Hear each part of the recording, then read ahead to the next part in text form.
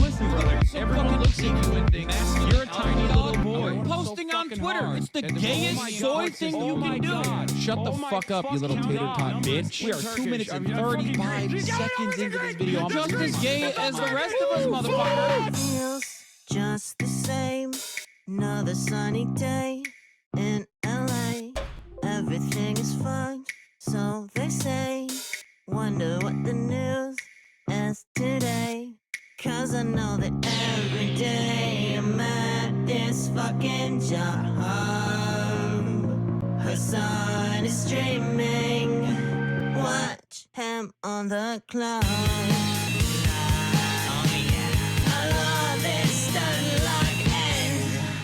Listen, bro, the Lyra does not need this. Straight people love playing Hearts of Iron. Eating pussy is the basic bare minimum thing you can do.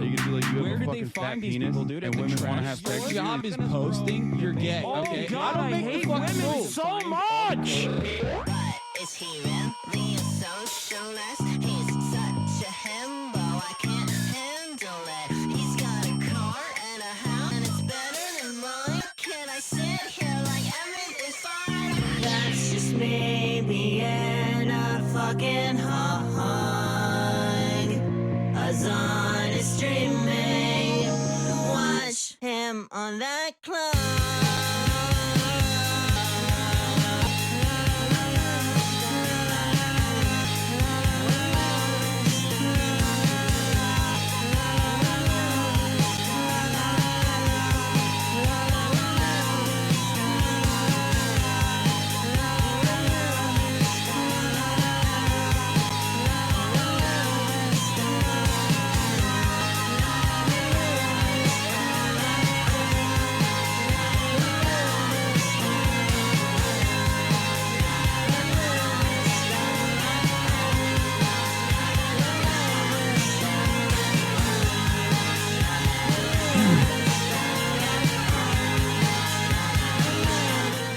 What's going on, everybody?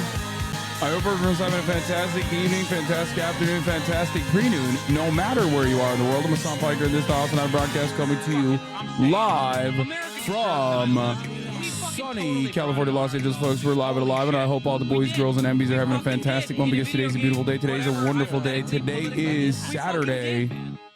That's right. Today's Saturday Fun Day. That was Hasan is Streaming, theme song for my favorite socialist himbo official video by Theresa Sweetheart.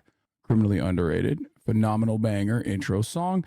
This is a part of the broadcast where I tell you a little bit about my personal news, about what's going on in the world of HasanAbi Piker, in between the time period where I press the stop streaming button and between the time period where I press the start streaming button. That's right. And because it's Saturday, Sunday, Saturday Fun Day, a lot has happened. Let me get a whiff. It goes crazy, by the way. Thank you.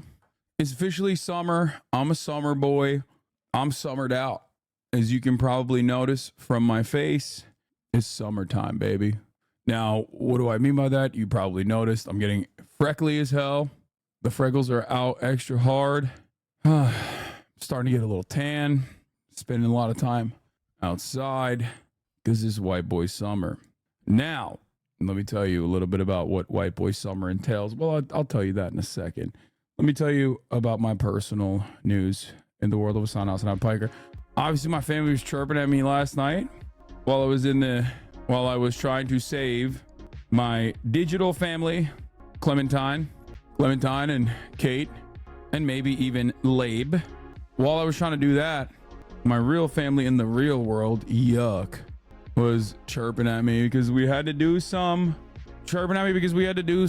fun stuff. We had to do some meetings. We had to do a family meeting. That's what I did last night after I ended the stream. Freckles and tan, over sun damage, use sunscreen, bro.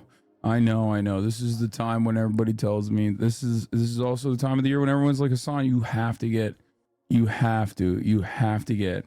sunscreen. What are you doing? Everything good? Everyone good? Yeah, everyone's good. There's no problems. Oh, also, both the TikToks and the Instagram reels have been going omega viral from the interview. So, I guess, suck one to all the haters out there who were like, everybody actually hated you looked really silly. You looked really bad because you yelled I see the desperate gasps of a dying breed of Zionism defenders out there trying to desperately be like, no, it sucks actually. Guys, please stop saying it was awesome. Is this you?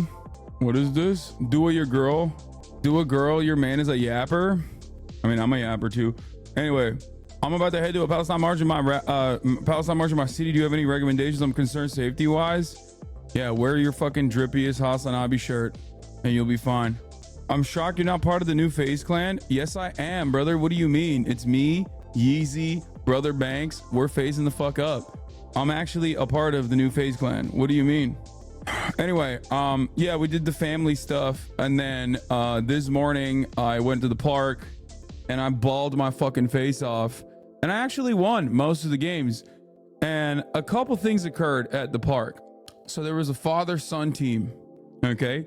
The son was like, by my estimations, I thought he was like maybe 16, 17, well, maybe 16, right? And the dad I thought was older than me. Turns out the dad is 33 and the son is 13. I was playing against, like, I'm thinking I'm playing up against the unk over here. Turns out I'm the fucking unk. Yeah, bro, I'm old. It was a big revelation for me where I was like, first I was like, damn, what are they putting in the water, bro? This is like, you and I are the same age. And your son is just like he's out here playing with us. When I was 13, I couldn't play with 30-year-olds. You know what I mean? Maybe I don't know. Maybe I'm so far removed from being 13 that I don't remember. But yeah, regardless, yeah, I played with a bunch of little fucking Zoomers too, fans. We took photos after. I looked like shit probably in them. I didn't even see it.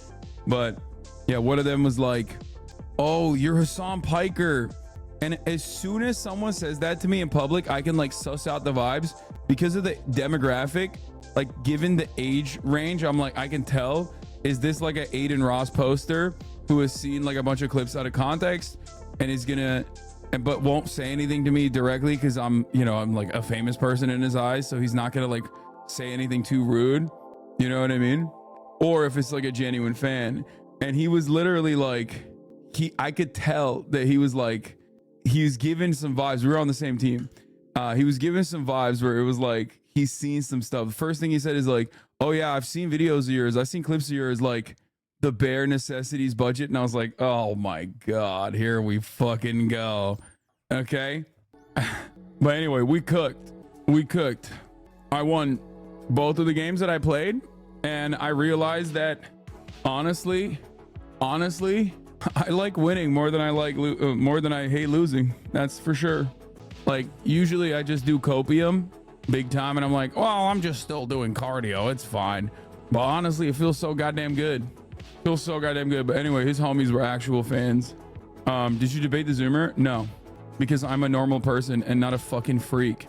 But yeah, it was, bro, is this actually what Elon looks like or is this an altered photo? Because I've been seeing people run around with this one and it honestly feels ridiculous. Like there's no way he just looks straight Baron Harkonnen out here. Nah, fake. It has to be, right? There's no way he got this busted. I mean, especially, you want to know why I know it's fake? Because Elon Musk is barrel chested. He has the other issue. The issue is this right here. It's not that he has like a big belly. He has like a very weird busted, like exploding fucking chest. So he's got like big old ribs. Like his issue is something else. Like, yeah, his shit's like upside down. Like this actually kind of looks more normal than the way, yeah, see, like, like honestly, that shit looks more normal. Like, I mean, it still looks freakish, obviously, but this looks extra freakish because it just looks like he's got a tumor growing out of his fucking chest. Which is very odd. He's got the chest of a Nepalese Sherpa. He has the Dr. Eggman body. Yeah. Anyway, what else was I gonna say? Yeah, but I realized that I'm the unk now. Okay. I used to go and ball up on the courts and ball up against the unks. And then one day you become the unk. I'm the uncle now.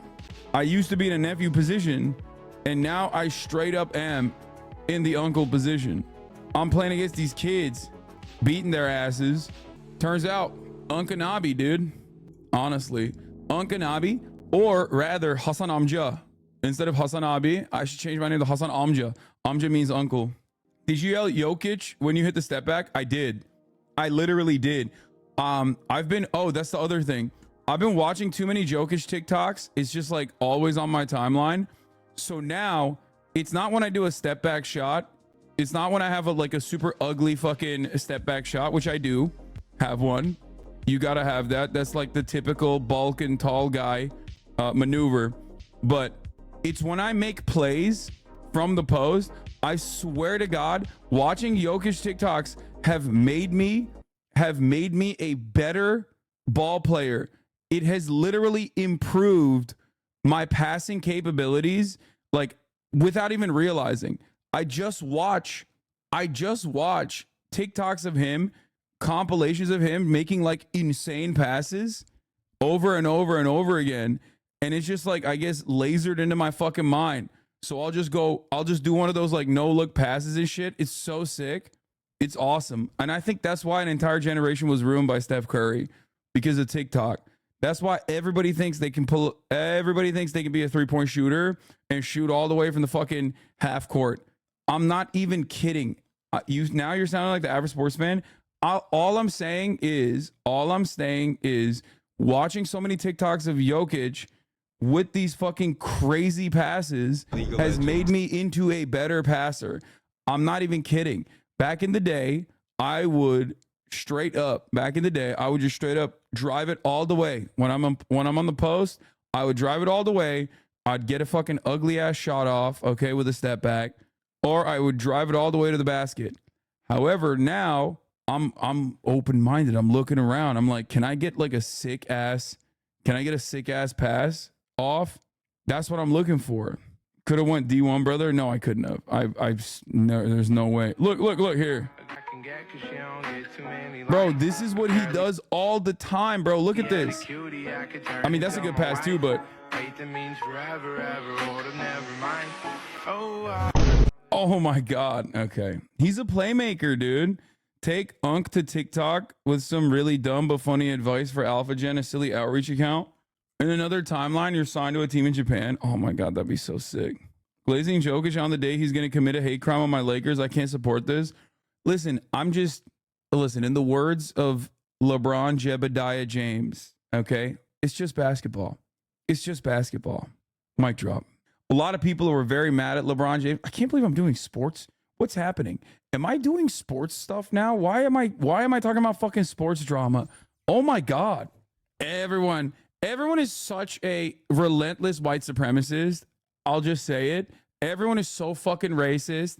Every NBA fan is just like basically a Klansman. They see LeBron James say it's just basketball, and then it's like brrr, comments after comments being like, oh, he doesn't care because like when he's winning, it's like he's the king and it's the most important thing on the planet. When he's losing, all of a sudden, it's just basketball. It's like, stop being so salty. It's just basketball, okay? He's right. You know? He's right. He meant it, and he was right when he said that. And y'all are haters and only hating because you're a racist, white supremacist. That's why you like the Nuggets. That's why you like the Denver Nuggets. Oh, yeah, white man on top. You know what I mean? Oh, sick. Yeah. Oh, I too love watching a white guy dominate. Yeah, I see what's going on. I am always so conflicted. I'm conflicted. The reason why I'm conflicted is because, obviously, as you guys know, I'm a relentless LeBron dick rider, but also something about a swagged out, quirked up, autistic white boy who is just like phenomenally out of shape and one of the best basketball players in the league. It's just like, you know, it's just phenomenal.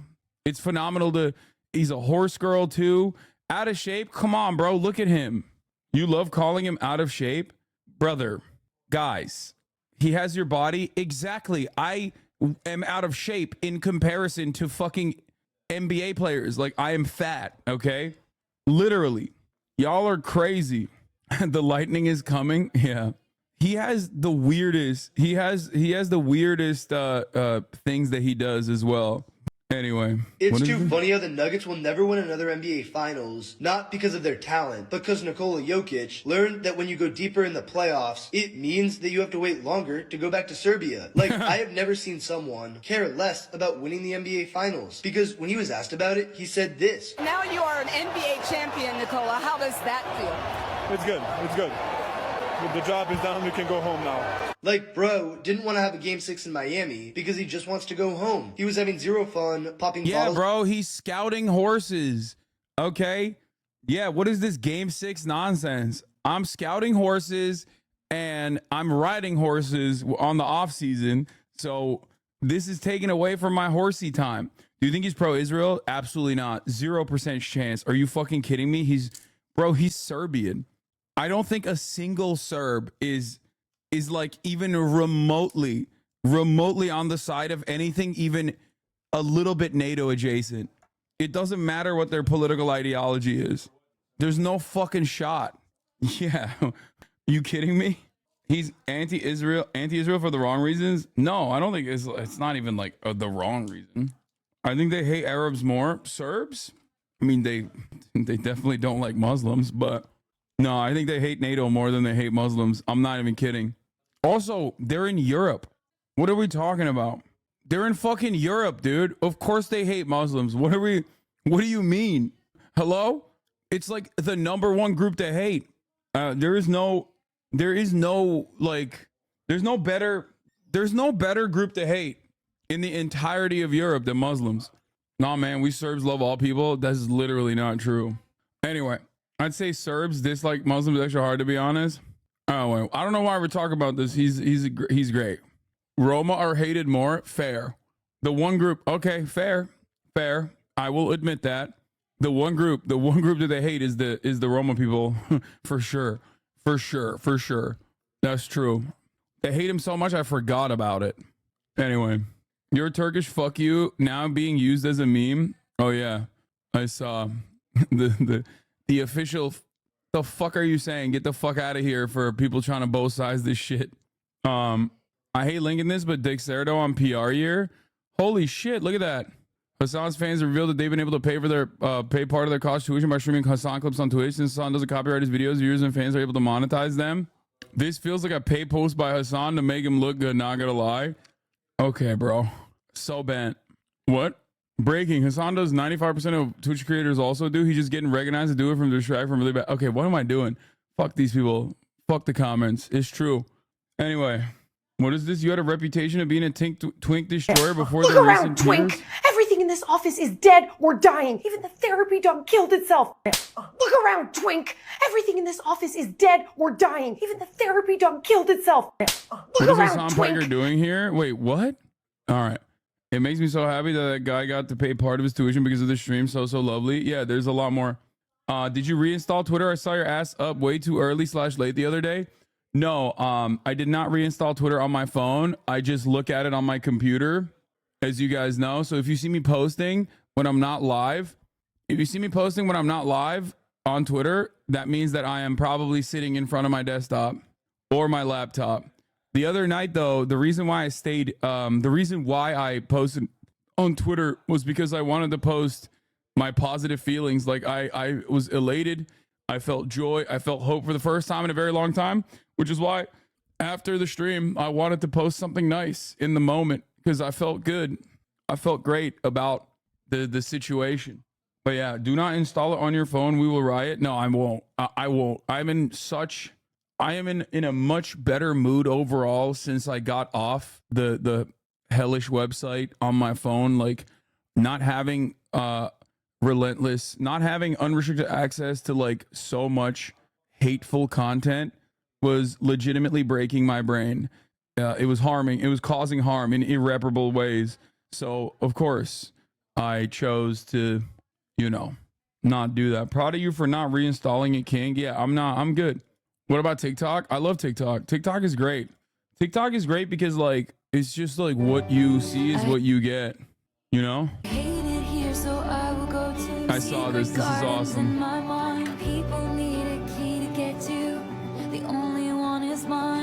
I Hate It Here by Taylor Swift.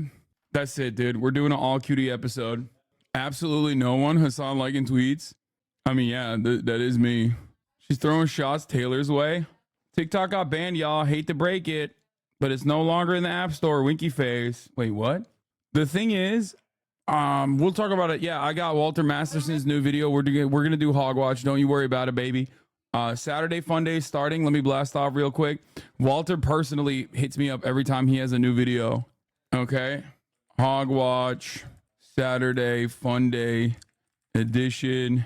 Fun reacts, drama, light news, gaming, TikTok time. We got it all. Get in now. The Empire doesn't do anything wrong. Yeah, we're going to do that. It's like very boomer coded, but I think it's great because boomers understand Star Wars. They love Star Wars. They love riding for Star Wars. Like every Funko Pop enjoyer, every fucking Funko Pop enjoyer that also simultaneously loves Israel will look at that video and be like, I think it'll catch them second guessing themselves. What if we just talk about basketball, no more politics? Yeah, sure. Have you seen this guy's vids? Yuval? I guess where I am right now. Yes, of course. Yes. Yuval is a HasanAbi head, actually, as a matter of fact. He's great.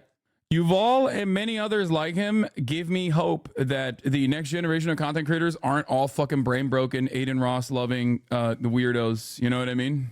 You literally have dozens of Funko Pops. I hate Funko Pops. I work with a guy who just lined up his cubicle walls with Funko Pops. The thing about Funko Pop enjoyers is that like it's cringe as hell, but like they're all very nice people. They're probably much happier than all of us.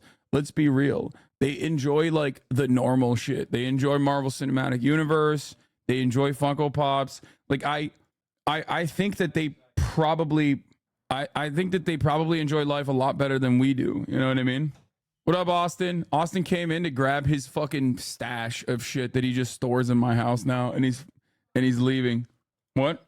Your stream was mentioned on C-SPAN? Bro, why? Left flank vets, y'all gotta change your soundboard up a little bit, please. I think the concept of watching C-SPAN is great, and I love left flank vets. They're awesome. But god damn, your soundboard is like, it makes it harder to clip shit. And it makes it harder to give a rewatch. Trust me. Okay? I feel like I know a thing or two about how this stuff works. Let's fix this up. 11K viewers. HasanAbi, I think you're being botted. That's the new meta. People being like, 11K viewers? I think you're being botted. It's true. I am. I'm botting myself. Why aren't you at Sick New World in Las Vegas? The fuck is that? Oh, another thing. Well, do we have a meme to use to blast off? I just realized that you're fans of my college. VT started the protest yesterday, and I just wasn't paying enough attention because I'm an average Twitch watcher in a STEM field. Yeah. Hold on. Let me see if I can find like a good. Do we have a good meme to use? Oh, I need a good meme. Do we have a meme, chatters? Do we got a good meme to use? I'll just use the Animorphs one. Never mind. I got one. Y'all are fine. I found one. I need to do my blast off. You're genuinely one of the only things that I look forward to. You help me get through the day. I always check if you're streaming. Well, good thing for you, chatter. I'm streaming all the time. Okay? I'm streaming nonstop. There's very few instances where I'm not streaming.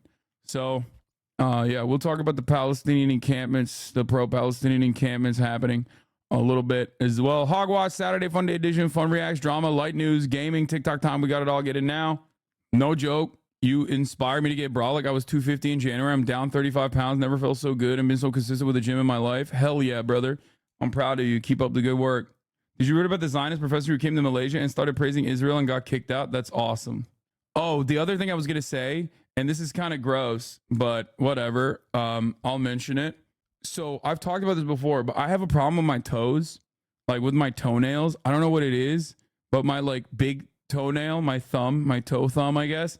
Like if I step on it too much, maybe because I'm too heavy when I'm playing basketball, it like, I don't know, it just hurts. It hurts a lot, right? And I don't know what it is. I don't know how to like fix it. I don't think it's ingrown or anything like that, but it's just weird. I'm a foot doctor. Please show feet. Are you sure it isn't an ingrown? Look up hammer toe. It's unfixable. Wide foot, new shoes, brother. No. I don't think it's a Kyrie's. Are the sides curled into your skin? I don't think so. You need other shoes. You need a 0 drop wide toe box shoe. I mean, I usually size up specifically because of how wide my feet are, but it's not, no. It's definitely the nail. The pain will get worse. If it's ingrown, then you will need to go to a foot doctor. I've had 2, maybe, who knows? It could be an ingrown one. We'll figure it out. What part of the toe hurts? It's the outer side. Here, I'll do paint. Okay. Are you ready for this? It's paint time. I'm going to show you guys what it is. Let me see. Okay. So, like, you know how this is your toe and then these are your other. Damn, my fucking big toe is so big. Like, you know how this is how it works? Okay. You know how that's how it is, right? On my foot, like right here, I have like always like a bruise. Okay. Like right there, always. I have a bruise always right there. And if my nail keeps growing, it hurts more. It might be ingrown. It might actually be an ingrown nail. And I have it on both of my feet, actually. And it's like on this side. And on my other foot, it's on the outer side as well. So what do? Sometimes it requires surgery. You're supposed to cut the toenail straight and not curved. Hasn't your derm looked at your feet when you get your really skin cancer checks? Did they not have anything to say? I don't have a dermatologist. Yes, that's an ingrown. I have that too. My brother just inject some morphine and then clip them off so they stop growing. Clip what off, bro? My fucking toenail or my toe? That's 100% an ingrown nail. I have my big toenail surgically removed. It's not that bad. Just need to wear slippers for a week or so. Wait, what? So like there's dudes out there with no fucking toenails? Yo, that's gross as hell. You had your toenails surgically removed? What the fuck? Yo, that sounds straight medieval, dude. Ingrown or not, I think you should go to the doctor. I mean, it hurts, but it's like not that big of a deal. You know what I mean? I eat it. Like I eat the pain. I feel like if I tried to get it fixed, it would just like be more of a hassle. You know what I mean? Am I crazy? I don't know. Is this my most toxic masculine trait? Is that what it is? Like I've had this problem for like a long ass time and I'm always like, it's whatever. I feel like it just, when you have issues, it just kind of goes away. You know what I mean? When you don't think about it. Like pain is just like a weakness that you can overcome. It's in many instances, pain is also your body telling you like shit's fucked up, but also it's just kind of something that you like, at least for me, it's something that I just like kind of learned to move past, if that makes sense. You'd be better at pickup if you buy wider shoes. No, the Kyrie ones are pretty good. It will get to the point where it'll hurt so much that you can't walk, big dog. I mean, that would not be good. Be careful. I had an ingrown toenail that got weak and eventually it flew off when I hit it against my other foot's ankle. Wait, what? When I had mine removed the second time, the dumb doctor didn't use anesthesia. She was digging under the root of my nail with a scalpel. Worst pain in my life. Yeah, that's torture. What you're describing is how the CIA tortures you in a fucking black site. If home remedies haven't helped your ingrown toenail, your healthcare provider might recommend lifting the nail, tapping the nail, placing a gutter and splint. Oh shit. Yo, that's not even, is that what's going on my foot? That's nasty. It's not that bad. I'm not kidding. I think it's literally because, you know what? Now I want to show it to you guys. Okay. Should I show my toe to you guys? This is some nasty shit. I just surgically cut my toenails earlier today after my feet hurt a little bit. Like my toes hurt a little bit. Hold on. Here. Look, can you see? I'm going to take a photo of it and send it to my mom. I got a beauty mark on my toe too. You see that? How much do we owe for this privilege? I mean, it doesn't look that bad. It's nowhere near as bad. Wikifee score will never recover. Snow, thank you for the 20 community gifted subs, you fucking perv. I see what you're doing. I know your ass just gifted all those subs for one reason and one reason only. It's at the top of the hour. That's right. That's why you did it. And not because you wash your hands. The fuck do you mean wash your hands? I just got out of the shower and I literally even washed my feet today. Yeah. I washed my feet today in the shower because I was like, I'm going to do some surgery on these bad boys today. Yeah, I actually did. So hold on. I'm going to look at the other one too. The other one's not that bad. It's just like sometimes I step into it and it just fucking hurts. Or if someone steps on my foot, I think it started when someone stepped on my foot on the courts. That's how it started. Everything you're doing is exactly what I went through. Once I got them removed, my life changed. Dude, I feel like it's crazy. Do you have cuticle nippers to clip the dead skin around the toenail? This is going to tank your wiki feet rating? No, don't do it. Washed your feet? You normally don't do that? No, I don't, because why the fuck would I do that? I wash my legs and then it's like water is already trickling down there, man. It's crazy. And my feet never smell. So like, I just don't feel the need. Men are disgusting. Okay, well, I washed it today. Everybody calm down. Nah, bro, wash your feet all the time, twin. Ew. Bro, you guys are so crazy. I'm sorry. I feel like it's crazy. It's like, oh, dude, you got to wash your feet. It's like, why? The water is already fucking all up in that shit. Look up runners' toenails. Very common in runners. The fact that you don't think you need to get ADHD medication is insane. Kegel. Okay, dude. It just is a superpower for me in general when I'm streaming. So anyway, and before you guys say, oh, this is how I know you're white, I have a loofah. That's right. That's not white. I have like a scrub. So think about that. White people do not use a scrub. They literally will just like dump the soap in their hands and just soap themselves up. So remember that. Here's the other one. This one doesn't hurt. This one doesn't hurt as much. Wait, can you see? I'll take a photo of it and send it to my mom as well. Hold on. Woo! Sakura with another 10 gifted subs. That's crazy. Oh, here's a 3-minute outbreak now before I forget. Podiatry Piker. Why are you airing your pussy? On black, we use washcloths. Yeah. All right. Just make a little cut on the skin to widen the skin so the nail can grow. My brother had this done. You don't have to remove the nail. It's not a nail issue. If it's a long-term issue, it's your skin grow that weighs issue. Yeah. It's weird, man. It's a weird world out there. All right. What the fuck is this title? Bro, what is happening in this world? What a hello? Hello? What the hell? What? Bro, is there a thing among conservatives where they just like literally fucking kill their animals all the time? Like this is some cat turd shit. She talked about killing her puppy, bro. She's evil. She says she hated it. Okay, well, that's crazy. We'll look at that. But anyway, yeah, here it is, ladies and gentlemen, boys, girls, and MBs. Let the people know that we are live and we are alive, okay? The dog was too liberal. Of course, there's a thing among conservatives where they kill their animals called being psychotic. Okay. Jump on the trend. Post a picture with your dog that doesn't involve shooting them and throwing them in the gravel pit. What is happening? Why are governors now flexing that they do not kill their dogs and then throw them in a gravel pit? Hoscord cooking you with the feet.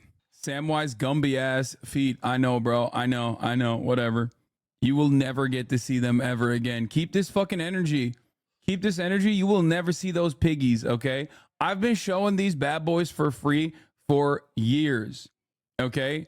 I've been showing these bad boys for years for free. I've never actually hid them. I'm gonna be honest with you. I will fucking hide them. If you keep making fun of my feet, you're gonna ruin this. You're gonna ruin this for so many people. All right? You'll show them again. You got 20 subs from it. Yeah. A dog killed other dog for another dog. Yeah. Fuck this socialism shit. It's over. I'm copy striking all the feet accounts, showcasing my feetsies.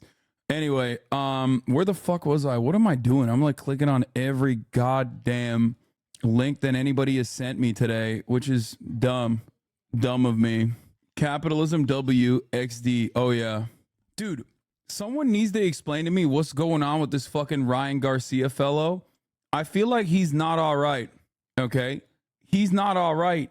I legitimately feel as though he went through like a crazy manic episode.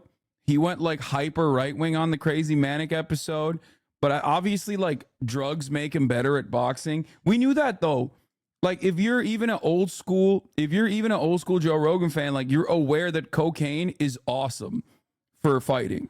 Look at John Jones, like one of the greatest fucking UFC fighters. He was always on fucking cocaine, just like so much cocaine that like he would get tested and cocaine leaves your system like fairly quickly, right?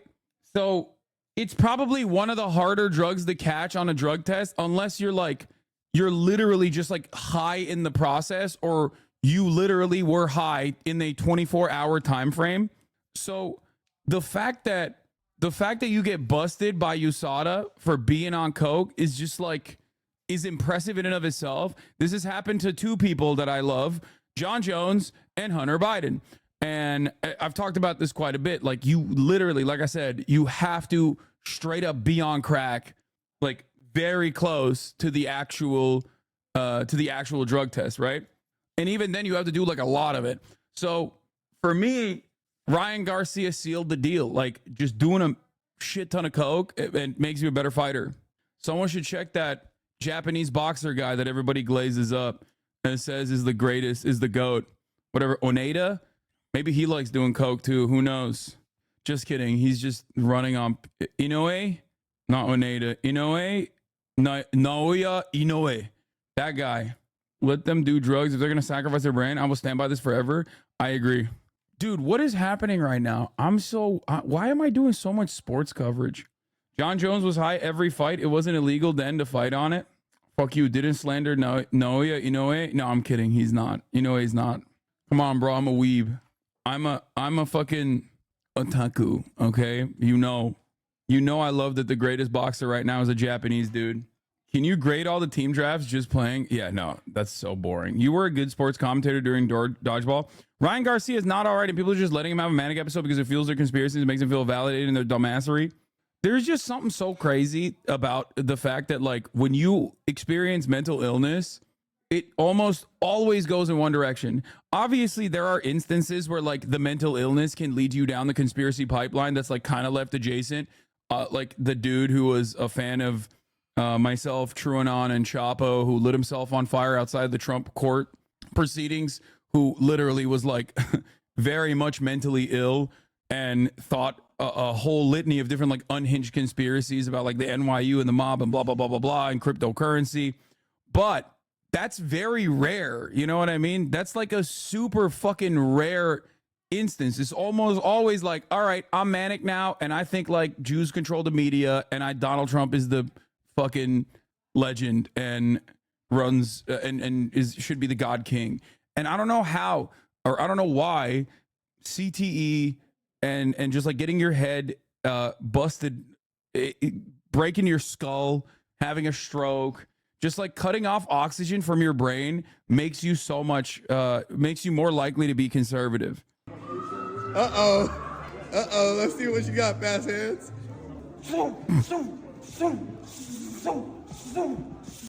Oh my God. Oh my God. Baron, stay away. Donald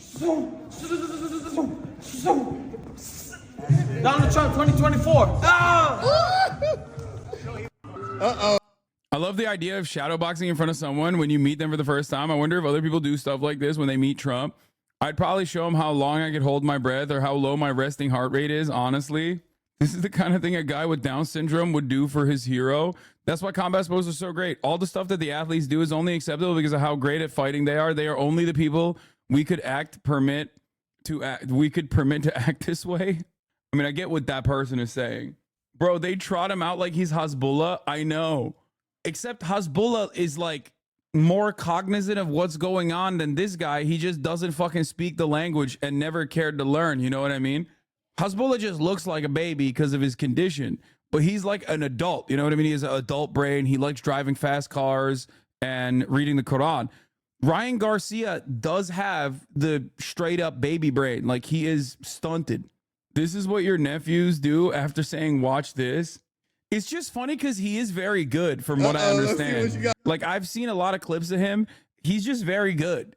He's very good at one thing and one thing only, and very bad at everything else that's going on. That's it. Fast hands. Like, look how fast his hands are. I mean, he's not wrong. Those are some fast ass hands, bro. Yeah. I mean, he's like, everything I've learned about him has been against my will. I don't want to know about this person, but I've learned so much about him. He's got, like, 3 girlfriends, recently got engaged. He got a $50 million bag, even though he got fined. He talked to Floyd Mayweather, and Floyd told him, you know, be 3 pounds overweight. Fuck it. You won't get the title.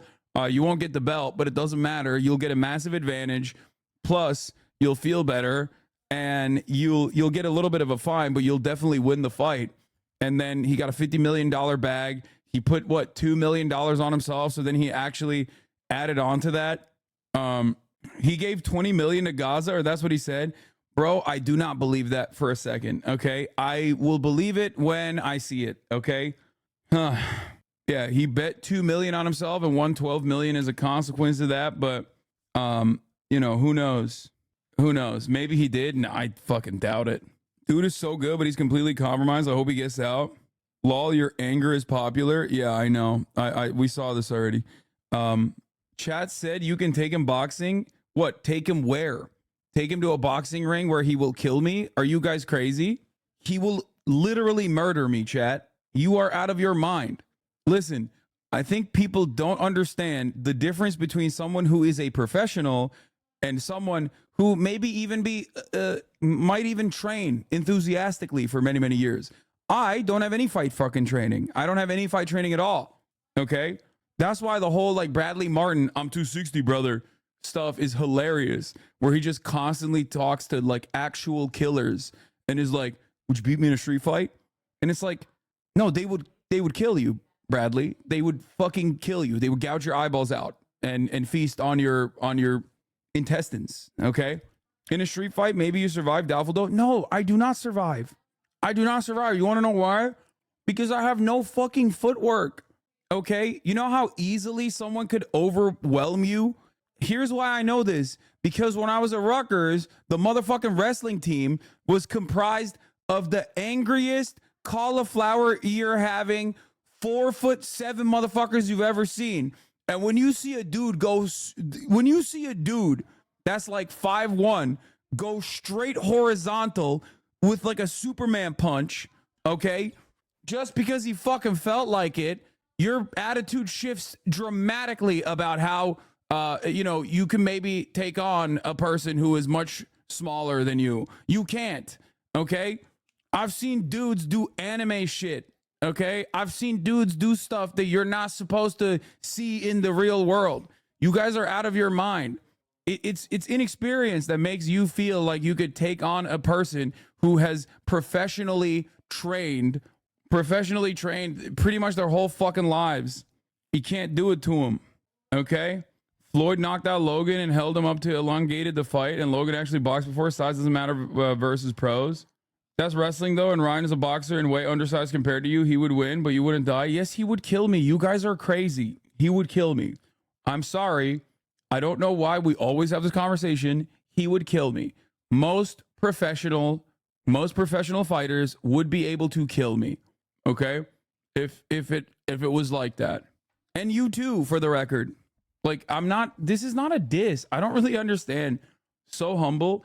No, I'm just realistic. I'm just a realistic person who understands, as someone who has like competed his whole life, as someone who actually values athleticism, I will tell you the major difference between someone who has participated in organized sports throughout their entire life versus someone who is a professional in the field.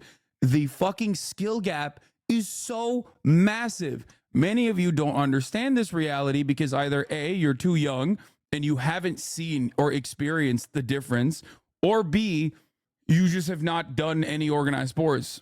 Like there's just not, it's just not comparable. That's it. Someone tried to fight with professionals, said when you get punched, you literally feel your organs moving inside your body. That's the other thing. I've been fucking punched in the head before, okay? It's really bad.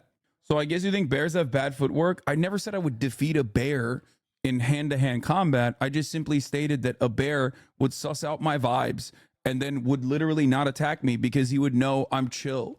If a bear wanted to kill me, I'm pretty sure they could. You know what I mean? I feel like chat needs a monthly Brian Scalabrine compilation as a reminder.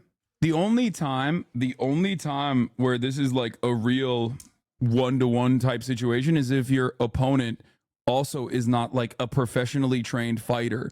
But even if they are like an amateur fighter who has like trained a lot longer than you, yes, size will play a significant role in that circumstance, but you know, it's still going to be very difficult. Anyway, what if you box Ryan Garcia later today in front of 50 million viewers and he immediately punches you with a quick left hook right in your hurt toe? It'd be over. I'd die. Why is this this is such a dumb stunlock that we're engaged with? Size and strength and brute force will only work if you are against an opponent who doesn't fucking also have any kind of skill, any kind of expertise. That's it. That's it. It is a fun style lock. You're right. Just show them this video. These regular guys challenged the NBA player and instantly regretted it. To get in on the action and challenge Brian to a game of 3-on-1. The sideline crew. Oh, yeah, by the way, the worst NBA player, the worst NBA bench warmer will still fucking clear every person that has not even remotely touched Division 3, or even if they are Division 3, the worst NBA player will still fucking clear them. Yes. 3 below average middle-aged men versus 1 former NBA player. Based on what you've seen so far, how exactly do y'all think this went down? It's like, bro, for him, it's literally like me playing with kindergartners, okay? Like, the skill gap is that huge. You understand? Like, dude, yeah. Why are you checking like that? Because think about it this way. Like, his footwork, his game IQ, like, even if it's, let's say it's a dude who is the worst at dribbling in the NBA, okay? Let's say you found a dude who is, I don't know who the fuck it would be right now in the NBA. The absolute worst person at dribbling is still better than the average person by a massive margin. You understand? Like, people that we joke about saying like they have no left hand, people that we fucking joke about saying they have no left hand can still dribble without looking at the ball. Many people can't even dribble with their dominant hand without looking down at the ball. Like, you know what I mean? Enes Kanter is a great example of this. Like, he sucks, right? Like, I've joked about how shitty he is. He was still fairly fucking dominant when he was playing even in Turkey. When he was playing in Turkey against what is this? Oh, sorry. When Enes Kanter was playing in Turkey in Ankara, when I grew up, I literally, like, I saw him play. He was still pretty fucking dominant. He got to the NBA, guys. It doesn't work that way. No, not in the EuroLeague or anything. I'm talking like in high school. When I was in high school, he was also in high school. He went to Samanyolu, which is the Fethullah Gülen school, and he was also they actually aged him down, even though he was older, or at least that was the meta. That was the meme. Yeah, and he fucking cooked people up. Like, oh boy.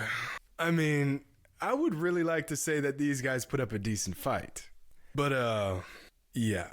This is what happens when average Joes try to go against an NBA player. In fact, this is what happens when an average hooper, a former D1 player, and even a former overseas guy go against an NBA player. In the off chance that you ever get to actually play an elite talent on this level. Yeah, that's the other thing. Like, I have played with basketball players from this range. I routinely used to play with EuroLeague players. I have played with NCAA Division 1, Division 3, all the way former players. I've played with, as you guys know, NBA players. I've talked about it before. Meta World Peace specifically. Like, it's not even a fucking question. And given my size, I am a relatively dominant player when playing against average people. Okay? It's not even a thing. Like, it's not even a question. Stop the cap. What are you talking about? I fucking ball in Los Angeles. Do you know how many fucking people just like casually love playing pickup out here? You're out of your mind. Anyway, what are you doing here? The Bucks need a power forward because Giannis and Dame are now dead.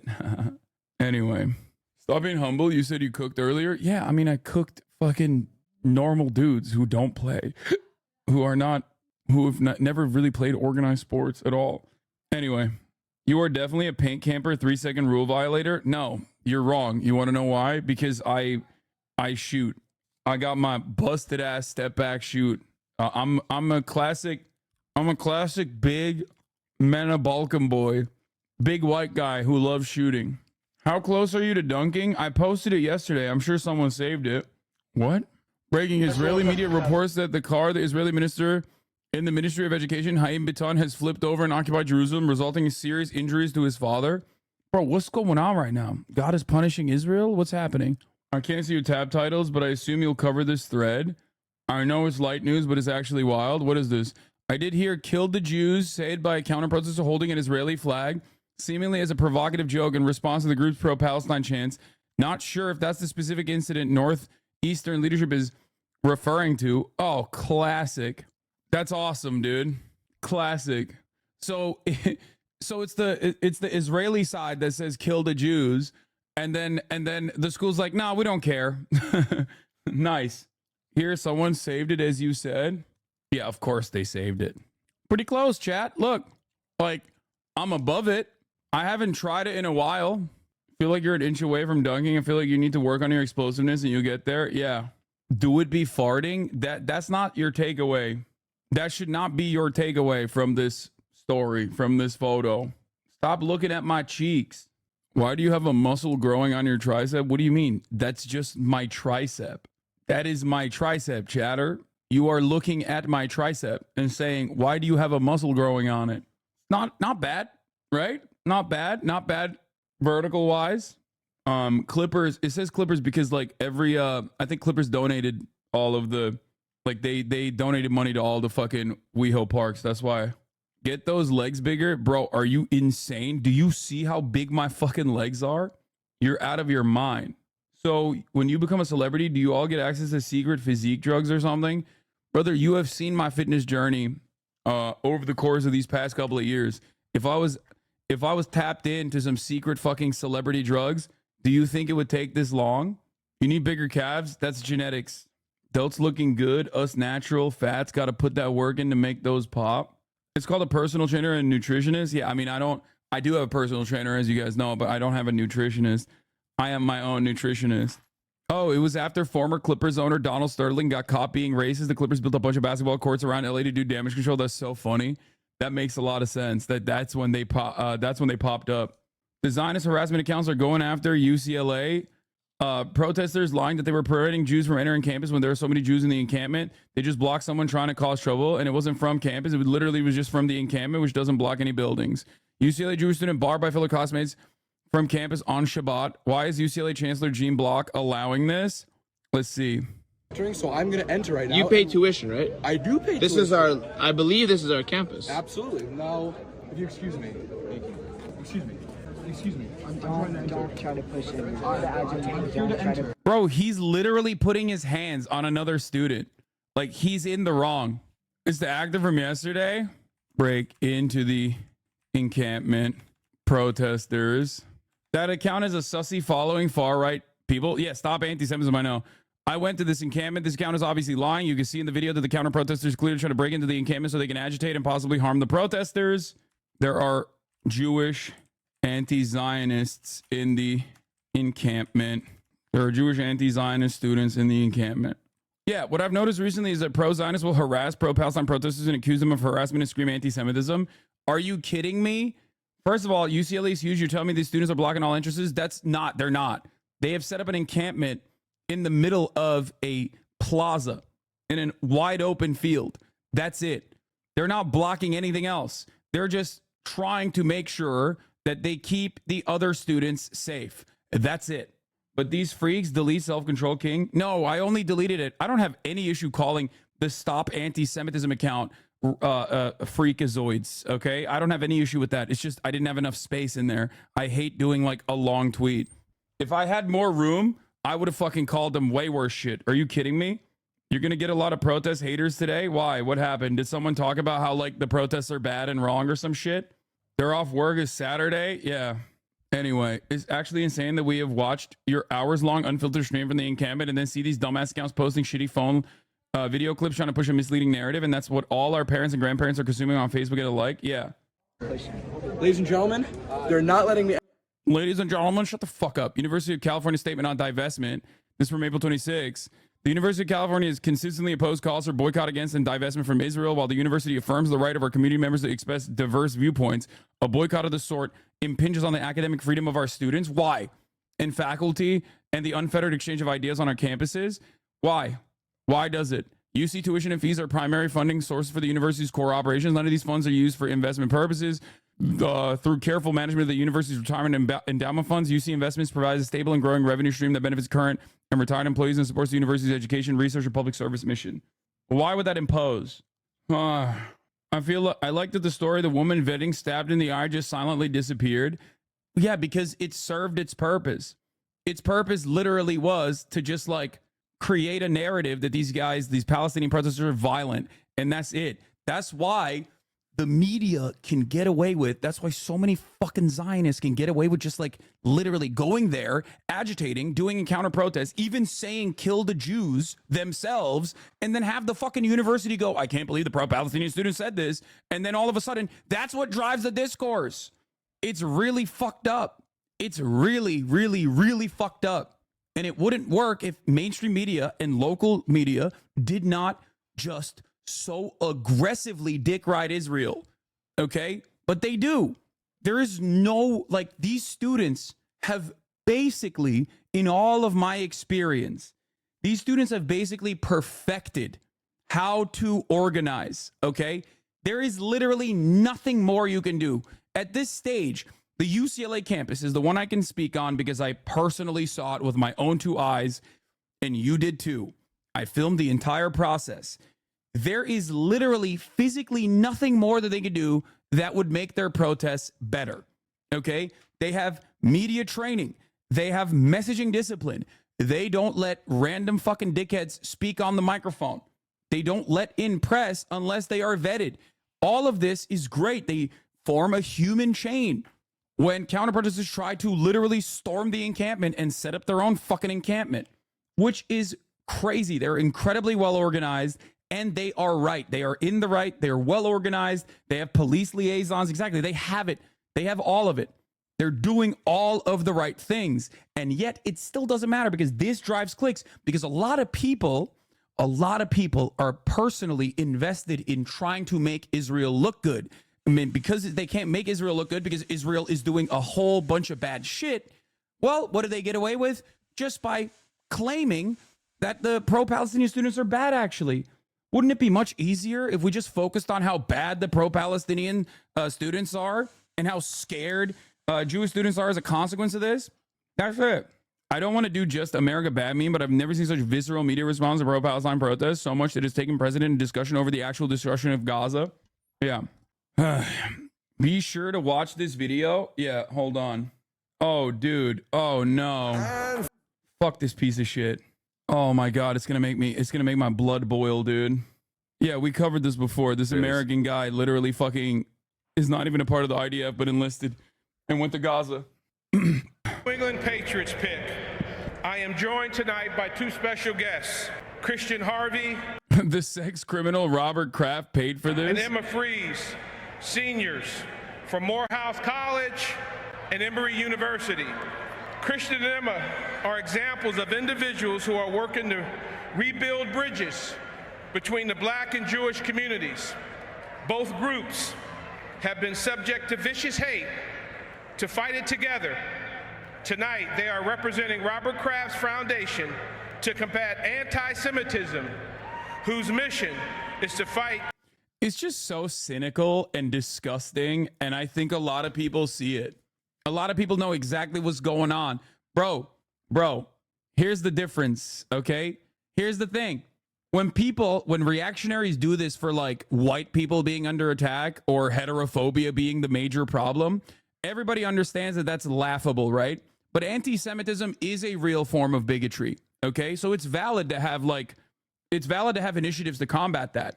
But right now, everybody fucking understands. Everybody under the age of 35, unless they're fucking brain broken, recognizes exactly what's happening here. This is disingenuously acting as though criticisms of Israel is anti-Semitic and that Jewish students are actually under attack because people are criticizing Israel. It's fucking bullshit. It's gross. It's cynical. It's fucking disgusting.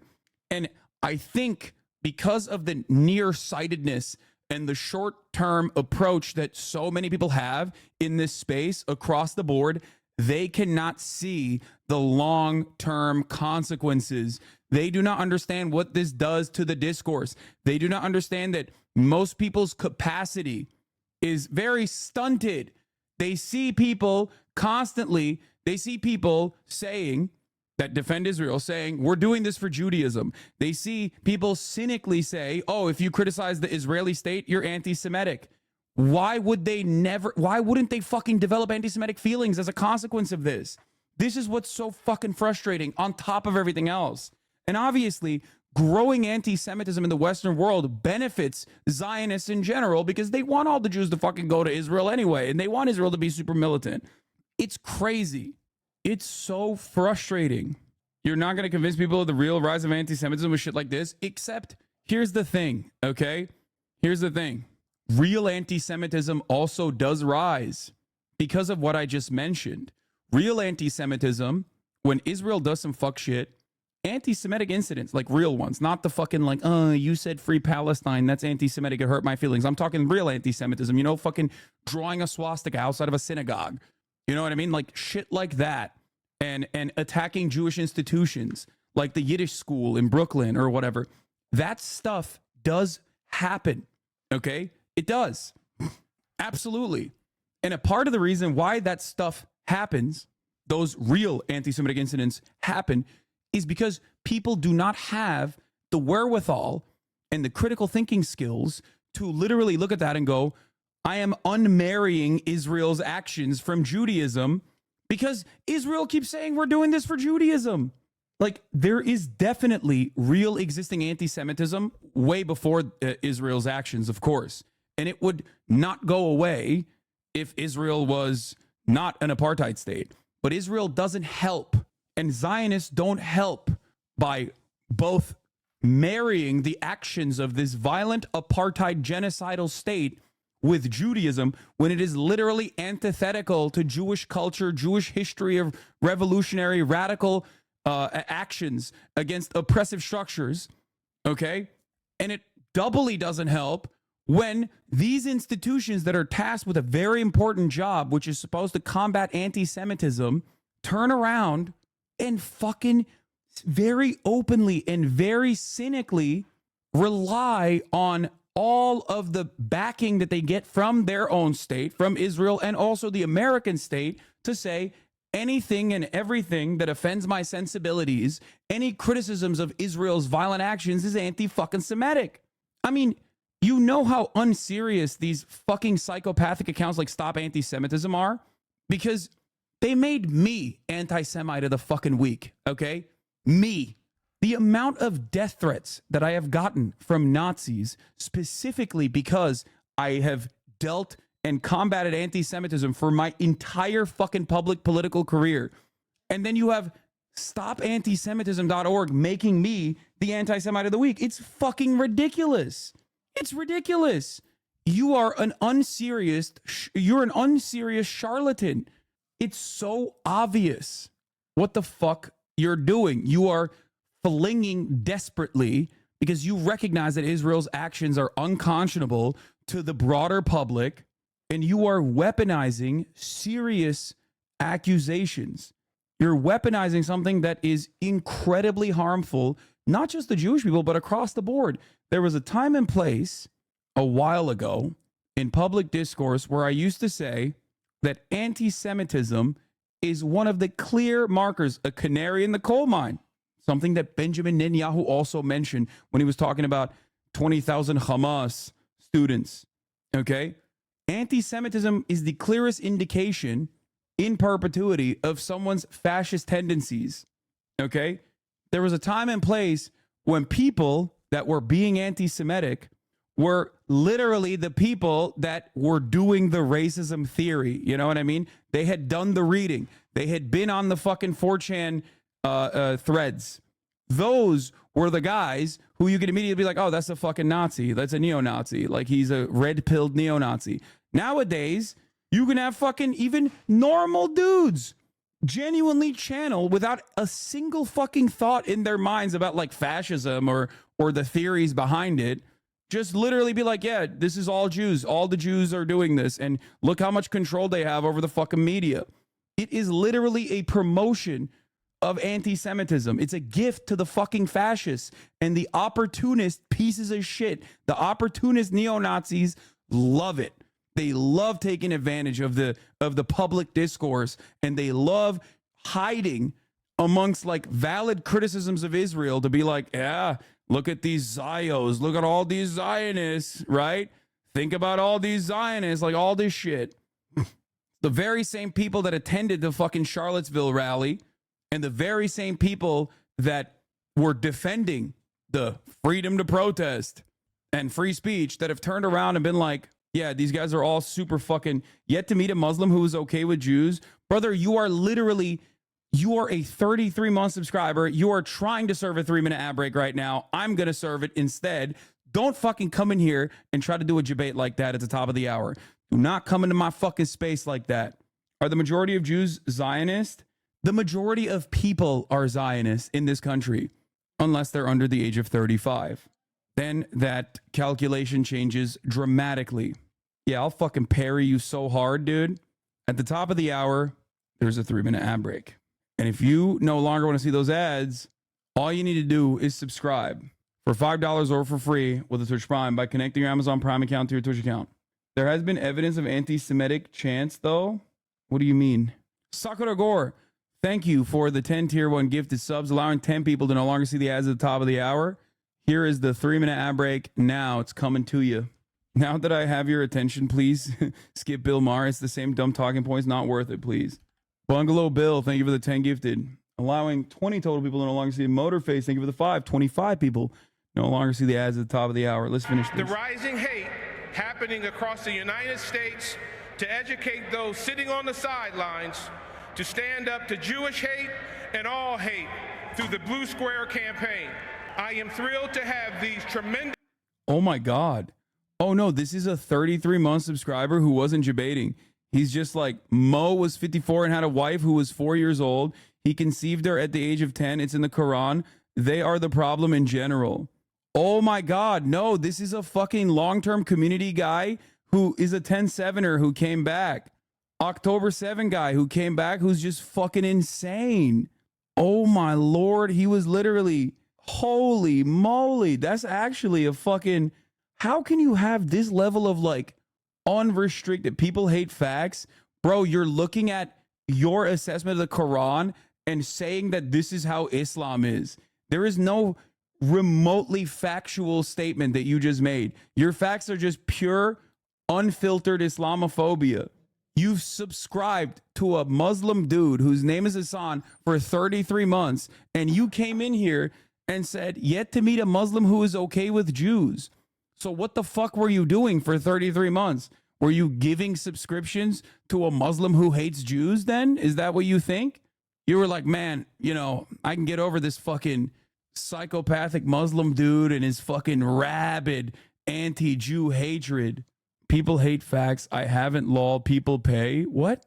Are you ashamed that you're just lying that someone consistently gave you for 33 fucking months? People gave you a gifted sub. You've been in here for since 2021. Yes, dude. For 33 months, you got gifted. And you never stopped, by the way, enjoying the community, it seems. So what's this about, bro? You know, we can see your fucking logs. I never knew. You never knew that I was a Muslim or that I was a rabid Jew hater. You genuinely think I'm an anti-Semitic person.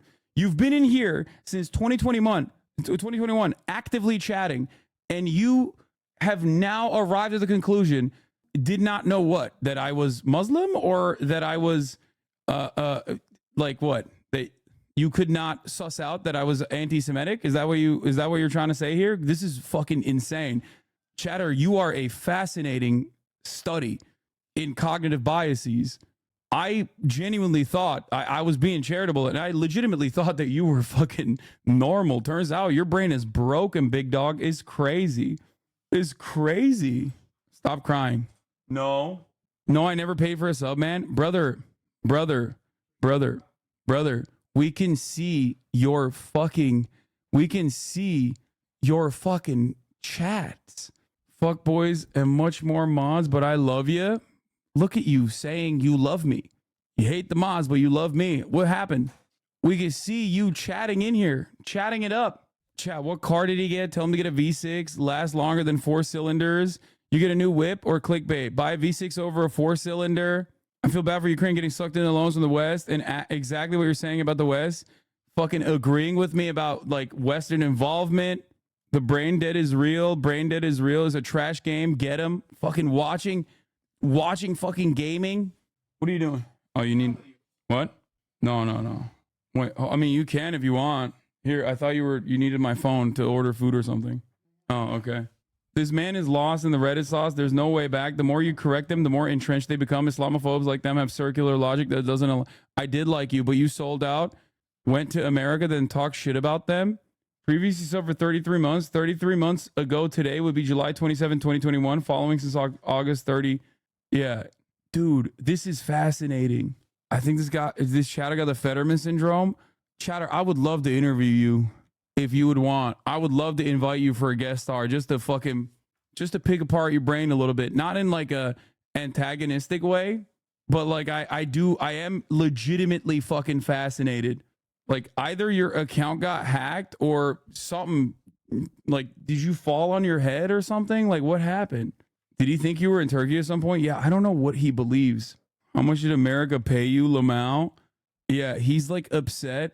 He's been to a Russian and German military base when live fire was going off, lol. Hole-in-ones aren't easy, to be honest. Only got one in my life, part 3. How much vets have you talked to in real life? Not just the internet, not to be a dick or anything. I mean, a lot. And then boom. This person doesn't understand the concept of being critical of your government, Lamau. What the fuck? Read what he said on 10-7. I wasn't live on 10-7. 10-17, he came and said, why do you think Hamas is justified to attack Israel? That's it. He said that you sold out to who? Iran, maybe? I don't know. I'm fucking shocked. That's hard to answer. That's like saying, oh, Roman Empire was great back then. They treated us differently. We must bring back the Roman Empire, same as Aboriginals in Canada. You lost the war. They made the laws, and that's life. You move, immigrate, find a better life that suits you. Yeah, might is right politics. No, he is like totally fucking hopped up on Zionist, fascist brain juice. Like he's just fucking like, he's just doing might is right. Two key considerations every time. 2 key considerations when you see someone who is like relentlessly dick riding Israel. Unrestricted Islamophobia, like the worst kind of Islamophobia you've ever fucking heard. And number 2 is might is right politics. It is genuinely shocking though. Yeah, that's life is a moral free-for-all. I hate that Muhammad is a pedo point so much. It's literally bullshit prop up by r/atheism, hateful pieces of shit. Yeah, it's so funny because like Christianity literally, as we found out, I didn't even know this, has like literal guides on how to sell your daughter to sex slavery, which is wild. But obviously that doesn't reflect on the entirety of Christianity. And if someone were to say that, I would look at them like they're a fucking psychopath. You know what I mean? It's just dumb as fuck. That's not how this shit works, okay? Mr. Bozello subreddit had a post with those exact same talking points on Islam 3 days ago. Yeah, it's just like typical r/atheism bullshit to be like, dude, yeah, Muslims are all pedos, dude. The Quran loves pedophilia, actually. Please do not look at the Catholic Church's actions. Please do not look at the fucking evangelical Christians that are desperately trying to make child marriages, child brides perfectly valid in almost every red state. Okay, please. That's like totally different. Anyway, the U.S. has been acting like an empire since after World War II. And okay, yes, that's true. I can't believe I legitimately thought that this guy was doing a fucking ad break debate because of how fucking insane the comments were. And then it turns out like, nope, they're just straight up brain broken. Ask Shatter if they're Israeli. I think they're Canadian. But they could be like dual citizen because they are seemingly pro, like they're not exactly fond of the Western involvement in Ukraine. So I'm getting a little bit of possible dual citizenship vibes. You know what I mean? No offense, but your bias is showing on what? What bias? If you think I'm biased in my analysis of all religions, you have never paid attention to me talk about religions. I do not have an issue with religious people as long as they are not using their religion to oppress other people. Okay? Many people believe ridiculous shit that I don't agree with. Okay? But the moment that you think that a religious text actually is interpreted literally and 100% guides the entirety of a fucking religion that is the second largest, most populous religion on the fucking planet, well, that's when things fall apart. Religion has been used on both sides of every fucking issue. The one example that I use almost all the time is slavery. You were doing a little whataboutism there. No, I wasn't. You're just triggered because you think I must be unconditionally defending Islam and every single fundamentalist that believes in the most fundamentalist aspects and has false interpretations of any kind of religion. That's the reason why you think I'm doing whataboutism. This is incredibly consistent, okay? It is incredibly consistent. I have always said the exact same things about religion. Religion is just ideology. Obviously, it's dogmatic, so it's a little bit more powerful than regular old ideology, but it's ideology nonetheless. Religion, and the example I always use is Christianity. Christianity has been used to justify slavery, chattel slavery in particular, okay? Christianity also played a major role in the abolition of slavery. Some of the earliest radical abolitionists were either directly pastors or some of the most fundamentalist Christians like John Brown, okay? Liberation theology has also played a formative role and a galvanizing role in the civil rights movement as well. So the idea, Chad is thinking I give a fuck about Christianity. Lamont, no, I'm using Christianity as an example because many people in the Western world live in predominantly Christian countries. And that is precisely the reason why I'm talking about it from the aspect of Christianity, because most people have mental hangups when it comes to understanding Islam. I'm showing you that I am not biased by giving you examples of how religion can be used as a tool for good and as a tool for evil. Okay? That's it. What did he say? Maybe learn from Egypt, Hasan. Maybe learn from Egypt and you'll understand everything is copied before them. Bible, Torah, and Quran. History is great. Bro, you have to get on. I'm inviting you. You can't be chirping in the chat. You can't be chirping in the chat without fucking talking, okay? Just here, I sent you a fucking, looks like there's a penis. Like your avatar. It looks like it's a fucking penis with a hat, cowboy hat on. But anyway, you just have to fucking explain to me what your perspective is, because it is fascinating. Okay, this is research, this is anthropology, this is, you need to calm down and stop being racist. Wait, what? Mostly evil, just being honest? No, you're not being honest, you're being stupid, you're being silly. This is research. If he says fucked up shit, that's why I do guest star. If he says fucked up shit, he gets banned. I don't. So it doesn't, that's why I like doing guest star, because it's Twitch's own internal processes, so it ends up punishing the person who is like behaving in a weird way. But if I were to have them on Discord, it would be different. I don't think they're gonna answer. Wait, why not? I feel like you pulling up chatters and yelling at one individual guy is like normie poison. Why? What do you mean? What is he using? Guys, I'm older.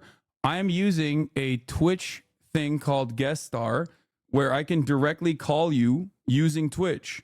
You can answer my guest star request and you will be able to come on the stream and say your piece without any restrictions whatsoever. I mean, obviously the same terms of service you have to be beholden to, but you know, it's cool. I like it. I like it. Anyway, so where is he at? Is he talking about, is he gonna join, or what's happening? What? I can't. I'd be banned from Twitch for speaking facts. You paint your nails, brother. Wait, what? Dude, what is going on? Bro, I feel like this chatter literally watched like, are you okay? Are you drunk or something? Did someone like take over your account? What's happening? What the fuck?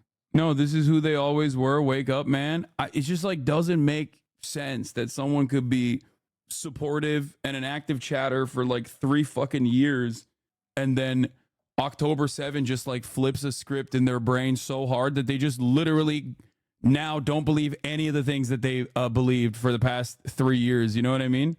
Hasan, when he meets an average Twitch user, anyway, you're talking to someone with actual brain damage. He's going to bitch out because he knows he can't actually back up anything he's saying.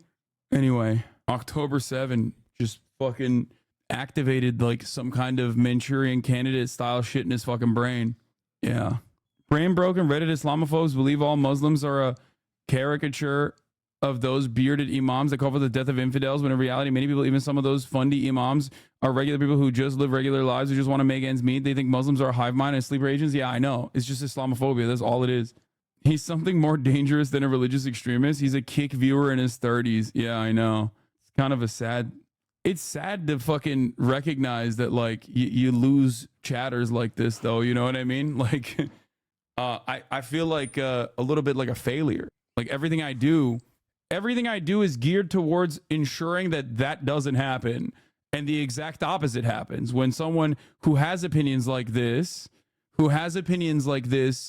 don't actually lean into the reactionary demons in their mind and start thinking critically. You know what I mean? So when I see someone who, I guess, like, flipped because they watched a couple drama videos or whatever, and also on top of that, you know, were relentless dick riders of Israel, it's just like shocks me to my core when they have been in this community for a very long time. You paint your nails, brother. This guy was always a hate watcher, I guess.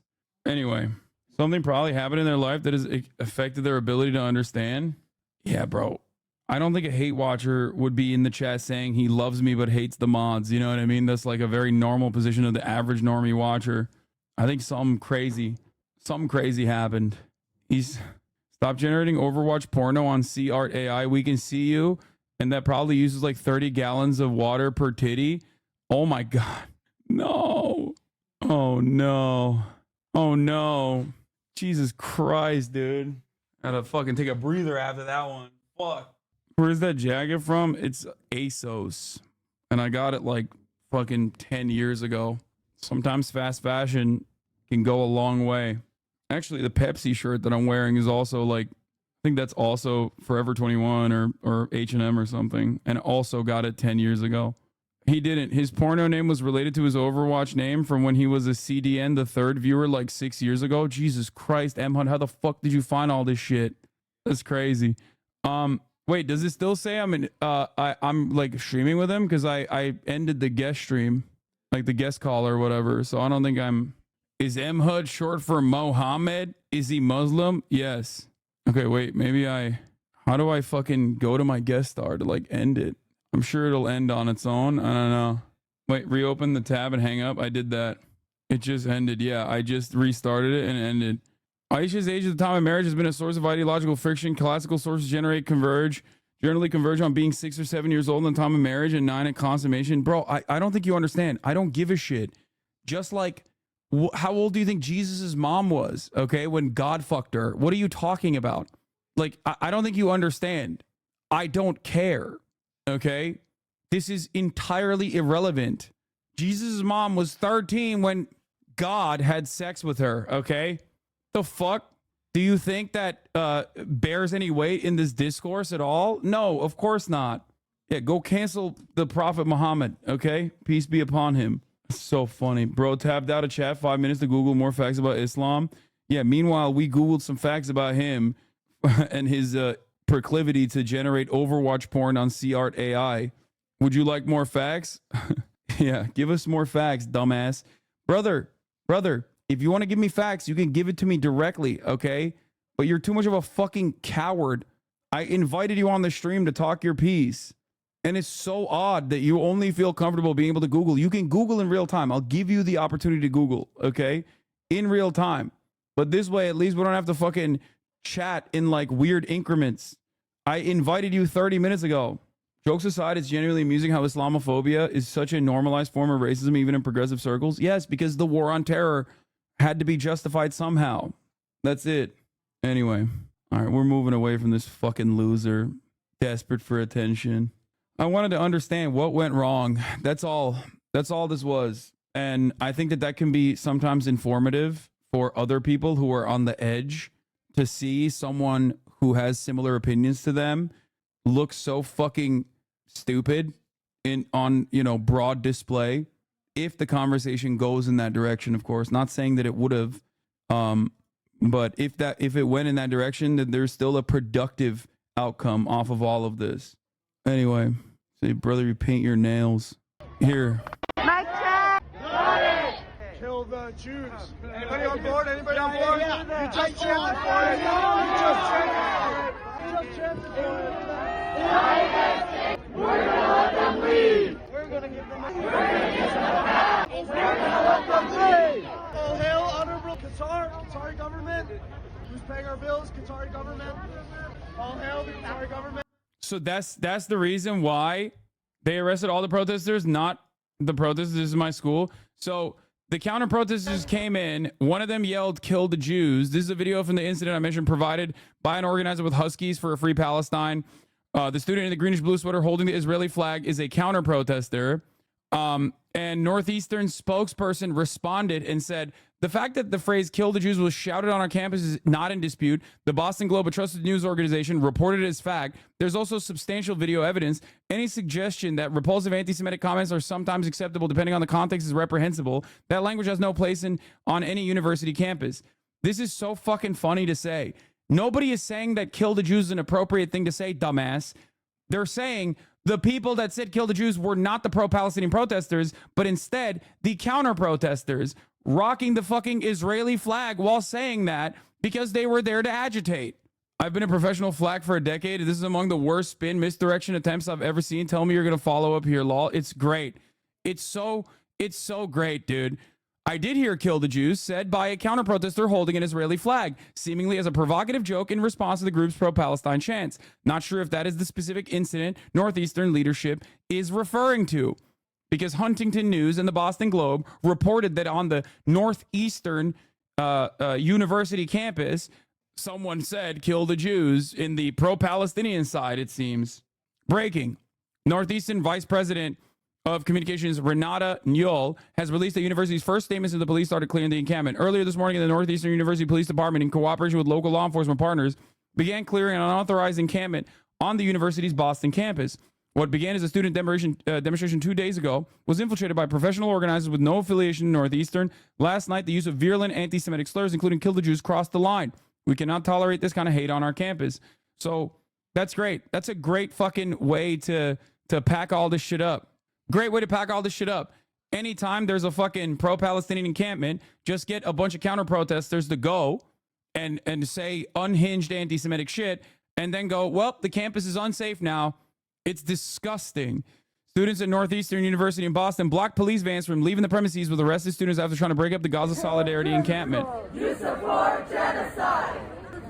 This is what community looks like. This is what community looks like. This is what community looks like. They keep us safe. Don't give a fucking inch to these dogs, okay? Do not. Actions such as that one are obviously completely unacceptable, okay? Statements such as that one are obviously completely fucking unacceptable. That is precisely the reason why you will almost never hear a well-organized student protest ever have any kind of sentiment such as that expressed. One, because there are anti-Zionist Jews among the pro-Palestinian demonstrators. And two, everybody fucking understands that anti-Semitism is completely unacceptable because the anti-Israel sentiment does not derive from anti-Semitism.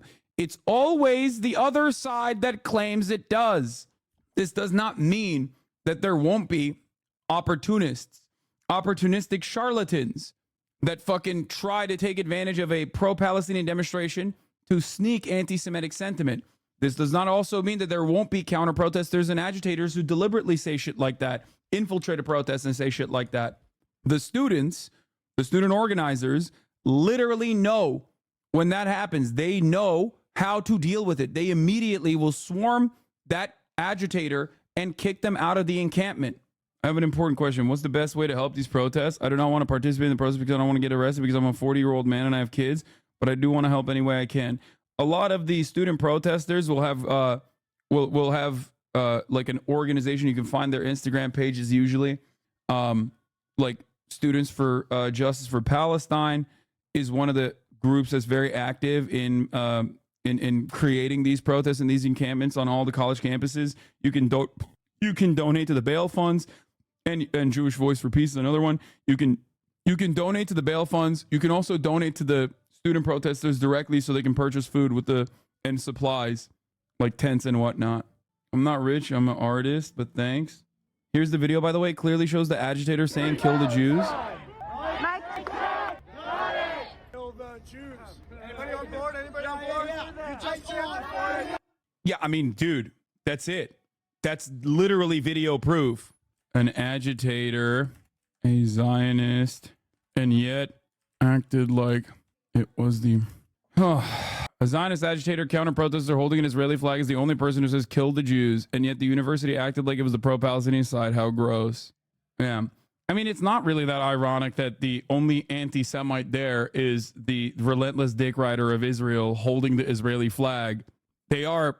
Any anti-Zionist Jew will tell you that the most anti-Semitic shit that they hear is from Zionist Jews and Zionists across the board. Look at Ben Shapiro regularly talking about how some Jews are bad Jews. They're capos. He says it all the fucking time while simultaneously defending actual anti-Semitic people like Ann Coulter.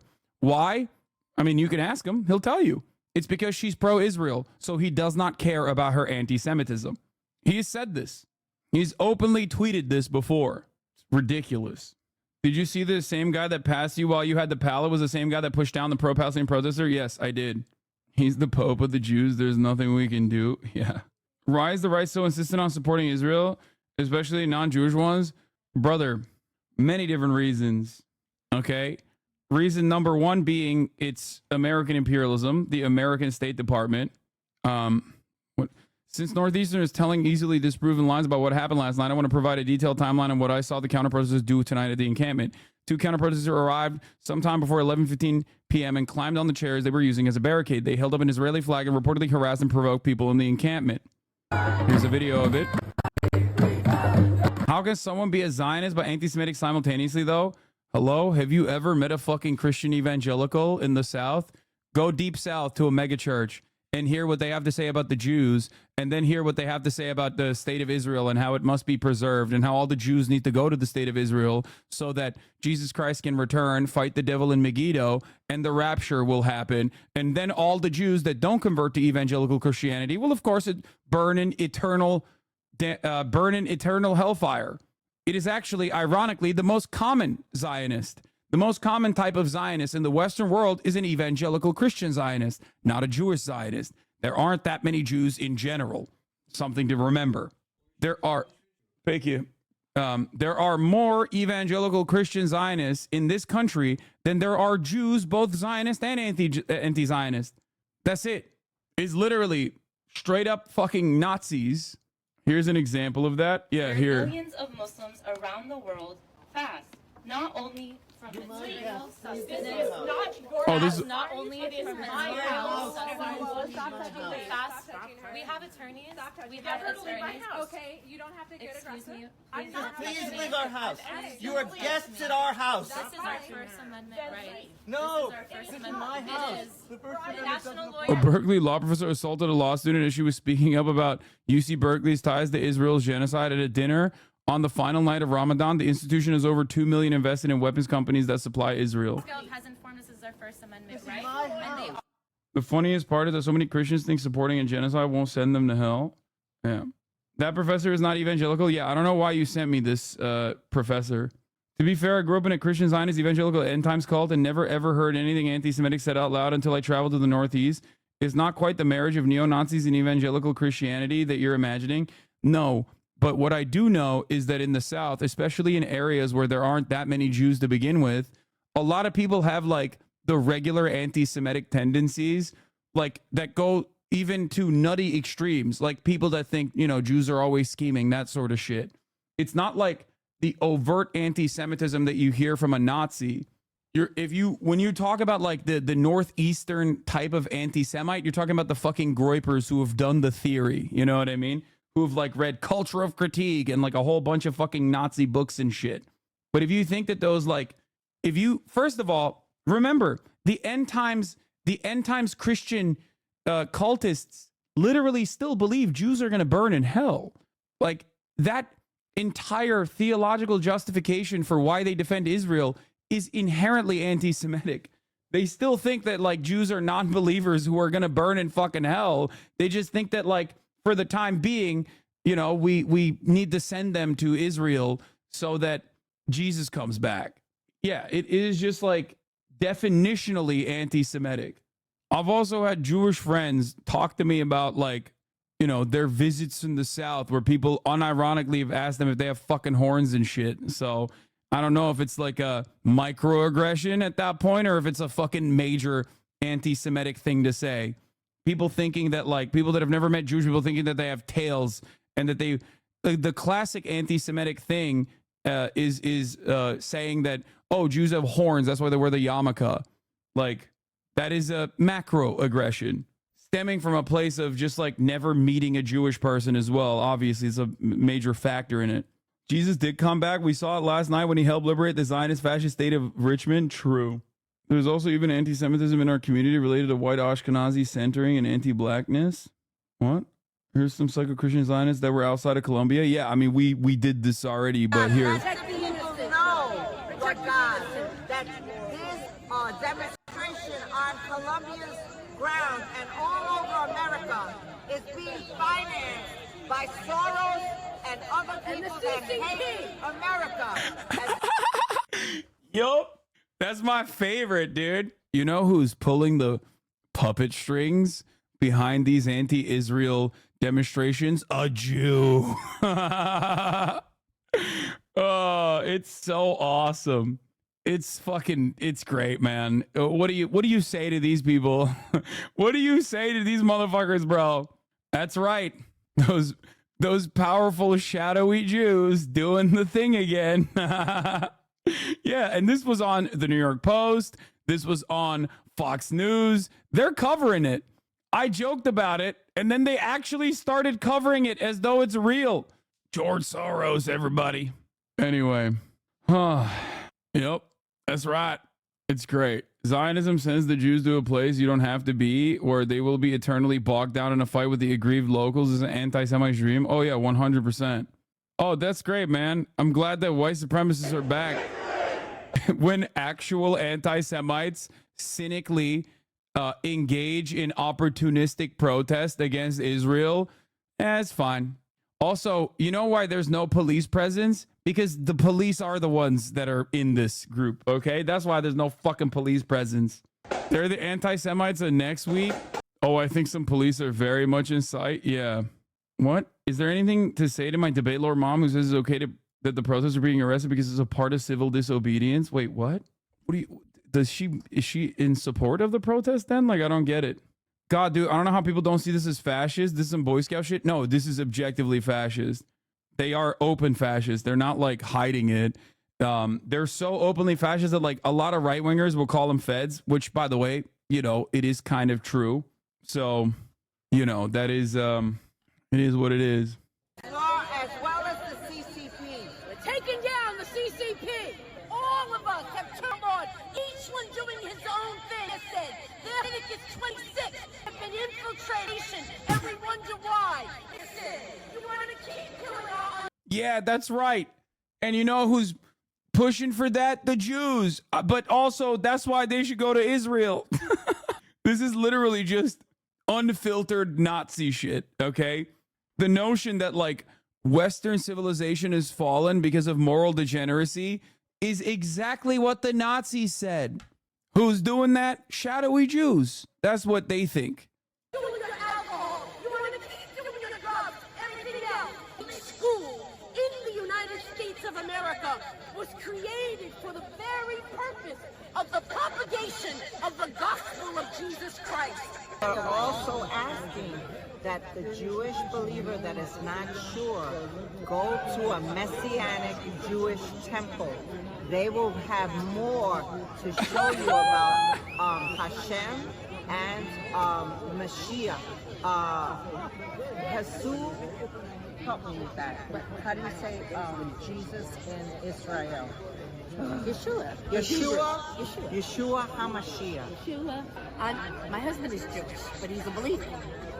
Okay, so everyone will have an opportunity. It'll just be sad if some only get one and they reject. Okay. And what if they reject? What happens? If they reject, they take their name out of the book of life. Life is where all who believe in Mashiach will enter into his kingdom. Okay, if you happen to die and you never confessed with your mouth or believed in your heart, I'm sorry, you don't go in. And for those who are not inscribed in the book of life, they took their own name out. Then what happens to them? Bro, you're just like, why are they still talking to the mic? Dude, this is just like, I don't know how to describe it. It's just like an insane person. You're just insane. You need lithium. Like, you are hallucinating. You are having an episode. Like, what the fuck? It's always two dumb besties telling each other. It'd always be two dumb besties telling each other exactly. There is a real hell. There's a real hell, and Jesus spent more time talking about hell than he did the kingdom of God. Ay, ay, ay, dude. Oh, live podcast of insane people. I've had it. In parentheses with Jews could be the name. No, she is not in support. She thinks they're wrong and the students should be expelled, arrested, and deported if they're not citizens. When talking about the brutalization in Gaza, she throws non-applicable logical fallacies at me. What? Yeah, it's phenomenal. Why does anyone like this guy's content? What is this notification? He's showing feet get in? Y'all are insane, dude. Contemporary reaction to Kent State. Time is a flat circle. Shooting at Kent. Behaving properly, and apparently they have asked for that sort of thing. I gotta pee. Do you think the guard was justified? Yes, I do. I'm sorry they didn't kill more. Really? Yes, because they were warned and they knew what was happening and they should have moved out. If that's what it took to break them up, well, then that's what it takes. Right after the shooting, we were ordered off campus. We had to leave. So I got home. My mother wasn't there. My father walked in the back door, and he looks at me, and he says, they should have shot all of them. And I said to him, and I never talked back to my father, I said, don't you know then that one of them, those people would have been me? And he just walked into the other room. The two young women and two young men killed yesterday are described by those who knew them as quiet and not at all radical or revolutionary. Sandy Scheuer was 20 from Youngstown, Ohio. Not much interested in politics and mainly liked to cook. Jeffrey Miller was 20 from Plainview, New York. William Schrader of Lorain, Ohio. Allison Krause, 19, from Pittsburgh. Today, her father read a statement. She resented being called a bum because she disagreed with someone else's opinion. She felt that war in Cambodia was wrong. Is this dissent a crime? Is this a reason for killing her? Have we come to such a state in this country that a young girl has to be shot because she disagrees deeply with the actions of her government? Turns out the answer is yes. What is this about? Kent State, man. The answer is yes, by the way. A Gallup poll found that 58% of respondents blamed the students for the Kent State massacre. Oh, by the way, 4 students were killed. 3 of them were Jewish. Just remember that too. When you hear these fucking fascist freak bootlickers demand Kent State happen all over again. Good now, bad in a history textbook. Always. Always. Anyway, they always say this time is different, but it's not. It's identical. Look at the fucking terms. Yes, I do. I'm sorry they didn't kill more. Really? Yes, because they were warned and they knew what was happening and they should have moved out. If that's what it took to break them up, well, then that's what it takes. Right after the shooting, we were ordered off campus. We had to leave. So I got home. My mother wasn't there. My father walked in the back door, and he looks at me, and he says, they should have shot all of them. And I said to him, and I never talked back to my father, I said, old people cheering on the murder of their children. Empire's evil knows no bounds. I mean, this is the same shit right now. Same shit right now. Classic. don't you know then that one of them, those people would have been me? And he just walked into the other room. The two young women and two young men killed yesterday are described by those who knew them as quiet and not at all radical or revolutionary. Sandy Scheuer was 20 from Youngstown, Ohio. Not much interested in politics and mainly liked to cook. By the way, not all that radical or revolutionary.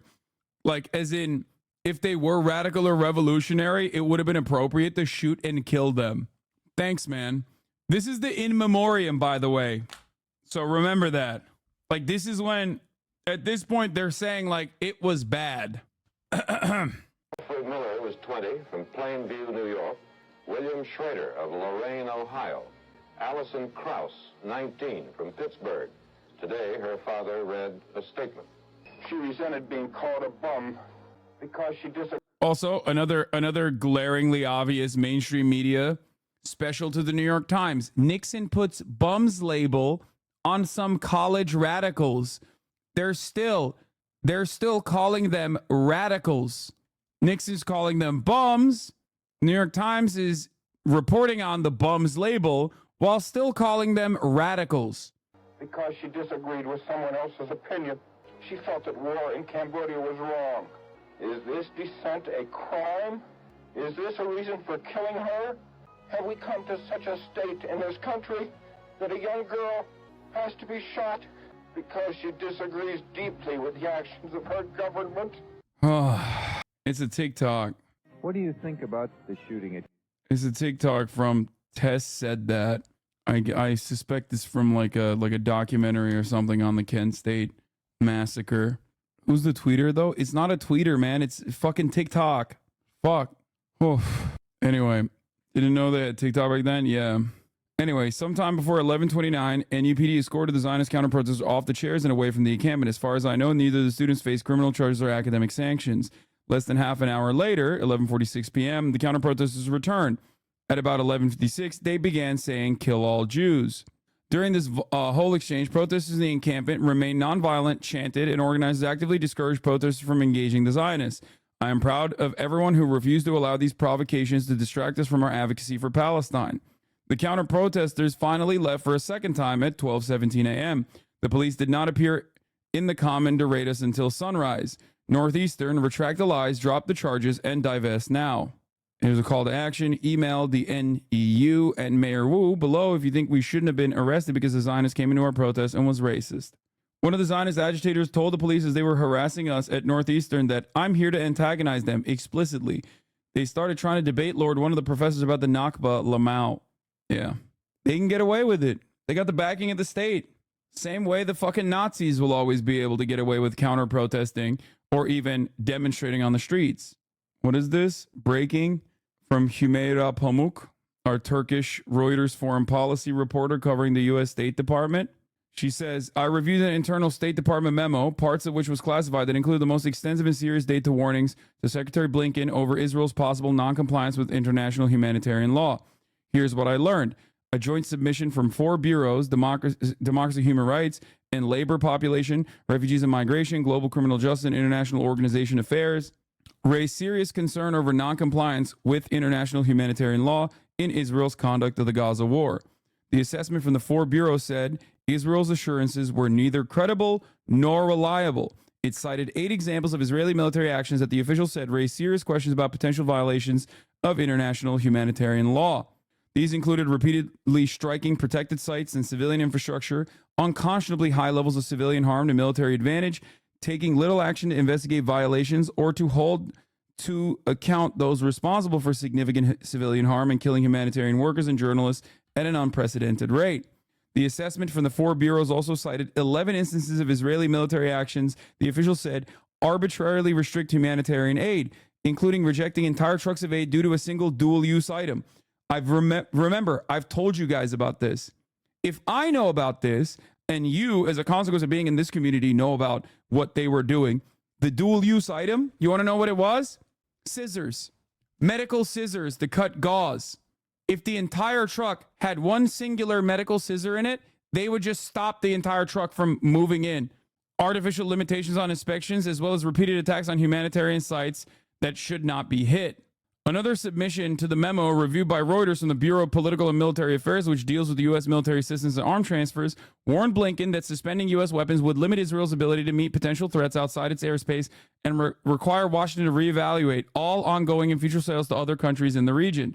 We can't stop giving aid to Israel because we'd have to stop giving lethal aid to every single fucking country in the region because they're all engaging in their own version of genocidal actions. Specifically, Saudi Arabia is another one that comes to mind. Saudi Arabia, alongside with the UAE, conducted a genocide on Yemen. Oh, I'm going to give you guys that's a spoiler. I was going to talk about this as well. Hold on.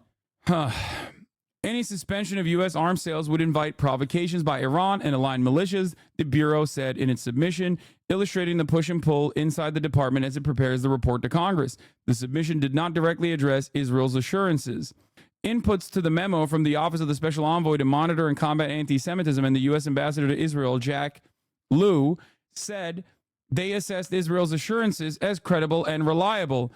Wow, shocking that the Special Envoy to Monitor and Combat Anti-Semitism and U.S. Ambassador to Israel, Jack Lew, said Israel's reports and assurances were reliable and credible. The State Department's legal bureau, known as the Office of Legal Advisor, did not take a substantive position on the credibility of Israel's assurances, a source familiar with the matter said.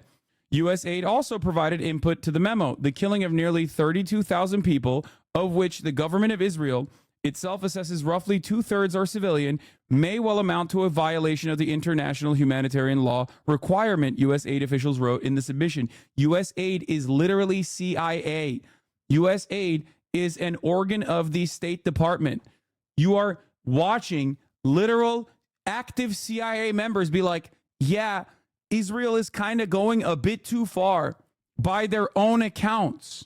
To be sure, Blinken has seen all the Bureau assessments about Israel's pledges, the second U.S. official said. Matt Miller on March 25th said the department received the pledges. However, the State Department is not expected to render its complete assessment of credibility until the May 8 report to Congress. Further deliberations, by the way, in the same time frame, obviously the spokesman, the major spokesman, the head of the NSC, not Matt Miller, but John Kirby, as recently as 2 days ago, openly went on mainstream media and on television, made the rounds and said, we have seen no credible assessment or no credible reports that Israel is actually engaging in genocidal intent or genocidal actions. So they have all of this information and they're still like, yeah, we read it. One, Israel has reported, Israel is giving us assurances that they're investigating themselves and finding no wrongdoing. And also, secondly, that it is not genocidal, as a matter of fact.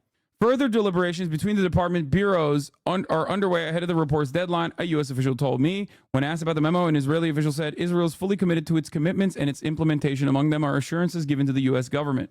All of the above and more in my Reuters story here. As mentioned in the story, this was an initial options memo as the department gears up for a May 8th report to Congress. Deliberations on this are ongoing, and there will be fresh memos that will help shape the report. Here's another fun fact.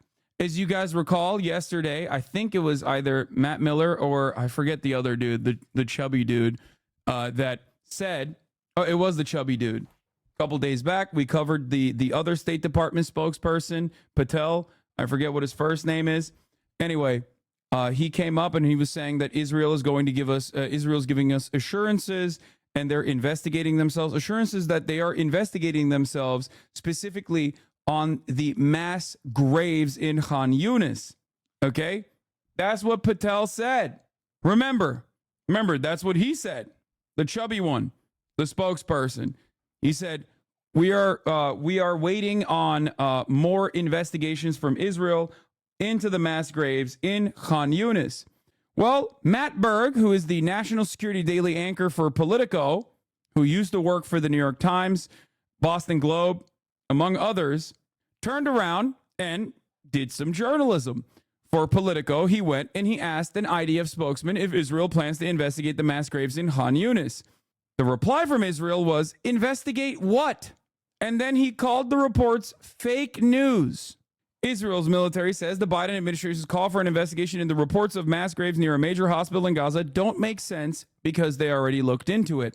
Over the last few days, U.S. officials, including National Security Advisor Jake Sullivan, have called for Israel to thoroughly and transparently investigate reports of mass graves at Nasser Hospital in Khan Yunis, which Israeli forces last raided in February.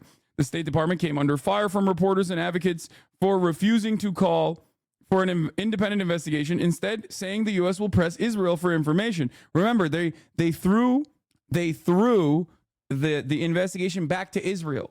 And this is Israel's response.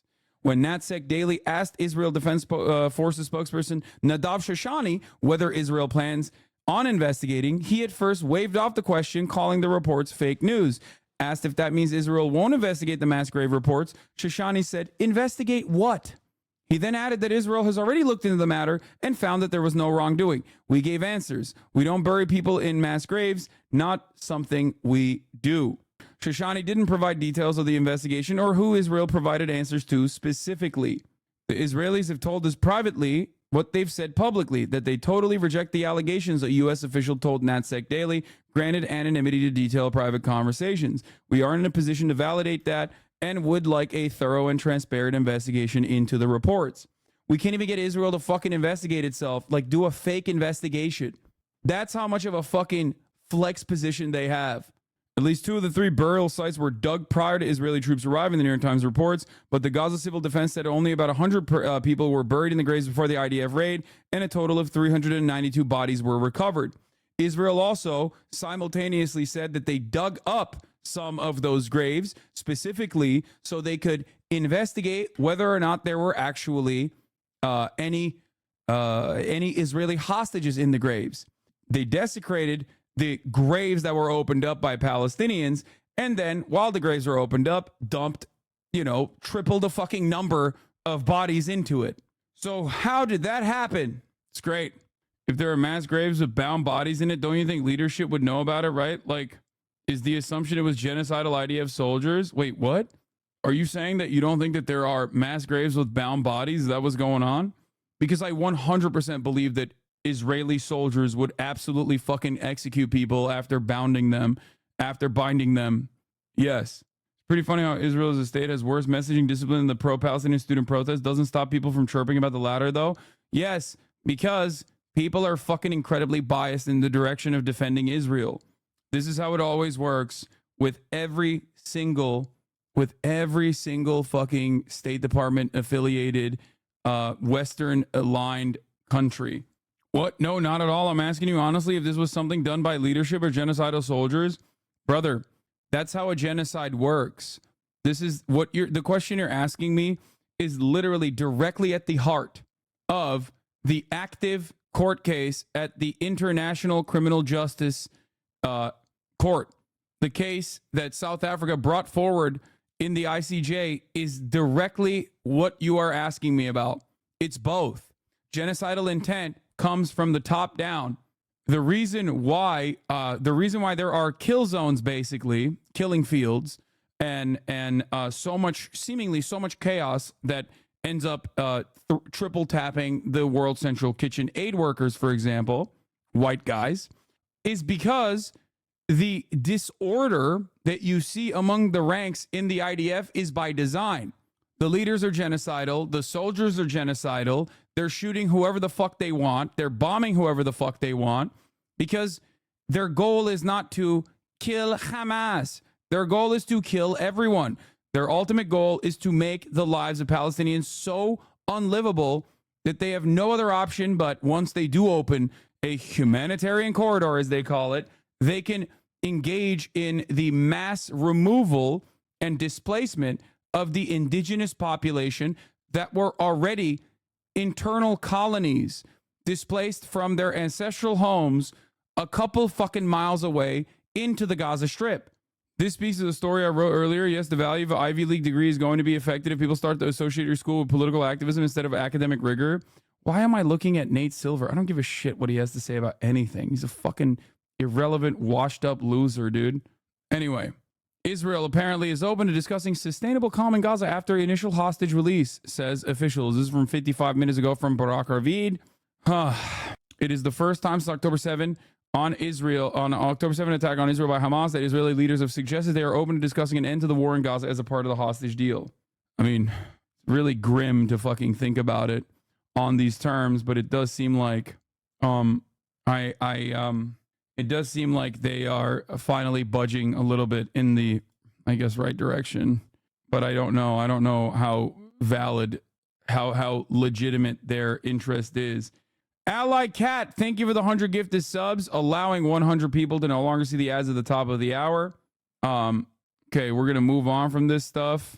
But I am glad that you guys are aware of what happened in Northeastern because obviously, you know, this is going to be another Hasbara moment There was probably a strategic and selective leak yesterday of a discussion in the NatSec cabinet of Ben-Gvir complaining, why are we getting so many prisoners? Can't we kill some of them?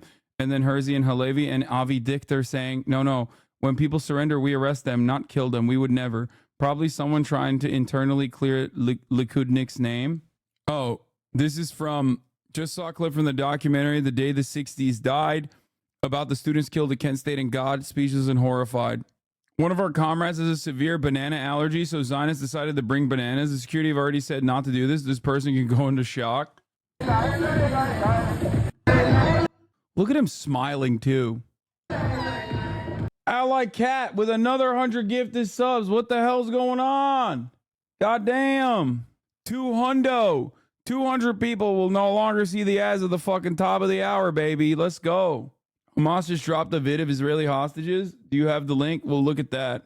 It's just, I mean, Zionism is just like every other fucking form of fascism, just a mental illness. What? I don't believe that this is real. There's no way this is real. Elon Musk announces that the translation feature may be removed to prevent people from translating compromising Hebrew language posts celebrating the Gaza genocide to English. No, this is not real, bro. Get the fuck out of here. I don't believe this. That's insane. Translated hostage vid. Okay, so the Qassam Brigades hostage is sending a message. Video released at 6:09 Jerusalem time 30 minutes ago. Took me longer to translate due to the Hebrew speaking and relying on both speaking Arabic translations. Let's see.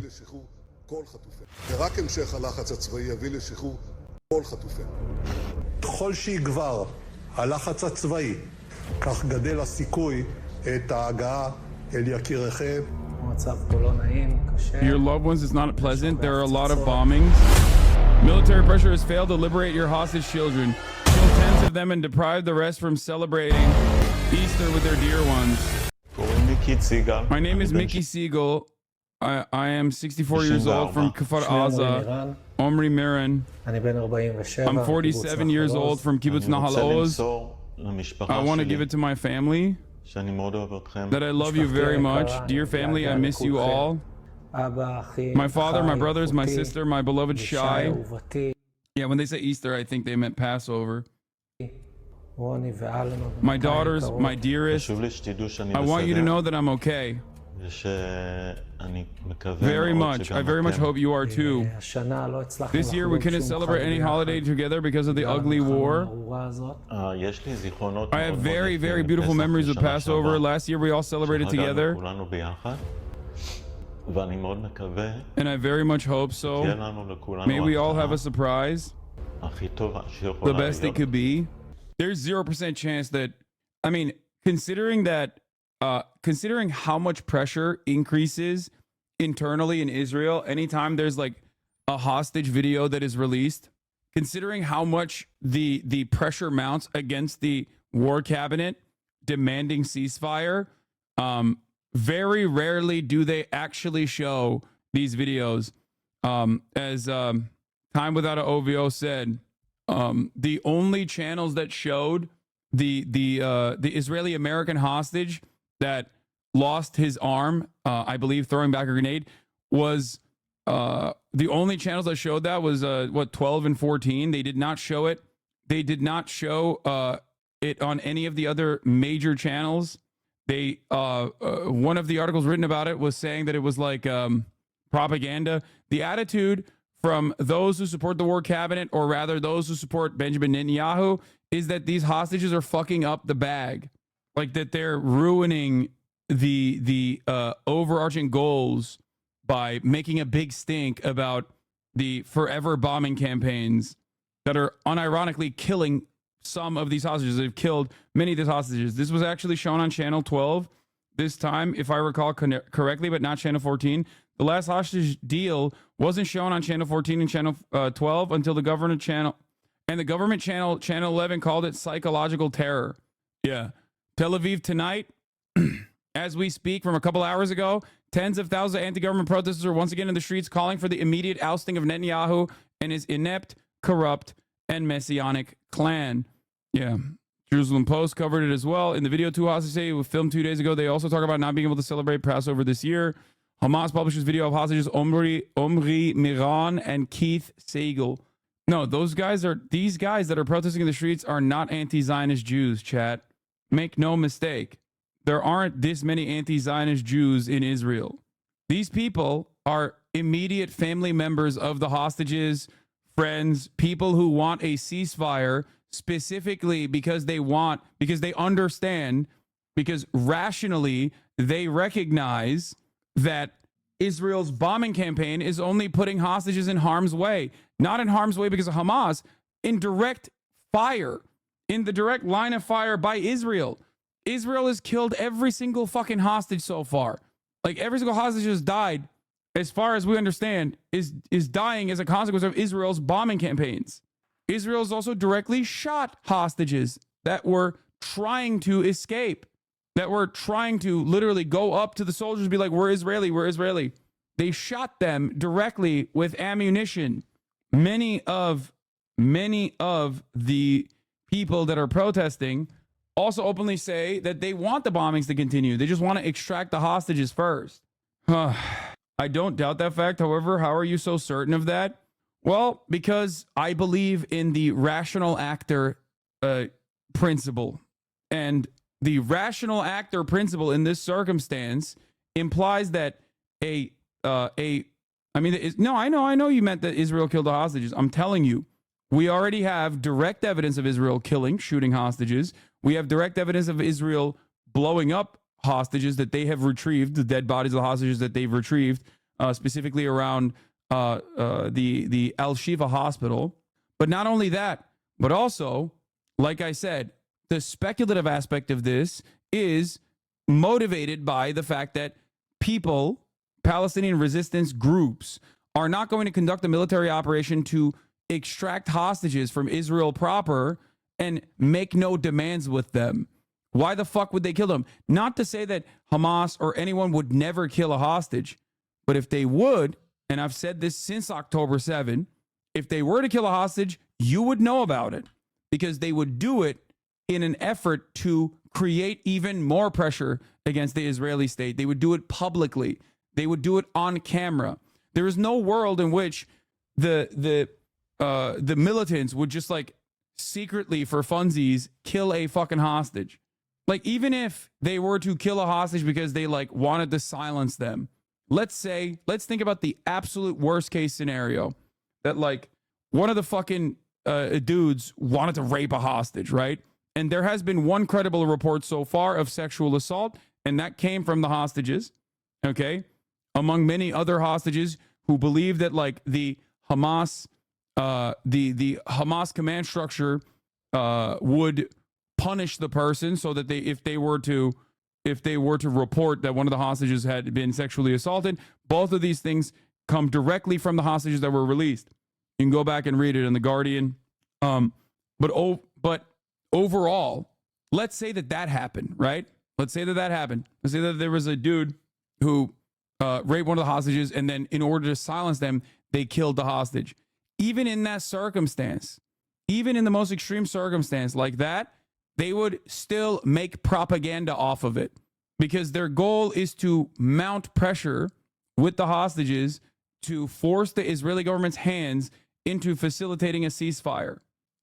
Almost every single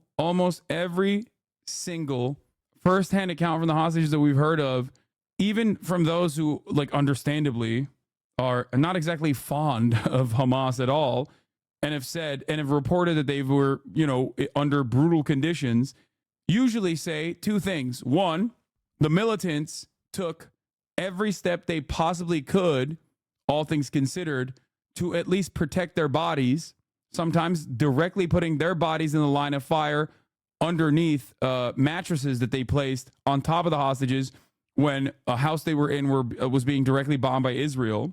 And that the greater fear that they experienced, the greater threat to their safety, did not come from the militants themselves, even though, obviously they fucking kidnapped them, but instead from the Israeli bombing campaigns.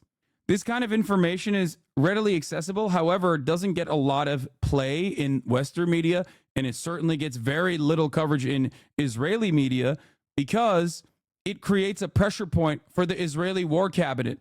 That is the reason why so many people are always taking up the streets and demanding that Benjamin Netanyahu facilitate a ceasefire so they can extract the hostages. I should say Channel 12 only started showing the videos after the hostage families directly criticized them and explicitly said they should show the vids. Channel 14 hasn't given in. They're way too unhinged and have unlimited funding from their Haredi billionaire owner, who happens to be a friend of Netanyahu's. Wouldn't you know it? Wait, is Channel 14 the one that he's actually under investigation for? Because like his corruption charges are also pretty fucking marginal. His corruption charges, Benjamin Netanyahu's corruption charges, actually revolve around his corruption charges revolve around like colluding with the media for favorable coverage. Most Israelis know about the hostage videos. I wish the mainstream media in the Western world show them as well, to be honest. They do.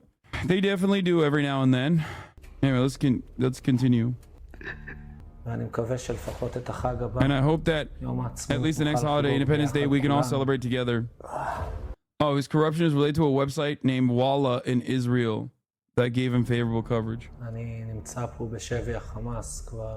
held captive by Hamas here for 202 days. We are here. Bombs, and it's stressful, and it's scary. And it's been going on for a very long time. And I wonder and think to myself, until when? It's not pleasant here. There's a lot of bombing. And sometimes there's a feeling that you gave up on us. I appeal to the Prime Minister and the entire government to be flexible and participate in negotiations in order to reach a deal soon. The feeling is that things are stalled and going on for a very long time. Time to reach for a deal that will get us out of here alive and healthy. And that all the abductees return home. Their families, as you are with your families, so I do want. I want you to do everything you can and pressure your government in every way possible and keep demonstrating. I have seen several times the demonstrations in Tel Aviv. These guys are already dead, right? No, they're not. Jerusalem, and I hope and believe. This video edit is insane. I did not expect this from Hamas. What do you mean? They got Zoomers working on the ones and twos over there. What are you talking about? Do you not remember the fucking supercuts that they would do, like blowing up Merkavas and shit? Channel 13 and 14 are owned by Ukrainian oligarch and Haredi billionaire, respectively, who are both personal friends of Netanyahu. But the corruption charges have to do with his insane collusion with one, Walla, and two, Yediot. Chances are this is partly scripted. It's entirely scripted. What do you mean partly scripted? Of course it's scripted. This is propaganda, chat. They're hostages. Now, obviously, like, it is still, okay, it's wild to think that they are just like, the Hamas guys are just like, all right, go ahead, improv. No, it definitely is scripted. There's an overarching goal here. The overarching goal is to say, like, look, the hostages that are alive that we will release to you want you to stop bombing them as well as us. They want more internal pressure to mount against the Israeli war cabinet. Okay? They told him to go off dome like Trump. Yeah, no, they want to apply internal pressure to the Israeli war cabinet to meet the needs of the Palestinian resistance groups. Keep it up so that there will be a negotiation and a deal now. And goodbye, and hopefully we will meet soon. Your Nazi leaders do not care about your hostage sons nor their feelings. Reach them before it's too late. Of course, it's scripted, but there's also a chance that there's some genuine agreement to what they're being forced to say. I mean, it shouldn't be controversial for the hostages to wish for diplomatic negotiations. Yeah, no. Of course. Yes. Yeah. Obviously, they don't want to fucking die. They don't want to blow up. They don't want to be killed. So, of course, they want there to be a ceasefire negotiation so they can fucking be released. Retweet by I Really Hate You seems legit. Ben Gvir's guards rushed towards the driver he knocked into and aimed their guns at him. They didn't shoot only because he said, I'm Jewish, and had a Star of David necklace. Nice. Mehdi is fucking over it. You literally quote a terrorist in the video. You were in the IDF, so many might say you're the terrorist. That's awesome. I've attended the White House Correspondents' Dinner for the past 2 years. I decided not to attend today's dinner, which, to be clear, is hosted by DC journalists, not the White House, in solidarity with the under fire Palestinian journalists in Gaza who have called for a boycott. You literally quote a terrorist in the video. Hamza al-Dadu, killed in January 7, 2024. You're going to love this. Mehdi Hasan released a new video of himself and several colleagues reciting emotional words written by journalists killed in Gaza. Best part, the journo Mehdi chose for himself is Hamza al-Dadu, a member of the Islamic Jihad terrorist organization. Incredible. Here's a PIJ document with Hamza's name on it, along with the IDF's full statement about his death. Hamza al-Dadu and Mustafa Thuria identified as Gaza terror operatives. Yeah, Hamza is not a fucking terrorist. But it doesn't really matter because these guys think all fucking brown people are terrorists. Well, brown people that don't have a Star of David necklace. Because there's plenty of brown people who are, you know, Jewish Israeli citizens as well, obviously. It took months, but NBC's finally reporting on Israel's war crimes. Must-watch investigation by NBC News' Hala Garani. Palestinian children keep getting murdered by Israeli bombs in the safe zones the Israeli military tells them to go to. This is unforgivable. Shame on Joe Biden for arming these monsters. March 26, 2024, 4 p.m. The aftermath of an airstrike in Rafah in southern Gaza. Victims buried under the rubble. Rima Shabir is rushed to the hospital as her father attempts first aid. An NBC News investigation reveals that this is one of at least 7 deadly strikes in areas our Gaza team filmed after the IDF had explicitly designated them as safe in December. How is this new? Palestinian journalists have been saying this for months. It's new for MSNBC. This does not mean that it is new news. We have covered this for months. Okay? But unfortunately, I obviously have a shit ton of limitations in my outreach. So it's very different when you have NBC News covering it because your fucking boomer grandparents and your boomer moms and dads will be watching this and going, oh, well, this is unconscionable. It's heartbreaking. This is not for you. It's for your parents. This one in Rafah's Al-Zuhur neighborhood, identified as one of 3 evacuation zones in a leaflet dropped over Gaza, and on the Israeli military's website in a map last updated in December. When asked if there was anything more recent, the IDF told us the map was, quote, still accurate. Our investigation reveals that the IDF targeted Al-Zuhur, Al-Shabura, and Tal el-Sultan after it told residents to head there. On January 9th, an airstrike in Tal el-Sultan. The attack hits the home of the Nofal family there, killing 15. On February 12, 2024, our crews filmed the aftermath of an airstrike on Al-Shabura camp. They asked us to go to the Shabura area because it is safe. This is the safe area? Look around you. What happened? This man says. On April 20th at 10 p.m., also in the Shabura district, a building leveled. Among those killed, a pregnant woman who NBC News reported on earlier this week. Her premature baby briefly survived, but died days later. We asked the Israeli military multiple times to comment on the strikes. Do we have casualty numbers for each side of this? I mean, it's pretty hard to find up-to-date Israeli casualty numbers since October 7. 300 dead Israelis in 7 months can't be it, can it? Wait, what? How could there be more dead Israelis? Unless you're talking about the IDF, in which case the IDF casualty numbers are, you know, there are limitations. There are limitations in the reporting of the IDF casualty numbers. But as far as the October 7 numbers, those are like the last updated time was like a couple months in, and it was 1,200. Documented in our report, providing precise locations and dates. It addressed one of the attacks, replying, the IDF is not aware of any strike at the provided coordinates and times in the query. Yeah, it must have been more Palestinian Islamic Jihad bombs that leveled entire houses. Guys, how is this any different than the Al-Ali strike? That's exactly what the Israeli government said back then, right? Is this the dam breaking? Yes. It's wild that, like, blaming Hamas for telling people to ignore military directives, adding the IDF will act against Hamas wherever it operates with full commitment to international law. Human Rights Watch program director Sari Bashi tells us these strikes are not isolated incidents. They go to the places they were told to go to, and then they get hit either by an airstrike or by a ground force invasion. Is there anywhere safe in Gaza? No, there's nowhere safe in Gaza. For the almost 1.5 million Palestinians crowded in southern Gaza, there is nowhere left to flee.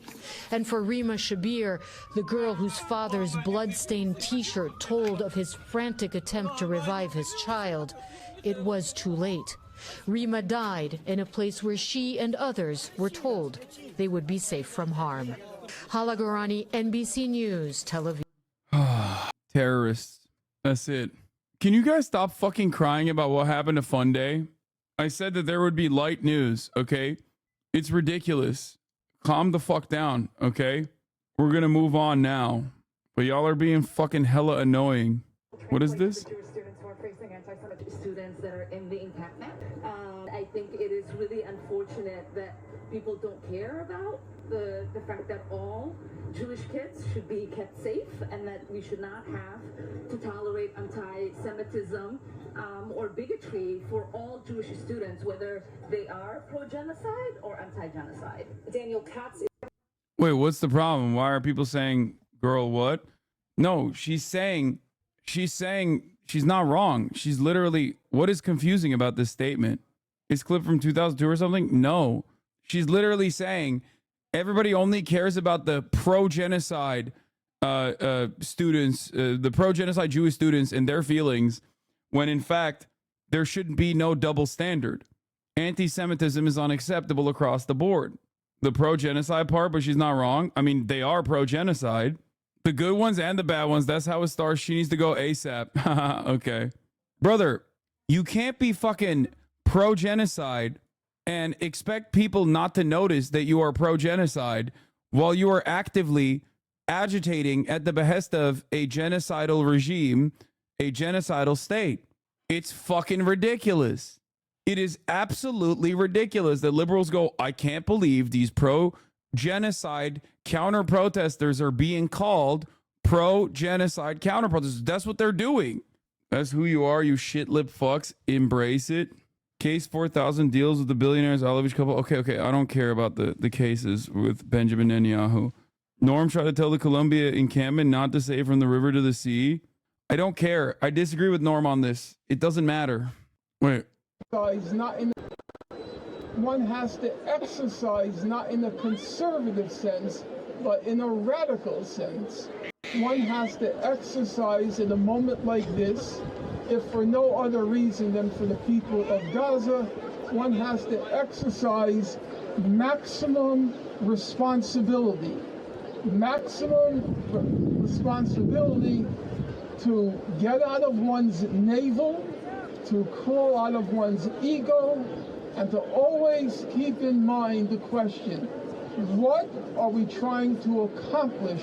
Wait, I've said up until this moment, the first 37 seconds, I have said verbatim. At this particular moment. That's my view. He said it right before this clip starts. It's okay to disagree, but damn respect the participation of this man. Yeah, I mean, this take is good, but he applied that rationale to the from the river to the sea slogan. Did he say it? I don't know. But as far as like messaging discipline, I 100% agree. I'm getting less chant defund the police instead of exploring a different phrase with more clarity as we erase all public opinion. Right before this clip, he eased caution to saying from the river to the sea. And he's just getting Norm on the broadcast. Probably not. This isn't the full clip. Just got back. Guys, it's okay to have fucking disagreements with people you cherish and support. The only thing Norm said about the slogan was that from the river to the sea, Palestinians will be free, would be harder to misconstrue. Yeah, he is a very stubborn man. This is precisely the reason why he was anti-BDS for the longest time, okay? Norm is a very interesting person in the sense that if he just gets stuck on something, it takes a lot to shake him from that position, okay?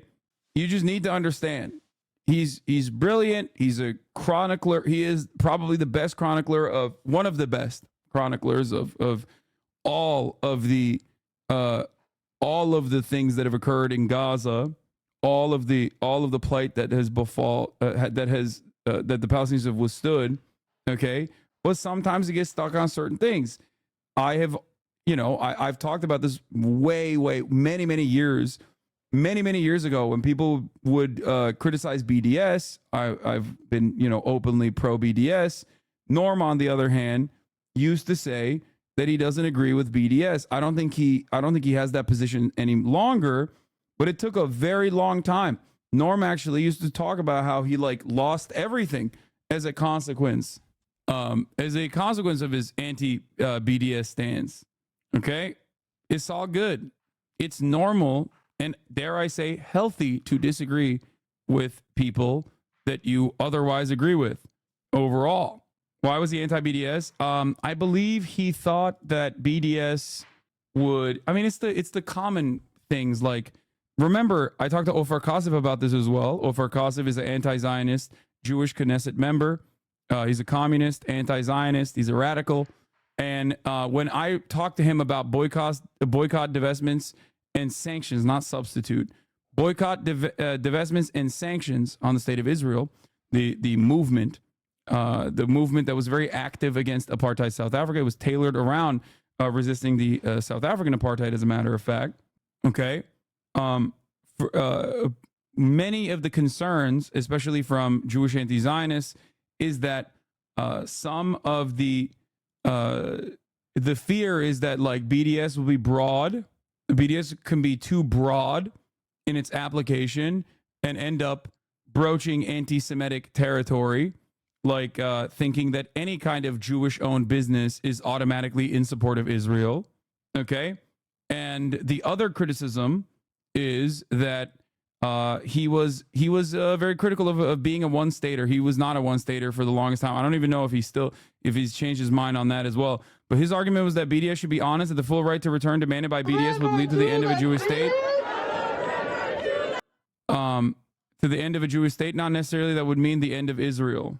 That's why I wouldn't ask him about gender theory in regards to Judith Butler versus Andrea Longchu. My man is a dinosaur, and this is what he's best at. And I say that as a trans person. Yeah, I mean, don't ever listen to. You don't want to know what Norm has to say about trans people, or rather, like, you know, gender stuff in general. He's an old man.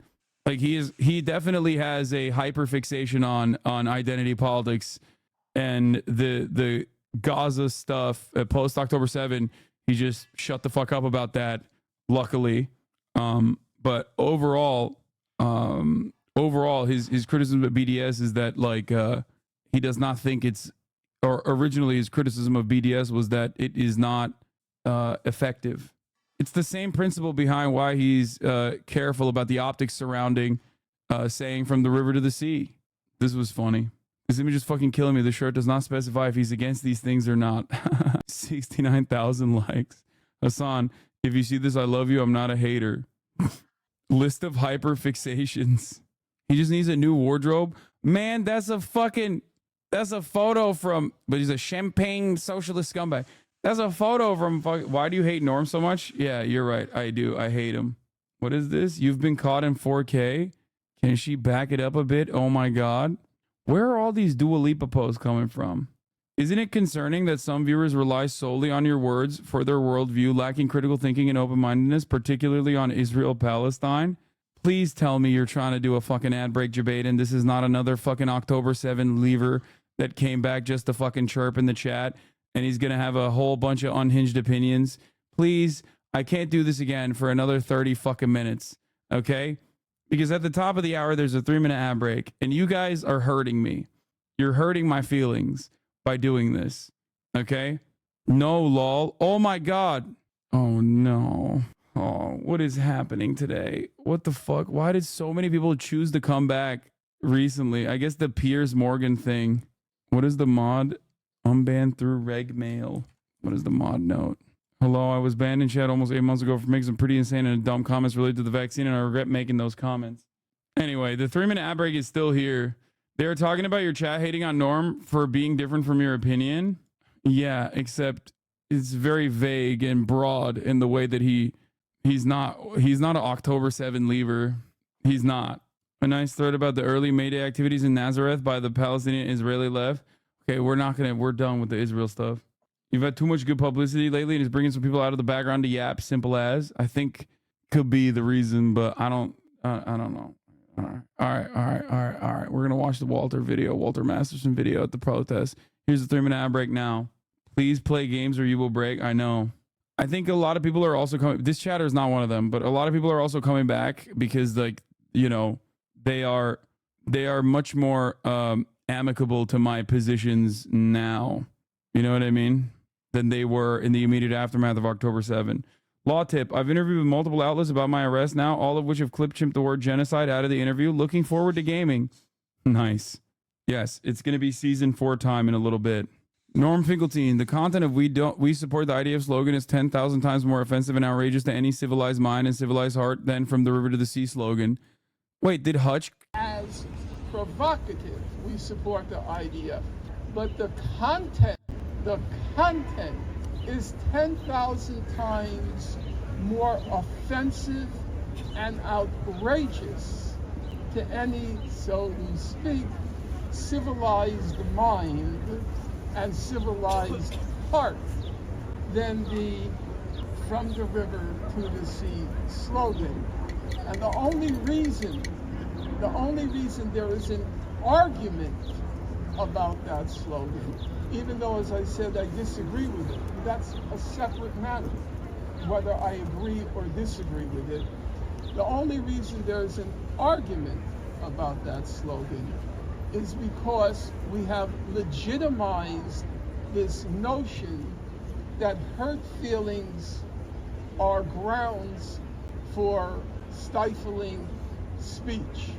And that, to me, is totally unacceptable. It's wholly alien to the culture of academic freedom, which some of you might say, oh, that's such a bourgeois notion, it's socially constructed and all that other crap. I don't believe that at all. You'll read the most eloquent defenses of the principle of unhindered, untrammeled freedom of speech. You'll read the most eloquent defenses of it by people like Rosa Luxemburg, who was, by any reckoning. It's so funny to get mad at Norm while he's literally wrote an article on October 7 being like, glory, glory, hallelujah. Okay. my man's optics compass is just like literally busted. Okay. Just completely broken. Like, he literally wrote an article. He was like, finally, the uprising. Glory, glory, hallelujah. Glory to the martyrs. I have tears in my eyes. Alhamdulillah, as they say. Anyway, another hyperfixation of Norm is Rosa Luxemburg, which is valid. He wrote that as it was happening before he found out what they actually did. To be fair, he doesn't have the internet, so he did not know what was going on. Anyway, so it's fine to disagree with Norm on certain instances, you know what I mean? What is this? I'm sorry, y'all. Hasan's been going off lately. Lamau, yeah, sorry. Hasan has been saying the exact same things for years. Most people just haven't been paying attention. This video was uploaded 6 years ago. And what you need to understand about Gaza is that it's been under Israeli control for decades, especially after the people elected Hamas, an Islamist group that seeks to liberate Gaza through violent retaliation. Now, Israel has used Hamas as a justification for everything from stopping humanitarian aid, from rolling tanks into Gaza to full-tilt missile strikes, and has even resorted to using violence against neighboring countries like Turkey, for example, where a humanitarian aid ship was overtaken by an IDF helicopter and the people in it were slaughtered. At the time, Israel defended the killings by arguing that these kitchen knives on the ship were weapons being brought into Gaza. And don't forget that the Israeli government helped create Hamas back in the 1980s as a counterweight to Yasser Arafat's PLO. Israel has also supported the construction of unlawful settlements all over the Palestinian West Bank, which the world correctly considers state-sponsored settler terrorism. All of this is normal supremacist protocol. But here in the United States, this violence has been justified and propped up by not only the Republicans in the Trump administration, but also by our beloved #resistance Democrats. I agree with Norwood Zero Hasan. That's fucked up, bro. That's fucked up. Do you see what happened to the new flotilla ships? They couldn't sail because Bursina withdrew their flag from the ships. Assholes. Where'd you get that sweater you're wearing? This is a friend of mine's company. I forget what it's called though. She's Palestinian. She's Palestinian Brit. I saw a post in the Dixerto about that fan account and people replied thinking it's a sponsored post from you. Yeah. Why is your voice deep now?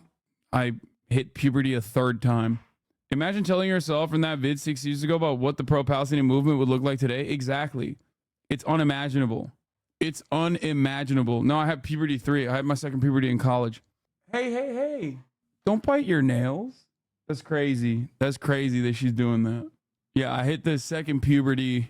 Is this true? Turkish Minute. Erdogan said no longer have extensive trade relations with Israel. Yeah, it is true. I think there's a lot of the last election, Erdogan got fucking cooked. And I think a big part of it is because a lot of the dudes, even in the, like a lot of the dudes who are fundies that were in his base were kind of pissed off about his dick riding, like not even dick riding of Israel, but like a lot of the dudes that were supporters of his went to a different new cutout that I guess is the old cutout. It's comprised of like the old party that Erdogan came from. His inaction and his theatrics finally got to a lot of Turkish people, and a lot of the Islamists left the party and moved. A lot of the Islamists left the party and moved in a different direction. Like people, like a lot of the Islamist sects amongst his base of support, like that are some of his most like diehard supporters, were like, what the fuck are you doing? Like, your son still has extensive relations with Israel. You have direct relations with Israel. Yeniden Refah'ın oyları %6. Yeniden Refah Asi karşıtı ne lan? I mean, this is my speculation from afar. It might not be correct, but that's what I think. Vaksabi aşı doğru okudun. Lan aşıyla ne alakası var? Yeni Refah'tan bahsediyorum da. Hayır, diyorum ki Türkiye'de benim anladığım kadarıyla Erdoğan'ın hareketleri tiyatro olduğunu görüyor insanlar birazcık. Kai is learning from you because you buy your... Yok, alakası var demedim. Yeniden refaha kaydılar. Aşıdan bahsetmemin nedeni hala ruh hastası o oy tabanı. Evet. Hayır, hala Erdoğancılar ama AKP'yi sevmiyorlar artık. Anyway, all right. We're gonna do Kristi Noem like killing her dog and defending killing her dog. We got the Walter Masterson thing. Counter-protester Iowa speaker insults press me before being met by protesters for state press. In the natural habitat. We've got a jelly bean. Press? What are you pressed for? State press. Student media on campus. Student media? She's pressed because she's 280. You guys feel tough, bro? You guys feel like you coming up with something, bro? You feel like you actually doing something? Nigga, you all mommy and daddy's money, bro. You niggas are broke, bro. That's what it is, bro. You broke. Oh, you want to go put on my $2,000 shoes? You got some busted ass Nikes? Nigga, I can spend $2,000 on shoes, nigga. What's up with that, bro? Y'all doing nothing, bro.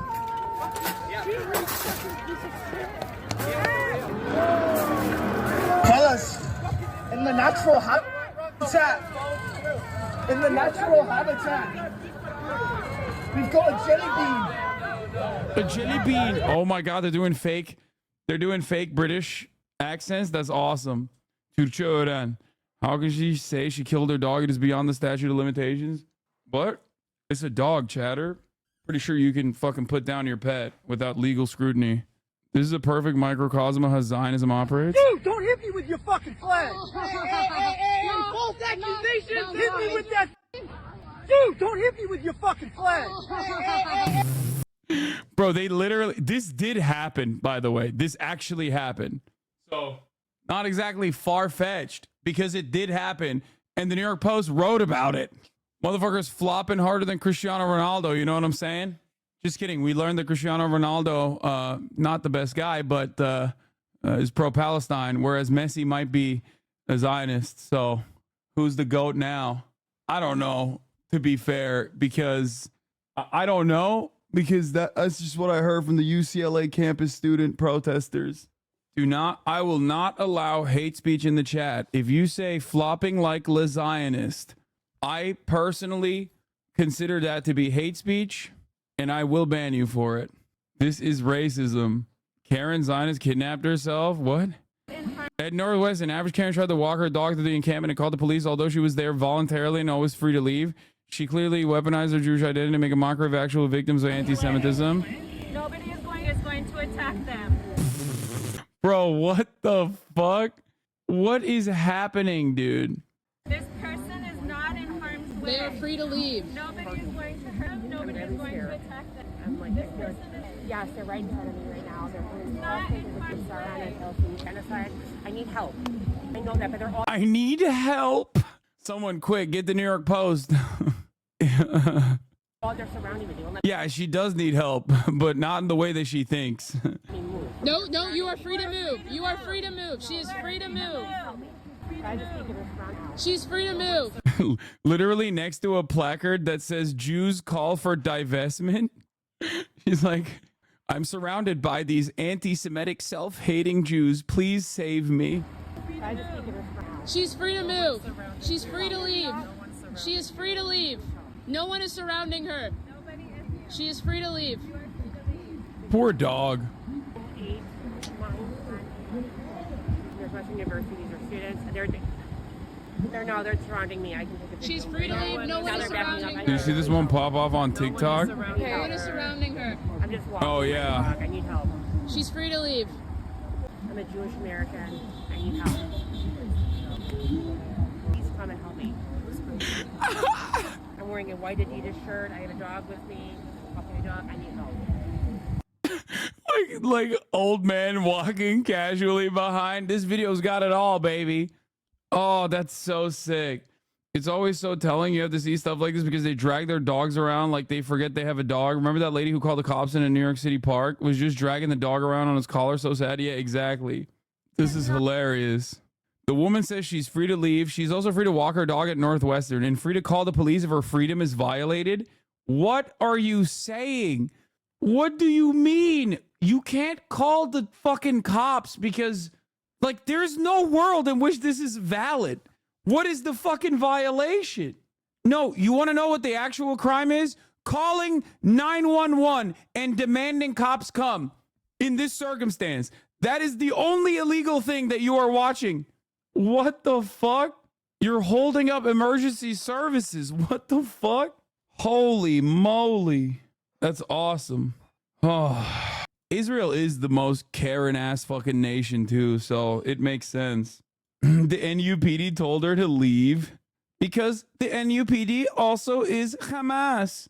Would you consider this woman is actually trying to cause harm by having the police show up hyped as shit? Yes, 100%. Absolutely, without a doubt. Yeah, that's precisely what she's doing. She literally is trying to fucking weaponize the police force against student protesters. She's a fucking freak. That's what the whole point is with these counter protesters in general. That's why they're doing this shit. Oh, by the way, shout out to the comrade yesterday with this amazing t-shirt. Portugal Caralho. And he's fucking yak too. Just the least jacked HasanAbi enjoyer, dude. The least jacked HasanAbi head. Average gaming viewer. Hey, Son, I just came back from the pro-Palestinian protest at Penn State. Aside from a few weirdos yelling at the movement, it went swimmingly. I haven't been following you for a while, but I just wanted to thank you for opening my eyes to activism from the river to the sea. Hell yeah. The fat Serbian man is going to retire LeBron tonight is so over, brother. Please refrain from saying white supremacist statements like that, even though they might be true. Okay? Please. I do not like hearing such terms. I do not like hearing you say such things. They are hurtful. Nothing can stop Jokic from trying to finish this with a 4-0 sweep so that he can go back to Serbia and play with his horses. Okay? That is what's going on. The underlying motivation here is that he just doesn't want this to go longer than it has to so he can go back to his horses in Serbia. It's fucked up. It's actually fucked up. Are you a Lakers fan for real? No, I'm just a LeBron fan. I don't really give a shit about any team. I just like LeBron because for obvious reasons. I don't want to get involved in this again. 1, I'm anti-racist. 2, you hate LeBron because you are racist. 3, LeBron is the best athlete of our generation. It's just true. Dude, I would be a Tumblr girly for LeBron, writing long convoluted articles about here's why unexamined white supremacy is leading the LeBron hate. saying you hate LeBron James is actually a microaggression. Here's why saying you do not like LeBron James is actually a microaggression, is a racist, anti-black microaggression. I'm joking about it, but I believe it. All right, let's watch this. From friend of the show, Walter Masterson, another banger. Tensions run high at Columbia University. Hogwatch. Uses Baby Yoda as a human shield. How are they doing? Why is it like so loud yet not loud? I guess it's because it's like peaking. That campus right now.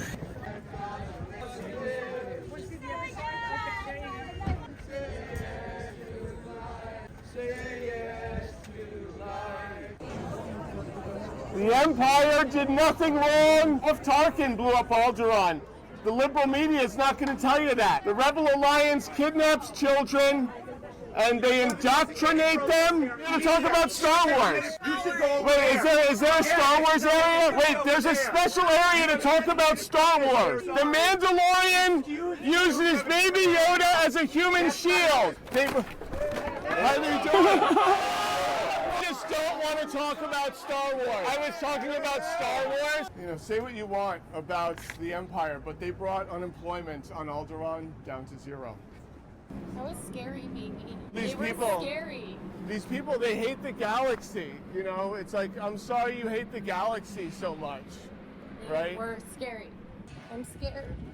Honey, you know what? It's just, you gotta embrace the dark side. I don't want to. Don't make me. Right? I mean, just trust the Empire. Just keep calm and trust the Empire. All right? What if he makes a mistake? Well, the Sith Lord does not make a mistake. You know. What if they hurt me? You're Fox News? I'm going to be on Fox tomorrow. Okay, yeah. So, So the Mandalorian was using Baby Yoda as a human shield. The liberal media doesn't talk about how Alderaan was being used as a base for the Rebel Alliance. Say what you want about the Sith Lord, but I mean, he dealt with the Trade Federation and the whole blockade of Naboo. Okay, and for those who are a little bit less familiar with Star Wars, could you draw the analogy a little bit more? You want to start with episode 1. You see how those. How does that connect to this issue or why you're out here today? What issue? What's going on here? What is this? Oh, Israel? Oh, huh. Hard to say, really. Thank you.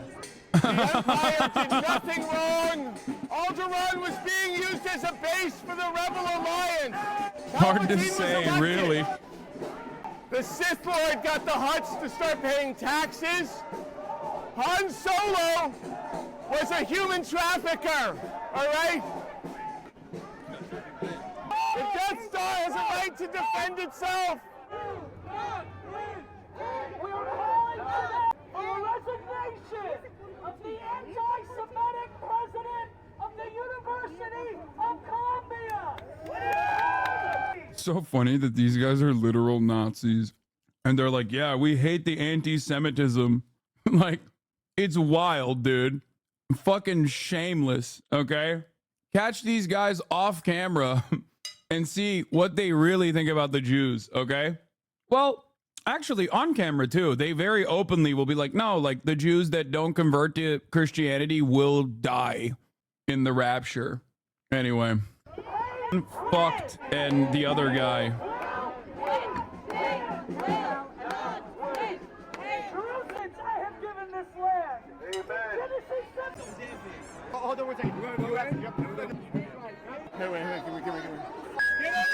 That's the crazy part too. They love anti-masking. They are like the ADL, the Apartheid Defense League president, Jonathan Greenblatt, literally was like, you have to take your mask off. Like, we can't allow mask wearing on college campuses. Straight up fucking trying to dox students, dude. What a fucking freak. Like, it's there's two reasons why they wear masks. One, for accessibility purposes. There are obviously, like, disabled students and stuff like that that are also protesting, and to protect them. And the other reason is so that they protect the students from doxing. And it's so funny that the fucking head of the ADL is just like this relentless fucking anti-masker nut now. because he's like, I can't fucking dox you. Please take your mask off.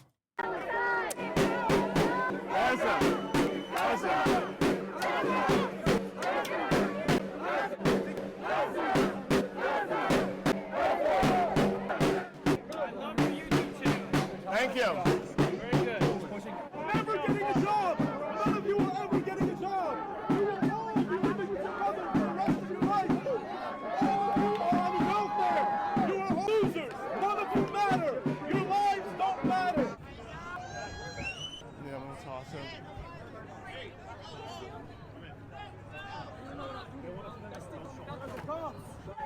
I like how you hit him with the flagpole. That was good. That was great. Yeah. And no one saw you start it. No one saw him start it either. It's great. Hilarious.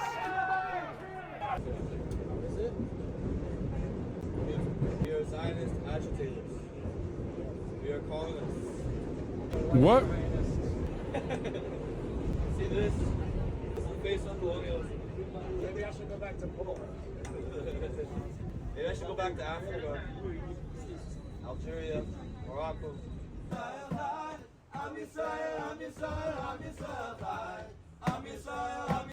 It's so funny that they don't have anyone to say like that says those things to them. So they just basically say it about themselves. One, they readily admit it as a joke. And two, it's pretty funny when they're like, oh, maybe I should go back to Poland. Maybe I should go back to Africa, Morocco. And it's like nobody said it to him. So he has to just like have this argument internally as a mechanism of reinforcement. Just, you know, I'm a victim permanently, forever.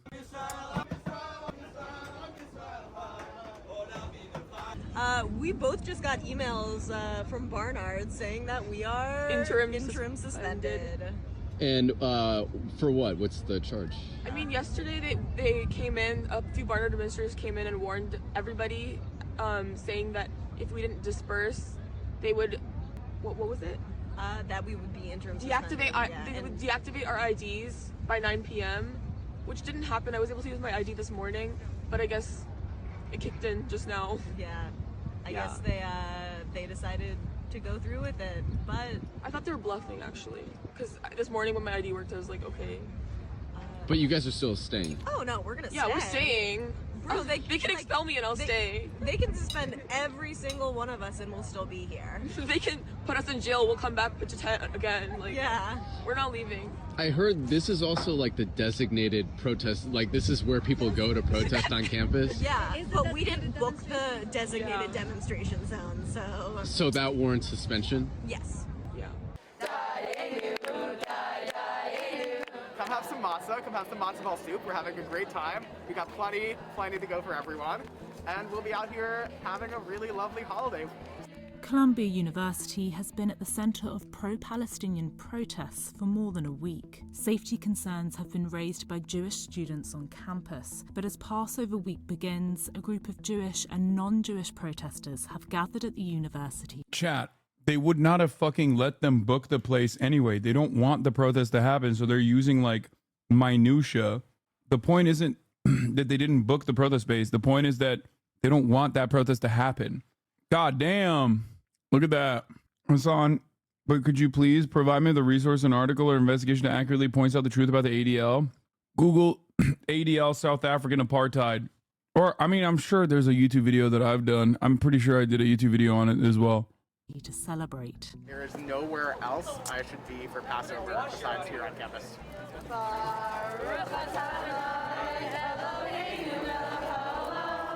Passover is the story of our escape from slavery in the land of Egypt. And I think we need to recognize that on Passover, it's important to stand up for oppressed people everywhere, whether they're Jewish or not. If our gathering does not motivate us to do everything in our power to end the genocidal violence Israel is unleashing upon Gaza, we will not have fulfilled the requirements of the Passover Seder. I am Jewish, and to me, Passover symbolizes perseverance and resilience. And I think this encampment encompasses those two ideals, because we have seen the university take countless measures to try to suppress our student activism, and here is us persevering through that. I had seen so many statements online about how Jews weren't safe, about how Colombia had turned into a hotbed of anti-Semitism. Each of those statements further galvanized me to use my voice and my privilege as a Jewish person to come here and have a Seder with all of these lovely people. I'm part of a really proud legacy of progressive Jewish activists who have participated in things like the civil rights movement or the anti-apartheid movement in the 80s, where it's so important to us to transcend the barriers of race, class, ethnicity, religion, and that's what's happening here today, and there's a lot of joy here, I think really for the first time on campus in months. There were also many non-Jewish students who joined the Seder, and we're a little bit hesitant about whether they should eat matzah or not. We told them it was okay, you can try some matzah. It was really a beautiful thing to see in the middle of the pro-Palestinian encampment. I've been thinking about Moses and his rage when he came down from the mount to find the Israelites worshiping a golden calf. It is a lesson about false idols, about the human tendency to worship the profane and shiny, to look to the small and material, large and transcendent. What I want to say to you this evening at this revolutionary and historic Seder in the streets is that too many of our people are worshiping a false idol once again. They are enraptured by it, they are drunk on it, they are profaned by it. And that false idol is called Zionism. It is a false idol that takes our most profound biblical stories of justice and emancipation from slavery, the story of Passover itself, and turns them into brutalist weapons of colonial land theft, roadmaps for ethnic cleansing and genocide. It is a false idol that has taken the transcendent idea of the promised land, a metaphor for human liberation that has traveled across faiths to every corner of this globe and dared to turn it into a deed of sale for a militarist ethnic. This is really well done video, by the way. Like, jokes aside, there's some funny jokes in it as well in the beginning, but it's yet another great video showcasing the student activism and the methods and their overarching goals. So shouts out to Walter for making this video. Of course, very different than what gets covered in the media. State. Zionism's version of liberation is itself profane. From the start, it required the mass expulsion of Palestinians from their homes and ancestral land. Is donating to humanitarian aid all that useful at this point? Israel's completely blocking it? No, you're wrong. Yes, it is absolutely still valuable. Bro, they literally said that after October 7 when I was doing that. Like, when this community raised $1.3 million for the 4 select Palestinian humanitarian organizations like Palestinian Red Crescent and whatnot, people literally were like, yeah, they won't even let that in. You're so dumb. Yeah, or they said, Hamas is going to steal it all. Guess what, dude? I'm glad we did that shit. In the Nakba. From the start, it has been at war with collective dreams of liberation. Great video. Yeah. You should have Bella Hadid on the pod. She would do it, I bet, if she saw it. I don't think Bella Hadid would do it, but her dad and her sister would do it, not Gigi. But I talked to Bella's dad from time to time and her other sister, Lana. She's the one who did the Palestinian movie thing. Yeah, it's actually really interesting because, like, I'm sure he's not even aware of this, but I balled with Anwar Hadid one time. Played basketball with him. I wonder if he knows the dude. I'm sure he's seen my videos now, but I wonder if he knows that I played basketball with him once, like a year ago. You're balding, lol. Wait, what? UCLA PD is calling for a... Am I blocked by this guy? Who the fuck is this? From the UCLA Liberated Zone comes a call for people to mobilize. They just finished up a popular assembly this morning and are now facing police action. Wait, what? Why? Why are you always blocked by the most random motherfuckers? I'm blocked by them because they're usually crusty-ass anarchists. The amount of annoying videos I see on a daily basis, the pro-Palestine people are actually worse than the BLM people were, which I... Dude, I love when like Israel dick rider turns around and just like also fucking shits on BLM too. It's great. Just she's like, I'm on the wrong side of everything. You understand? I'm always gonna be on the side of the police. Okay. I didn't even know that was possible. Whatever you think you're doing for your cause, you're hurting it a million times more. And if you're so fond of a place, I suggest you leave America and you go there and you fight for that thing that you believe. I think we should send her to Gaza. I'm not even kidding. I think we should send her to Gaza. That way she can understand what the fuck is going on. That way she can understand truly the consequences of the government action that she is defending here. That's what we need to do. Yeah, person who is not for your cause, you're hurting your cause. It's so classic. So strongly about. It has no place here anymore. I'm frankly very over. I mean, it's true that leftists are hella annoying. I don't give a fuck about leftists being hella annoying, okay? This is the one instance where leftists and anyone and everyone that is in support of fucking Palestinian emancipation is actually doing the right thing.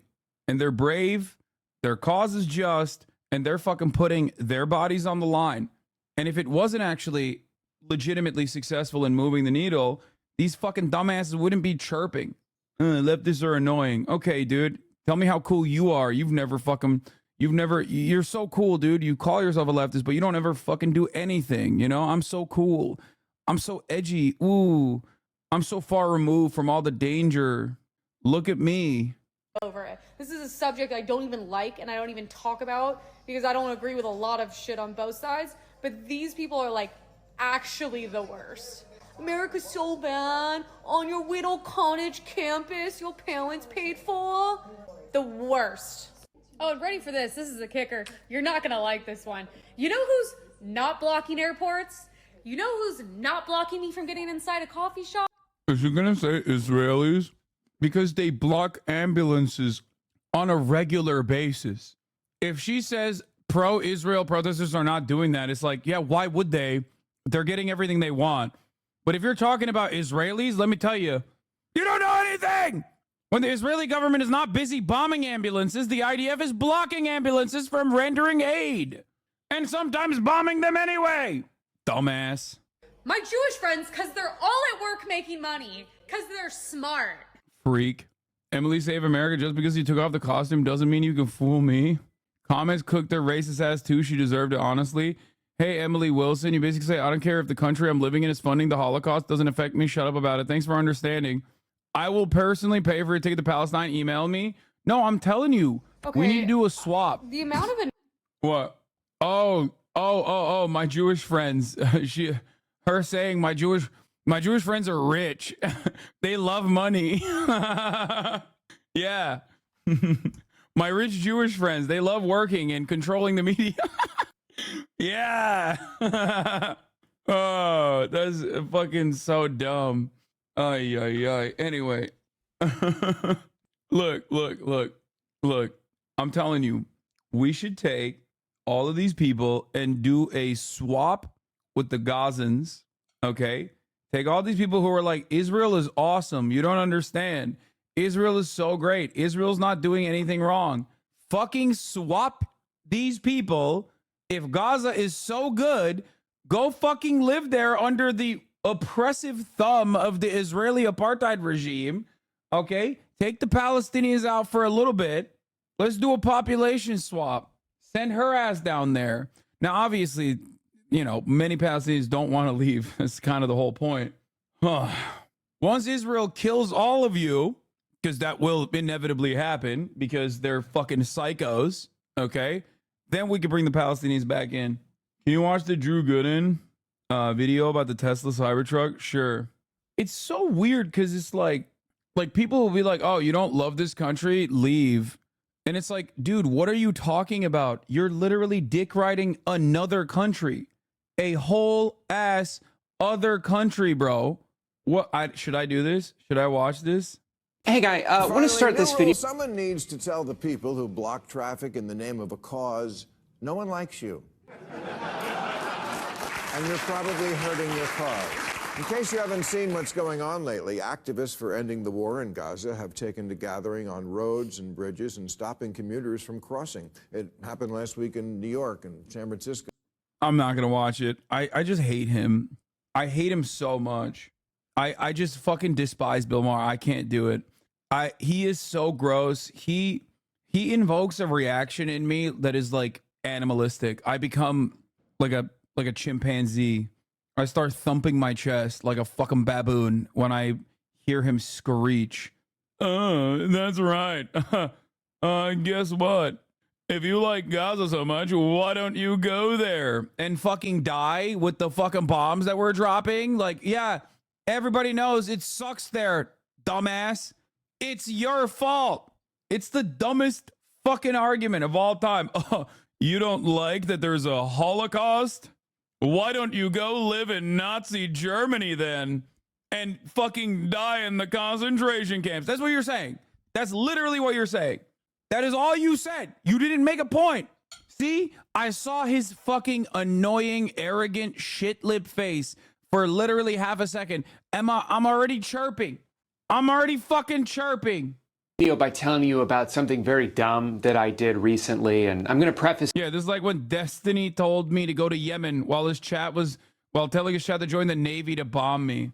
Sick, man. A story by saying that this was entirely my fault. There are probably 50 things I could have done differently to avoid what ended up happening, but I didn't. And that's on me. So I got a new car last month. For most of my adult life, I've been driving a 2012 Honda Civic that I bought from CarMax in 2015. I'll never forget the day I rolled up to my job at Popeyes and felt like the coolest guy in the parking lot. Took the max part of the sticker. Drew here looks like that one fucking dumbass on Instagram that is like an Andrew Tate dick rider. The one who's always like, quit your job right now. It's time to make money off of crypto. You know what I'm talking about?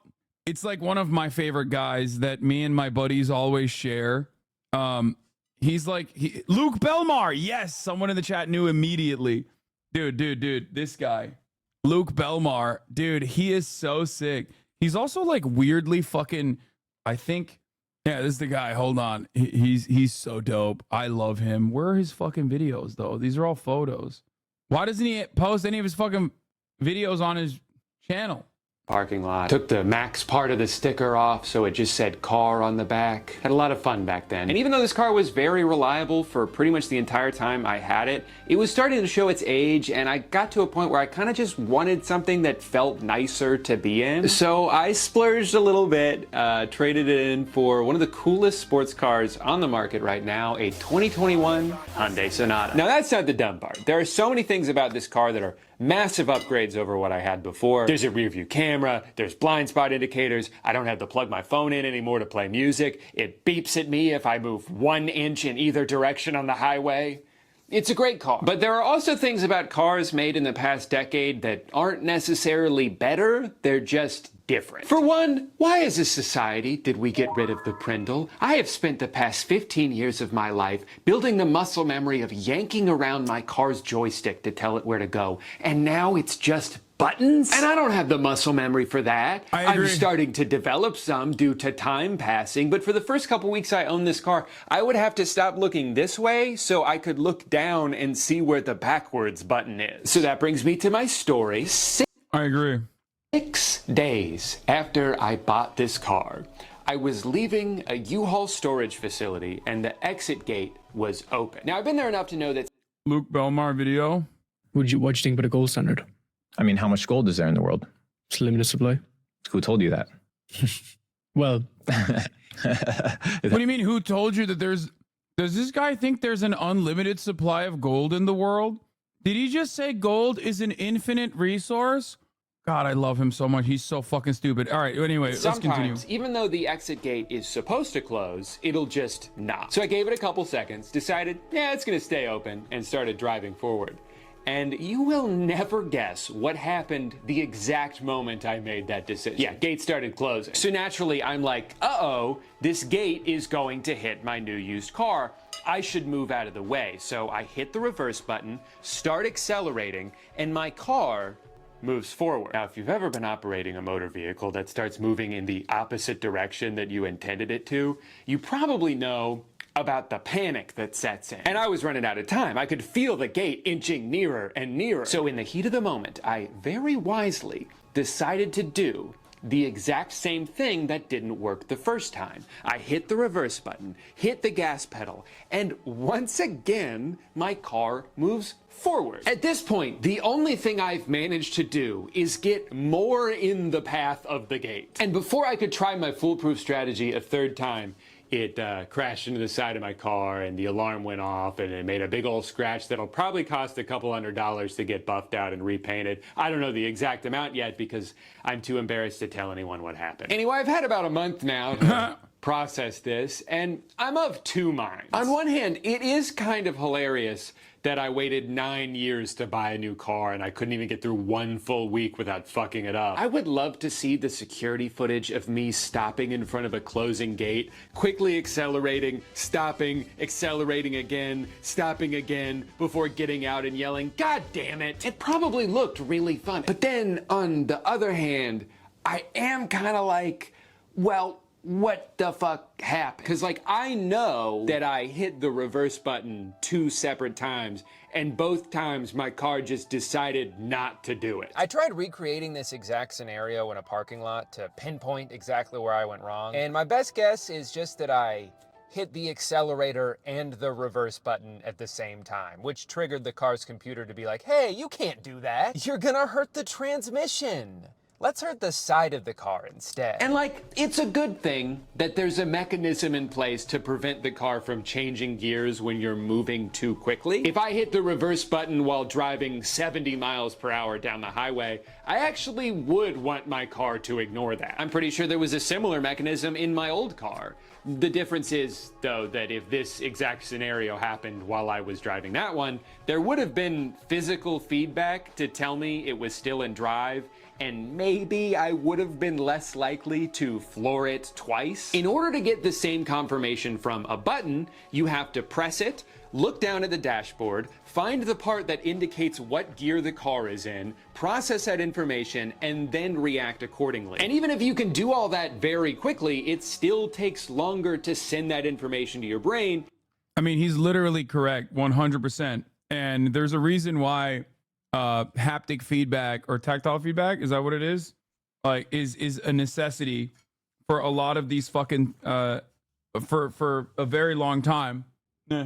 Ne arıyor olabilir? Hayvan. Evet, hayvan. Hayvan oğlu hayvan hem de. Hep böyle yapıyor. Onu söyleyeyim her zaman. Quiet down. My dad is in shock that my brother just comes into the house, takes all of his fucking clothes off, literally in front of the door, the main door, and just goes to work, I guess. I don't know what the fuck he's doing. He's like shocked. He's like, what is this? There's just like pants and stuff everywhere. And I explained to him that this is common process, that he does this all the time, and that he is an animal. Than if you can just feel where your hand is. And again, I'm the dumbass here. There are so many things I could have done differently. If I had just immediately accelerated as soon as I got to the gate, I would have made it through with time to spare. I also could have taken 3 extra seconds to just type my code in. I even could have stayed in bed all day and never gone anywhere near this gate, and that would have been a better decision too. But unfortunately, I didn't do any of those things. I did this, and I'm gonna have to live with that for the rest of my life. But my funny little mishap got me thinking about all these things I've seen over the past couple years of people getting screwed over by like modern features in their cars, and it made me want to do some research about it. And my takeaway is that while it would be untrue to say that cars have gotten worse, I do think they've gotten dumber. I looked up why cars made the shift from the Prindle stick to just buttons, or a touchscreen on the ceiling, or a wheel that's right next to the volume knob that hopefully has never caused a hilarious but unfortunate accident. And it turns out the main reason is just that the stick is not necessary anymore, because you're not physically changing the gear, you're just telling the car's computer what to do. Which, like, I get it, you know, I'm not here to stand in the way of progress. I just think that if you have to create a new problem in order to fix something that wasn't really a problem to begin with, you're not being as innovative as you might think you are. Without a doubt, my biggest personal gripe with how cars are made now is touchscreen dashboards. Almost 80% of new cars in 2022 had some kind of touchscreen display built into it. It's just the norm now. And on the surface, it's cheaper. That's it. That's it. It's because it's cheaper. Spoiler alert. I hate it.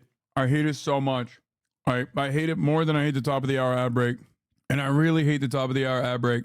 Which, by the way, if you also hate it and no longer want to see it, all you need to do is subscribe for $5 or for free with the Twitch Prime by connecting your Amazon Prime account to your Twitch account, where you will get one free Prime subscription a month. You can also get gifted a sub. Here's a streaming ad break now.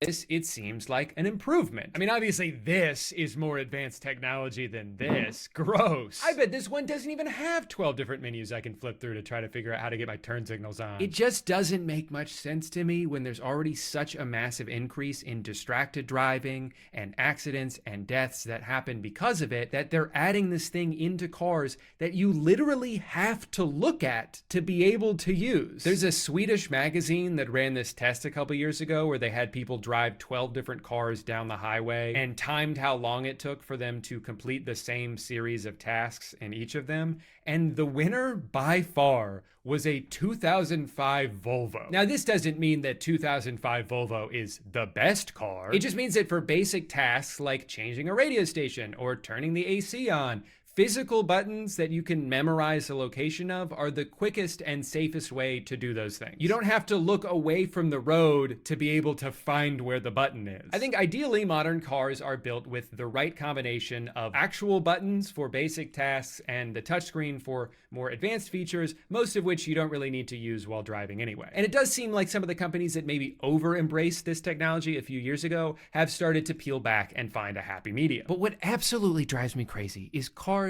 that have consolidated the entire dashboard into one giant iPad. Windshield wipers? We put it on the touchscreen. Want to turn the air down a little bit? We put it on the touchscreen. I think the irony of these kinds of interfaces is that they give the illusion of luxury. This certainly seems like the more innovative option until you realize that the main reason they're so prevalent in cars now is because it is the cheapest way to build one. It actually costs a lot of money to engineer all of these buttons and switches and to have the wiring. Doing all of that in software is a lot cheaper. It is more expensive to produce actual knobs and buttons than it is to just throw every function onto one screen, make it compatible with Apple CarPlay. Brother, the only reason why I know that is because I too hate all of this shit. Is your take on like that? Yeah, it is. I personally think that Teslas not even having buttons and the fact that you switch gears on a Tesla on that main console, the fact that that is legal is insane to me. The fact that Teslas have the actual fucking gear shift in their main dashboard on the console is unironically insane and should be illegal. The stock delete for turning signals is worse than the gear shift change. Wait, how do you do? I don't even know how you do the turn signals. Newest Teslas have turn signals as buttons on the steering wheel. Why? Wait, my Tesla gear shifts on the right wheel click. What do you mean? Turn signal left click? No, the new Teslas literally have the gear shift on the main panel. Play and call it a day. And then when something goes wrong, it's just a software problem. We'll figure it out. Or maybe we have to replace the entire thing and it's going to be $4,000. Who's to say? And I didn't even mention the fact that if the screen does end up malfunctioning in a car that's entirely reliant on it, it's not just a minor inconvenience, it means you can't drive the car until it gets fixed. Some of the extra hoops I've seen people have to jump through in order to accomplish basic tasks now are mind-boggling. You know how sometimes you have the AC on, but it ends up blasting right into your hand, so you have to reach over and change the direction of the vent? Well, that's fucking dumb, okay? That's how a caveman would do it. It makes way more sense to go on over to the car tablet, find the AC control button, select the air vent you want to change, and then drag it where you want it to go. Low-key, one of the worst parts of the Taycan that I own is this precise process. There's a system where like it's called diffusion or direct, and you literally have to go to the fucking panel. You can like move the air vents. There's no manual moving of the air vents. You can only move the air vents through the panel. It is deranged. It is so fucking stupid. Yeah. All while barreling through a school zone. While watching a bunch of videos of car dashboards, I happened upon this 1989 Toyota, and there's something so beautiful about it. Look at that subtle burgundy interior, the tasteful thickness of those buttons. Oh my God. It even has a seatbelt. But I'm aware that I'm... Dude, the fucking best, dude. I love Toyota so much. They are, honestly, is peak, dude. It's peak engineering. I still drive my Camry from time to time when my brother's not driving it or when my dad or my mom is not driving it. It's the best. Still got that shit, dude. Still got that piece of shit. 2010 Toyota Camry. Gave the myth for a while. Over romanticizing the past a little bit. Because if I truly wanted a car that looked like this, I could have just bought one. Like, I do want modern features. I do want a car that's able to do the things that my phone can do. But if these things are implemented in a way that forces you to look away from the road in order to be able to use them, I think we should reconsider how we got here. At this rate, it's only a matter of time until cars start shoving ads in our faces. This car ride is brought to you by Opera, the smarter way to browse the web. Oh, I was being kind of facetious about that. I've never been more organized online since I started using Opera. The fact that it'll automatically sort my different tab rabbit holes into their own islands, so I'm not constantly... That's pretty cool. That's a really good segue.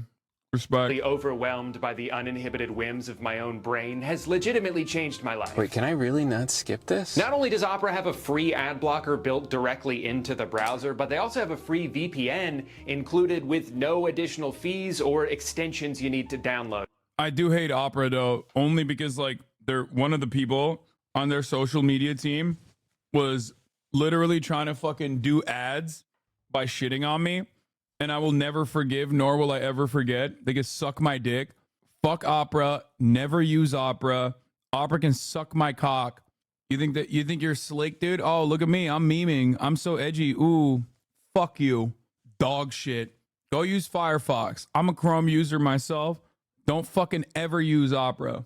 Fuck Opera. When I told my grandpa, he couldn't believe it. You know, back in my day, you had to pay good money for a VPN. Now they're just giving them away for free. I'm just trying to use the GPS, man. And on top of being more functional and more secure, I think Opera just looks better. I love that you can have an animated wallpaper as the background of your homepage. I love that you can pin the sidebar if you want to keep an Instagram or TikTok page open, or have it close automatically if you're trying to get work done and need to keep the endless scroll at arm's length. There's even a battery saver feature you can toggle on and off that'll help you get the most out of your laptop before having to get up and finally charge it. It does sound pretty useful, actually. Upgrade the way you use the internet. Download Opera for free using my link in the description. If you scroll too far, don't worry, it's also in the pinned comment. Thank you to Opera for sponsoring today's video. Wow, I'm convinced. I'm going to download Opera on my computer and smartphone today. Now, where am I? Oh, great. Hi, honey. Yep, I drove into the ocean again. Cars have been around for about 100 years now, and it kind of seems like maybe we figured out the best way to make them and ran out of ways to meaningfully innovate. But that doesn't really work when you're trying to get people to buy a new one every single year, so you have to find something you can add to make it seem like there's been a big improvement. Things like door handles that retract into the car, which I guess is... Sucks. Dumbest fucking thing of all time. So stupid. Makes no dang sense. Hate it. And it's also hard. The Porsche ones also have this. My Taycan also has this shit. Sometimes my fucking fingers get stuck underneath it because the car automatically tries to lock itself because it's got that like proximity, the key proximity thing. So maybe like sometimes it thinks I'm walking away from the car rather than walking towards the car. It's good for drag reduction, which means less fuel consumption. It's just so fucking annoying. Also, I don't live in an icy area, luckily, but if you are living in an icy area, it's a bitch to get out too. It's aerodynamics and designers like clean lines. Also, is your Taycan not spring-loaded? Surely it is. It's cool. I don't know if I've ever thought of the handle sticking out 3/4 of an inch as being an issue, but I'll admit it adds some sleekness to the car. And it's not like it's making things worse, right? What's that? If it gets too cold outside, the handles don't work anymore? Yeah, no, I could see how that might not be great. Tesla fixed this problem with a software update last October. You can just press this to pop the door open when the door handles are frozen. Great news, everyone. We've updated the app so you can now get into your car during the winter. So consider that problem solved. But didn't you create the problem in the first We're place? actually not taking any questions at this time. My favorite thing about these door handles is no matter how many times I get an Uber driver that's in a Tesla, I don't know how to get inside. I'm sure it's very simple, but clearly I'm struggling enough as it is. One thing I haven't...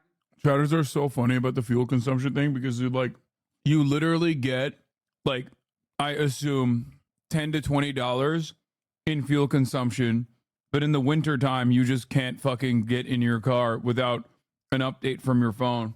What happened to Megaphonics? Why'd they get clapped? It's literally so simple, crying. Clueless, yep, it's very simple. Fuel consumption is better if you take the other seats out of your car. You don't get it, Hasan?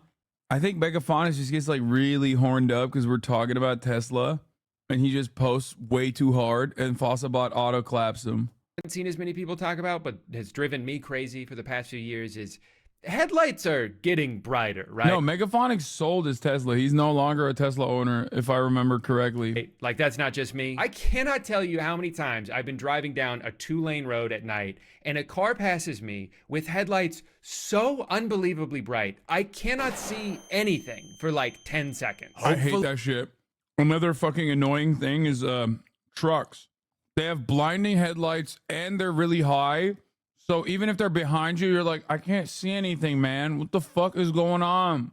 I'm still in my lane. I guess I'll find out soon. Now, this is one of those things that's a double-edged sword, right? Because in theory, brighter headlights should make driving safer because visibility is improved. But I feel like it has to negate a little bit of the safety when those headlights don't just hit the road and instead shine directly into the eyes of oncoming drivers. I looked it up, and the two things that are causing this are, one, manufacturers using LEDs now instead of the softer and yellower halogen bulbs from the last couple decades. LEDs tend to be brighter and more compact, so they hit even harder when you're staring down the barrel of one. Oh, this one for sure. But the other reason for this is a byproduct of something that I think is in itself a problem, which is that cars are so much bigger now than they've ever been. So if you're driving a sedan in the opposite lane of a brand new Suburban, those lights are gonna have to go through your eyeballs in order to hit the road. There's something a little paradoxical about the safety of cars now, where they are much safer than they've ever been, while also posing more of a threat than they ever have. A brand new truck may have great safety ratings because it's twice as big as every other car around it, but now every other car around it has to worry about getting demolished by a truck that's twice as big as them. Pedestrian deaths in America have skyrocketed over the past decade, and I don't think it's a coincidence that that's happening while... Yeah, they're kid killers. Straight up. It's the fucking child mutilator, dude. Because they can't see. They're so goddamn fucking large that you're basically operating a commercial vehicle that you need a separate license for, but it's your regular daily driver. And obviously, because it's so fucking high, you can't see children walking across the street. So you just run over them and mutilate them. All cars continue to get taller and heavier for mostly no reason other than because they can. Because they can line up 8 kids in front of a truck and the driver can't see them. It's crazy how they get authorized for the road. What do you mean? It's like 8 in a row, baby. Let's go. Now, 9 children. If you were to fucking kill 9 children in a row, that'd be too much. 8 children, though, perfectly fine by me.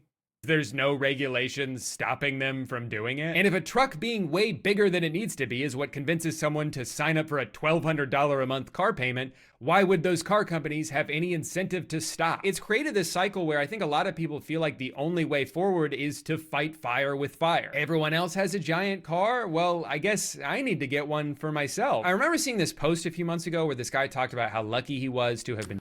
It's cafe standards, too. Truck sizes are... directly a consequence driving in such a gargantuan SUV when he got in an accident because he and his family were able to walk away unharmed. And obviously, that's great that they're okay. This could have ended very tragically, and I'm happy that it didn't. But for someone to see this and their takeaway to be, see, this is... Bro, he said, do not put your family in a small car. That's not a small car. Hello? Oh, that's the point he made? I was thinking about cafe standards. My bad. This is why everyone should buy the biggest SUV they can, because it's the only way to keep your family safe. You're not taking into account the fact that in a lot of cases, these giant trucks and SUVs... Bro, it's so ironic. It's like the nuclear arms race, dude. It's like mutually assured destruction. Americans are literally one note. They are one speed, bro. It's like, yeah, well, our enemies are going to get nukes, so we got to have nukes. Bad guys have guns, so good guys have to have guns. Well, not everybody has guns. Now bad guys even have more guns, so we got to get more guns. The American ability to look at a problem and literally cause more of the same problem in an effort to solve said problem will never be, I mean, will always be hilarious to me, but also simultaneously very scary. Hasan has been in more car accidents. I've been in 2 car accidents with 2 inanimate objects. Wait, what are you talking about? No, I haven't. Why are you just lying? But it is pretty funny because not only did you just make up something, but you also simultaneously voluntarily admitted that you've been in 2 car accidents with 2 inanimate objects. Hasan, come on, man. We don't have a car problem in America. We have a children lateral quickness problem. That's true. Yeah. It's because of CAFE regulation. Corporate average fuel economy has less stringent requirements for trucks and SUVs. SUVs are the danger. Since the introduction of SUVs, there has been a massive increase in what are called front overs. A person, usually a child, getting run over by an SUV by a driver who can't even see them. Over a 10-year period, over 500 American children were killed by being run over by SUVs. I mean, shit, why stop here? I think every American citizen should drive around. This is so in my wheelhouse of interests. Like, this entire video is just like one pre-watch after the next because, like, I have mauled it about virtually every single thing that he's talked about so far. Great video. In a military. Also phenomenal, not just bikes mentioned. Grade tank. Yeah, we might run over a few more kids, but as long as they're not my kids, who gives a shit? Now, of course, I cannot make a video about cars that are bigger than they need to be and dumber than they need to be and more dangerous than they need to be without talking about the one that lies squarely in the cross-section of that Venn diagram. Cybertruck. Oh, yes. Oh, my God. Oh, let's go. Oh, compounded by the lack of pedestrian infrastructure. Oh, absolutely.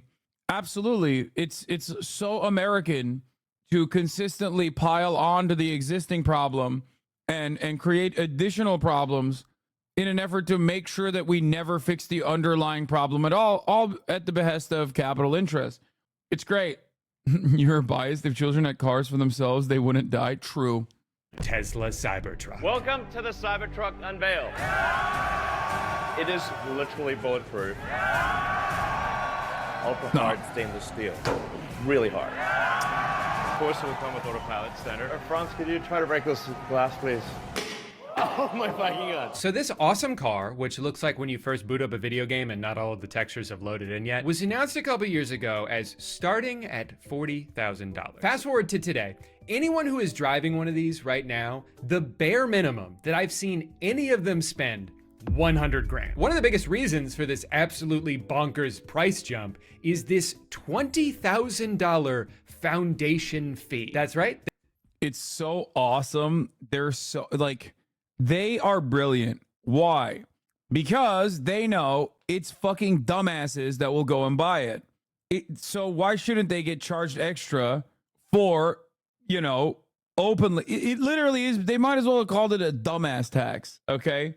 There's an additional fee tacked on that is almost as much as what I spent on my entire car. So you're probably dying to know what that bonus gets you. Well, some people who paid for it don't even seem to know. $20,000 for it being a foundation series. Now, I don't know what that really means or anything, but yeah, I paid it because I wanted the truck. So at first I thought it was just that it says the word foundation on it, which would be really funny. But apparently most of what that fee is meant to be attributed to is the self-driving feature that you would otherwise have to pay a separate monthly fee to access.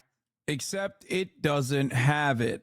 It doesn't have it yet, but it doesn't have it. Of course, it will come with autopilot standard. Now, one tiny little thing to note about this feature is that it is not available yet, and no one can even... Yikes. That's so awkward. Thank you for your donation to the fucking billionaire, dude. So awkward. Oopsie. There is nothing that frustrates me more than fucking Elon dick riders in 2024. I guess like Israel dick riders is the only thing that frustrates me more. In 2024, the year of our holy Lord, he has so consistently fucked you over. And you're at this point, you just deify him. You deify him. You think he's a deity. You are a fucking peasant. You are a fucking serf. You are demonstrating peak level serf mindset. Straight up. My lord sheep. My lord is so kind to me. I've voluntarily given more of my grain for me lord. Me lord, my daughter tried to hide that she's getting married, but as we all know, prima nocta is your divine right. Please fuck my daughter and defile her, me lord, on the night of her wedding. I've bagged her for you personally. I've tied her up with a rope and put her in a sack for your convenience. Hazard a guess as to when it will be. So as it currently stands, the only thing this $20,000 fee gives you is priority access to a car that's littered with problems. Oh shit. Oh, we already broke it. All right, so my Cybertruck is completely broken. My foot is on the floor and it's not moving. This gear selector at the top, it just dropped down. Something's going on with the windshield. What? I got all these warnings I never seen before. I'm trying to open up the trunk.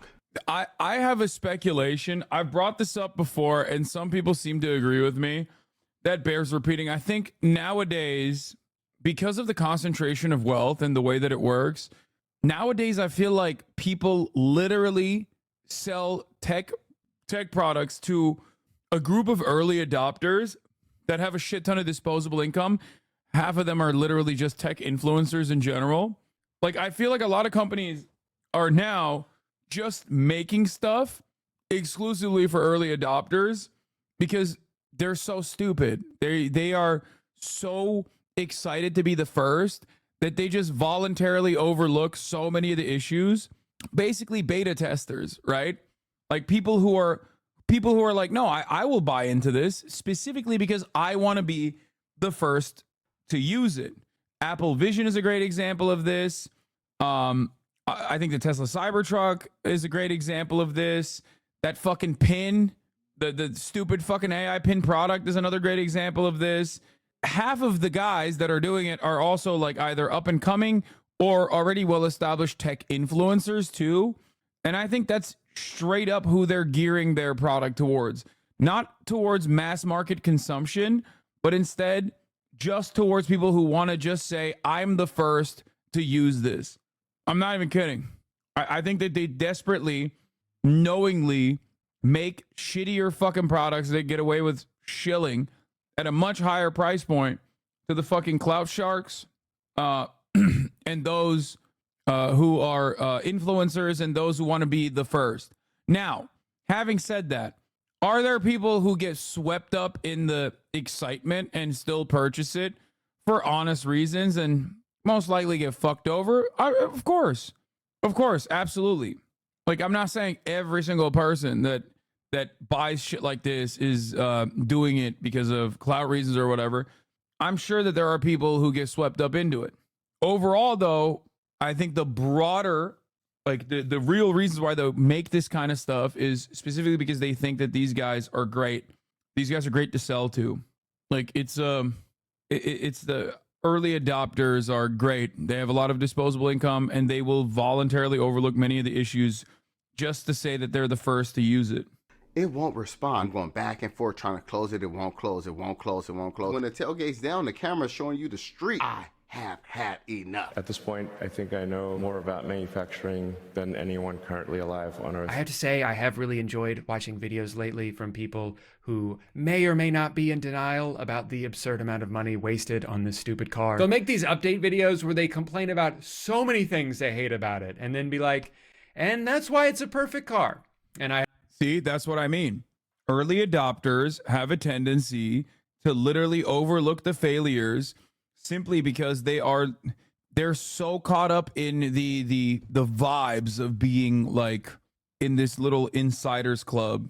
I mean, there's only 4,000 Cybertrucks out there, man. It's like for $100,000 from their perspective, it's basically like purchasing a fucking unique vehicle, like a luxury vehicle that they never would be able to purchase. There's only 4,000 of them on the road, and it's $100,000. You can't buy a fucking Maybach, or I mean, there's probably way more than 4,000 Maybachs out there, but like, you can't buy like those insane McLarens because that's like $500,000, $600,000 to $1 million.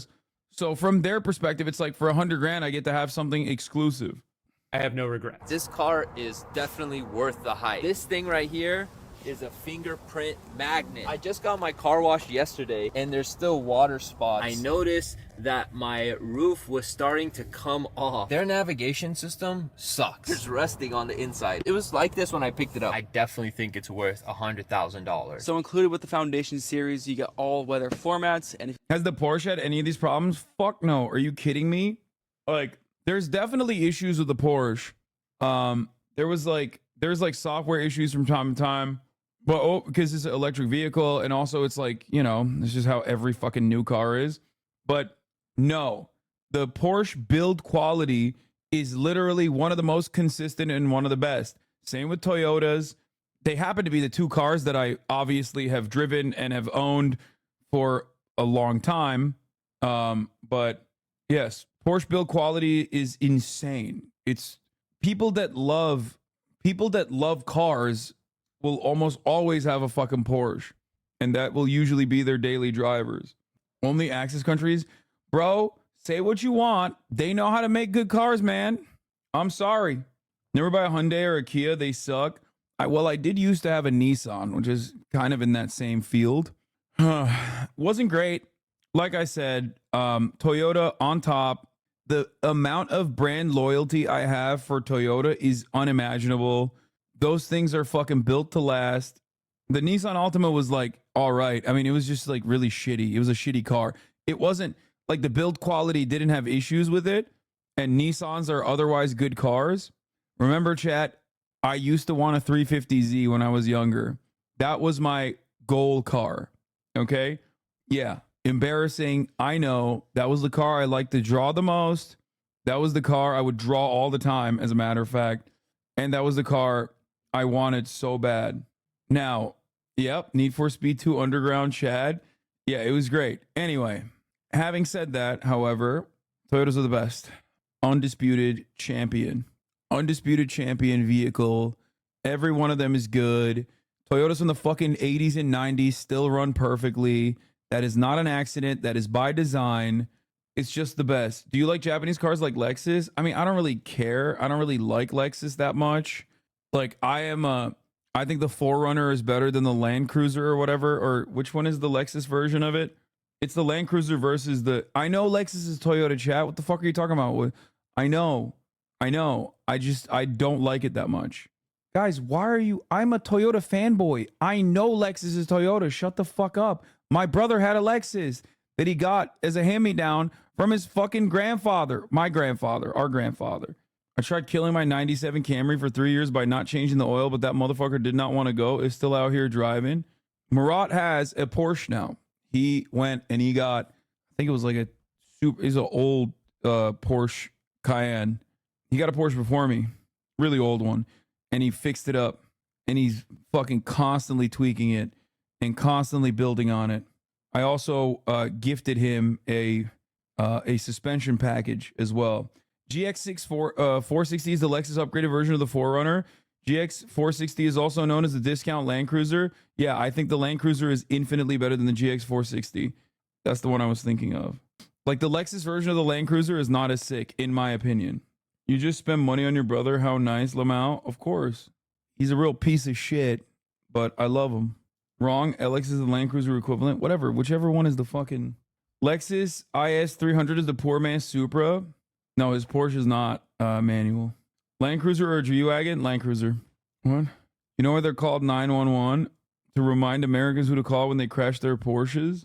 What is that a meme? Do a lot of 911 drivers crash them? I didn't know that. But it's not shocking. Those things are fucking fast, dude. Boomer meme?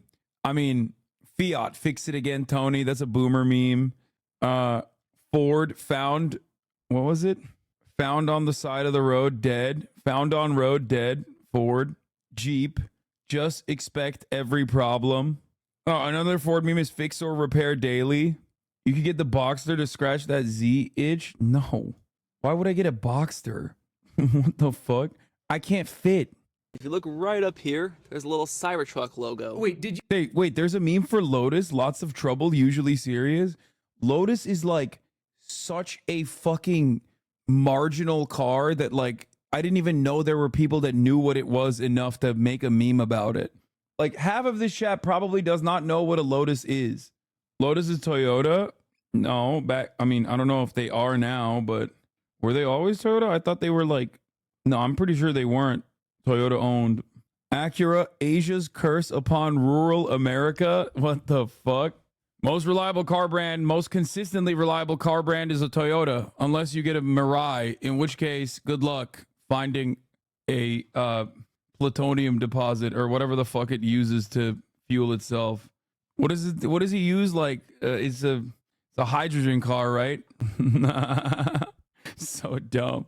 Anyway, hydrogen is like $6 a gallon. Yeah, I saw a TikTok about a dude talking about how cheap Mirais are, Toyota Mirais, specifically because the hydrogen is so goddamn expensive. I'm pretty sure I looked this up. There was like one place where you can get it in Santa Monica. That's number one. And two, you're paying $1 per mile. You're paying $1 per mile. It's insane. Mirai includes fuel with the lease for that very reason. Freaking Fango, dude. Just the number one renewable nerd, even a larger nerd than Megaphonics. He literally knows everything about every fucking renewable energy and car. I'm literally an EV journalist. I know. It's just ridiculous. It's ridiculous. Stop. I knew this too. Fango lives and I know the same things. Okay, you guys are both nerds. I'm making fun of him. Why are you saying I'm just as nerdy?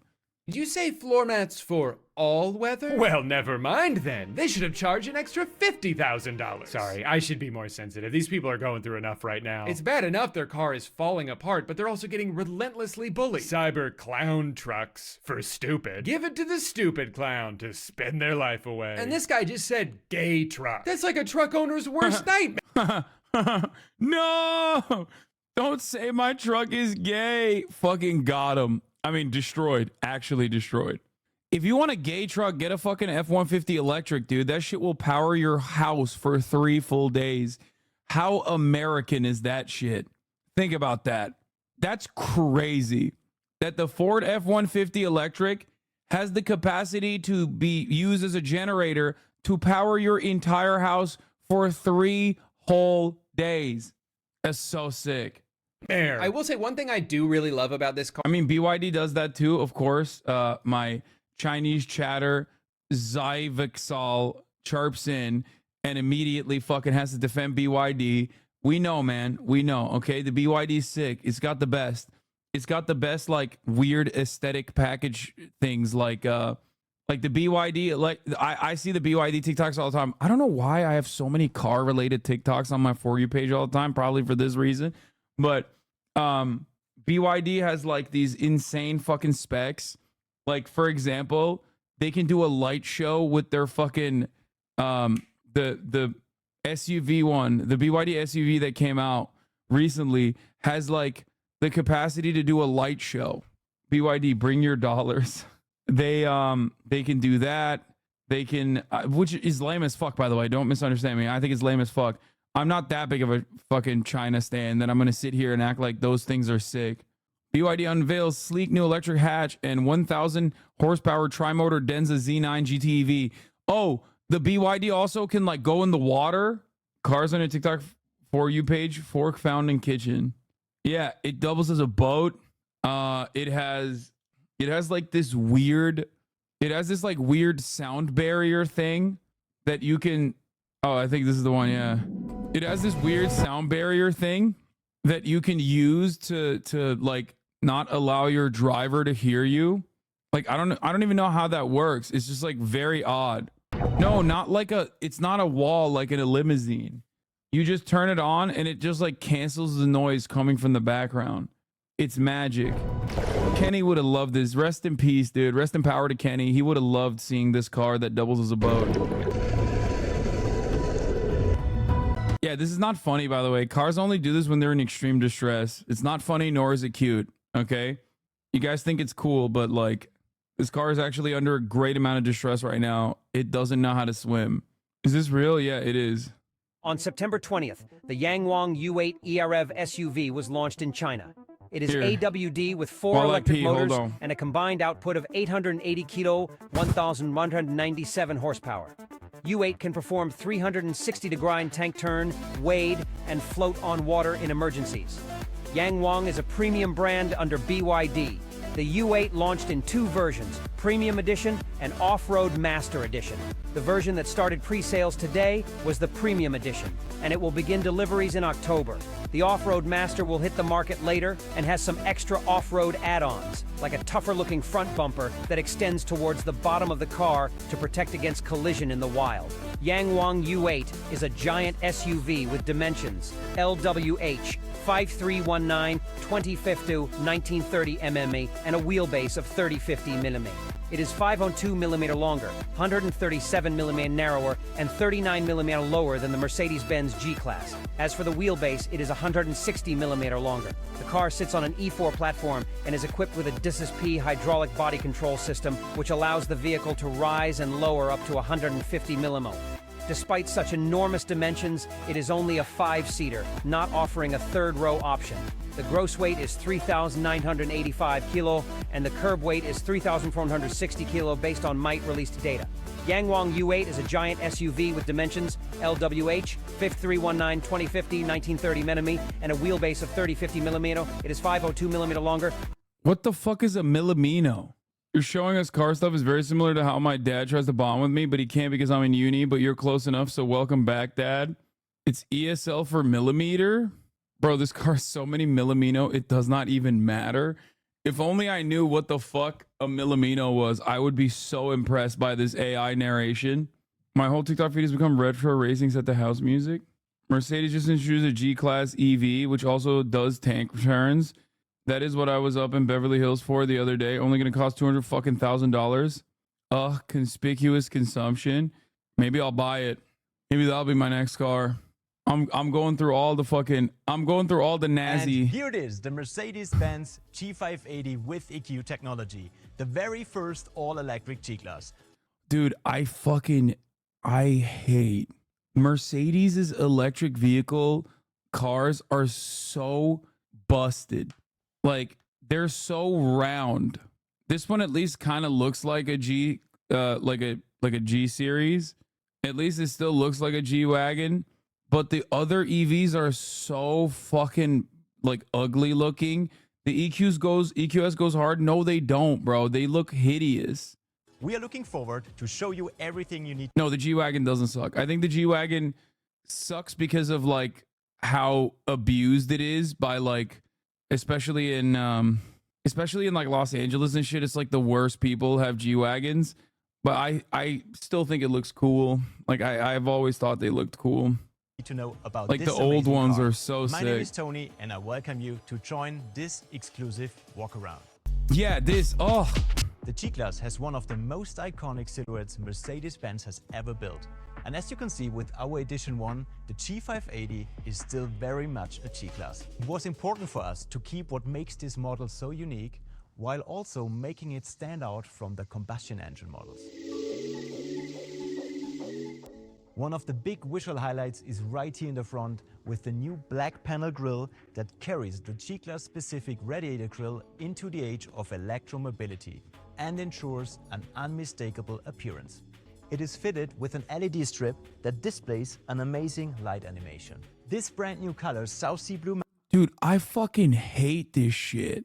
I don't understand why they don't just... I mean, I do understand why don't they literally make like old school retro cars because of obviously like fuel consumption, which ironic, not fuel consumption, but battery consumption purposes, because they're trying to do everything they possibly can to ensure that like your car goes for at least 200 plus miles on one fucking battery. This is so normal compared to the usual G-Class. What the fuck? Yeah, no. This is similar. I'm just saying I hate the like, animated light LEDs. Is only available for the electric G-Class. And on top, we offer the Edition 1 in 4 additional colors, every one of them a perfect match to this EQ specific edition with all its blue details we will discover in the next minutes. For example, the protective strip, which is complemented by a blue stripe. The rims have also been renewed and aerodynamically improved.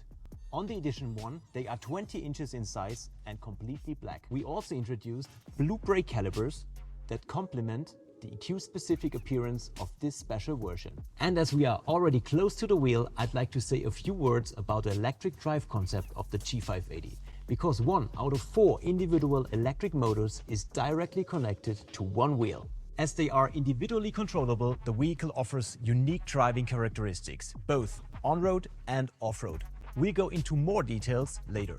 One small but very cool detail is located right here in the doors. The Edition 1 gets black doorknobs with an embossed G. Let's move on to the bonnet, which we have raised slightly for the all-electric G-Class. By doing this, we have optimized the aerodynamics and the pedestrian protection of the car. Furthermore, there's an additional spoiler lip on the roof that helps with optimizing airflow. Coming to the side of the car, you can see another aerodynamical adjustment we made. This guy's so German, I'm scared. He is the most German man. On the rear wheels, we integrated so-called... Okay, this is fucking boring. All right, this is the extent of my car interest. Let's get back to this. Is that the rear view mirror doesn't work. Its view is completely obstructed most of the time. I mean, if you want, you can just look down at the screen at the rear view camera, but that also becomes useless if it gets even a little bit dirty. And isn't driving through dirt kind of the whole point of having a truck? That's all they do in commercials. Now, if off-roading is the thing you want to do in this truck, good luck, because it doesn't seem to know how to do that. My friend in the 4Runner wanted to take that incline challenge, and he killed. The Subaru also went up that incline. The Cybertruck did not make it up that That's incline. crazy. Once we got to about the middle of the incline, it would stop. That's crazy. That is so... You are so useless. Lost to a Subaru. Subarus are awesome. What the fuck do you mean? What a fucking useless car.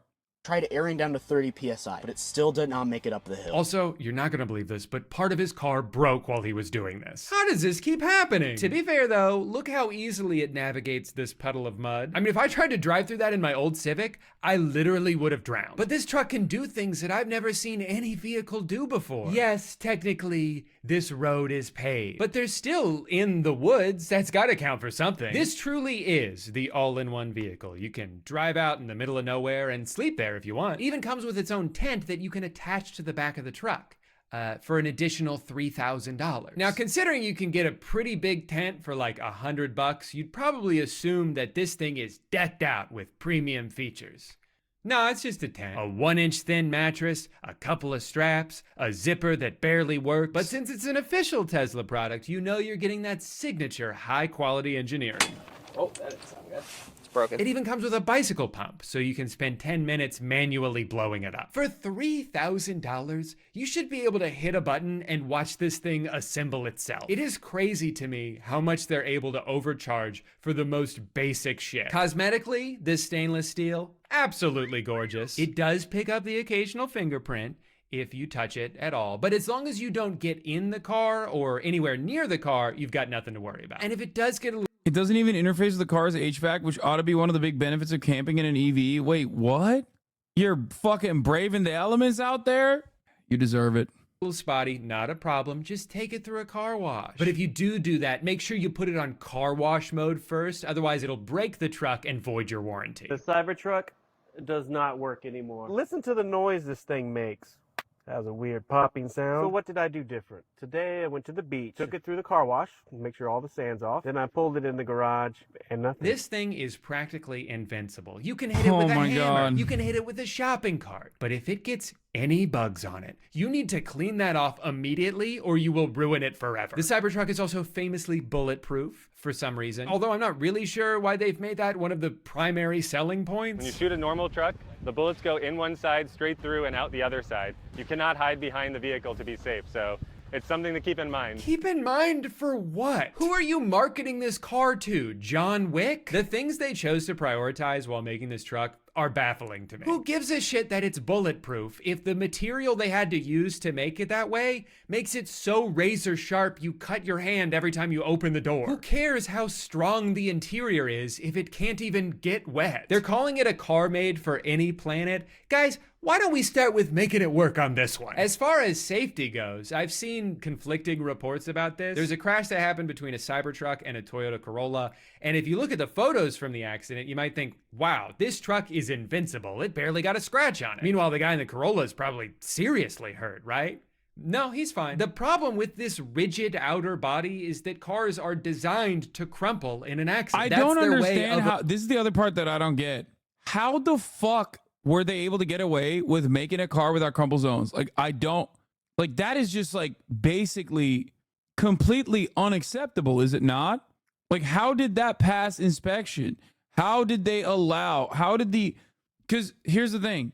The regulatory bodies are supposed to do one thing. This is like one of the few things that the American regulatory bodies is supposed to fucking make sure it doesn't, you know, it doesn't get sold at all if it doesn't pass that test.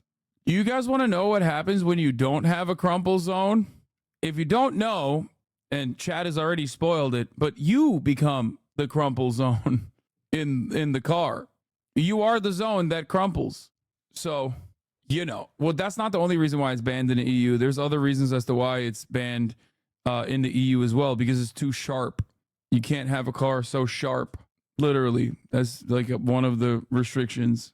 Because if you trip and fall near it, it can just like stab you in the fucking brain. Absorbing as much force as possible. If your car doesn't crumple, that force will be passed on to the passengers inside of it. So while the Cybertruck may look like the world's most indestructible car, a lot of people who know more about physics than I do aren't so sure this is a good thing. I think what Tesla has done the most successfully with this truck is make it so their target audience doesn't care about any of these problems. I've seen people online who are actively enduring nightmare situations still go out of their way to defend this company. Cybertruck broke down on my first road trip with my family, lost the back motor and was unable to drive, had to get it towed 2 hours back home. First year problems. Always good to wait a year or two on a brand new model. I know this as an early 3/Y owner, but man, come on. I had to grab the Cybertruck. No, you didn't. And it definitely seems like you shouldn't have. I found this guy on Twitter whose experience perfectly encapsulates the Cybertruck launch. His truck broke. Why'd he say all that? I thought he was sad the Cybertruck passengers were hurt. I guess not. Uh-oh, Tesla dick riders are in the chat. I thought the driver of that Cybertruck did get hurt. Austinox mentioned in this vid, unsure if you ever see it. I'm not at all. It looks like crap. It just feels like he jumped off that point randomly, lol. Pretty much immediately, he got that patented flashing red critical service error. Couldn't even drive it, had to pull over. Since then, it's been in the shop for weeks with no word on how long it's gonna take to fix. There's apparently at least 10 different things wrong with it. Wire harness needs replacement, ripple in windshield, driver's seat rubbing on center console, headliner sagging, chip and foundation series dashboard trim. Dude, their build quality is so consistently poor. It's crazy. It's so bad. And this, by the way, is also all Teslas. It's not just Cybertruck. All of the fucking Teslas have this shit. Longest route. Thank you for the 10 gifted subs. Is Will's car like this? I don't know. Maybe they cared a lot more about the Plaid because it's like the most expensive one that you can buy. But fucking Cybertruck's pretty expensive too. So you're saying their builds are consistent? Yeah, they're consistently dog shit. No wonder Elon defends Boeing so vigorously. Yeah, it's like me defending the principle behind serving ads at the top of the hour because I do it as well. You know what I mean? Because at the top of the hour, there's a 3-minute ad break. And if you no longer want to see those ads, all you need to do is subscribe for $5 or for free with the Twitch Prime. By connecting your Amazon Prime account to your Twitch account, you get 1 free Prime subscription a month. Mobile connector provided with Cybertruck not charging the truck past 6 amps. Front misalignment, one side is higher. Rear side arch misalignment sticking up. It could be another month before this guy gets his $100,000 car back. In the meantime, they're making up for all the trouble they've caused him by letting him borrow a regular Model 3 Tesla, which he himself described as being filthy with a strong, unpleasant odor that has persisted even after he went to the trouble of cleaning it inside and out. And it is fascinating to watch this guy who has been absolutely fucked by Tesla continue to go to war on Elon's behalf. People often criticize what they don't fully grasp, but the moment you take the wheel of a Cybertruck, everything changes. What? You'll quickly discover that all other trucks pale in comparison, becoming obsolete in the Cybertruck's shadow. Hey guys, it's been like 2 weeks since you took my car. Are you almost done? It's such a surreal feeling to have a Cybertruck but not really have one because it's still in service. Hoping they can swiftly install the new wire harness and tackle all the other issues. I miss driving my Cybertruck. Fixing it, or... They've got it all twisted. Instead of comparing the Cybertruck to other trucks, they should compare the other EV truck's features and capabilities to those of the Cybertruck. Wait, what? Other EV trucks? Doesn't the fucking F-150 electric clear this? And Rivians too? Like what? BYD also? Then it becomes clear just how superior the Cybertruck is and how the other trucks are stuck in the dinosaur era. Hey, my car has been in the shop for its entire life so far. Do you think I'm ever going to be able to drive it again? While other trucks are busy playing catch up, the Cybertruck is already in the future. Damn, bro. He is destroying this man's life. He is destroying this fucking man's booty cheeks right now. Slapping him left, right, in every direction. That's crazy. To be fair though, this level of dick riding should be illegal. This is criminal. This level of glazing should be a crime, but it is not. Okay. Being the undisputed champion. Hating on the Cybertruck might get you more engagement and clicks, but I'll never fake it to make it. I love my Cybertruck. Really wish I could get my truck back this weekend. Still no update. Dude, if I was this guy, I would be furious. He has every right to be pissed off here. What? But he seems to be more mad at the people telling him he's been scammed than at the company that actually scammed him. I've spent so much time this month watching videos of people driving this car and talking about this car and hating on this car. But at the end of the day, it's not fair for me to fully judge something that I've never even seen in person. Baba, yine soyundu bak. Gel bak hayvanına. He just came back in, Murat. Immediately took off all of his clothes while looking at me. Everything is covered in soot. I don't know what the fuck he was doing. Apparently he's like working on his car or something. Just his white t-shirt is just all black. You want to get out of here? I'm sorry. Is she antagonizing you with her freedom? It's messed up, I know. Okay. You're such a good girl. Let alone actually driven. Sure, I can pick and choose clips that fit the argument I'm trying to make, but can I really condemn something I've never even stepped foot inside? No. But then I found out there's an app you can use to rent other people's cars for a day, so I spent $700 to pretend I own a Cybertruck. Love that sound. This is my nightmare. Everything on the screen, nothing's here. I don't like how many buttons I have to press to like turn the AC off. For a truck as big as this is, I don't love how sensitive everything is. The steering wheel, you barely have to turn it. You don't need to brake. I instinctively, when I'm slowing down, I want to take my foot off the accelerator and brake, but it brakes when you let go of the accelerator, so it's like really jerky. I guess I would get used to that if I drove it more often, but so far it's just like, I feel like I'm really drawing a lot of attention to myself. Going to a Costco parking lot, probably a bad idea. Okay, well, now he's just complaining about one pedal driving. Yeah, I don't like that either. I think it's weird. Nah, the steer by wire is a go-to feature. Also, you can turn down regen, but regen is great. Oh my God, fucking. This is why you guys will inevitably return to Tesla. Both Megaphonics and Fango Lives. Both of you will inevitably turn back to Tesla. Everyone is turning and looking. When I drive, I do not want to be perceived or looked at. That guy right there is stopping to look at us right now. Another Tesla is looking at us. He's like, ah, my big brother. When we got inside Costco, though, something weird happened. People stopped looking at me. I had to get out of there as soon as possible. Look at all these normies. Only I'm in the Cybertruck. Okay.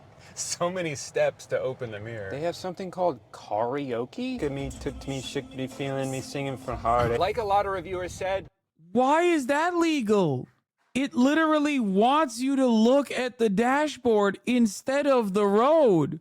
What are these guys doing? That is like another classic Elon moment where it's just like such a stupid gimmick and yet entirely should be illegal. 6-inch touchscreen illegal, 15 to 20-inch touchscreen legal. Isn't it self-driving though? No. And don't trust that. FSD is not real. It doesn't fully self-drive. You cannot use this rear view mirror. It is just complete darkness in there. It is very smooth to drive. It doesn't feel like you're driving a giant truck, but I kind of wish it did. If you forget that your car weighs 7,000 pounds and you're driving it like it doesn't, like, I just feel like it's way too easy to accelerate as fast as you can and slice someone in half, which I'd rather not do. It was a beautiful spring day outside, so the next thing on my agenda was a romantic picnic in the park with my lovely wife. What's wrong? You've hardly touched your cereal.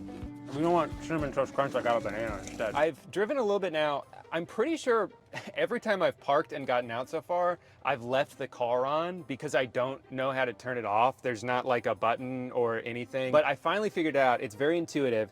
You hit this, and then was it safety, right? And then you scroll all the way down, and you want to scroll past Joe mode. Don't put it on Joe mode. Then you just hit power off, and then that's it.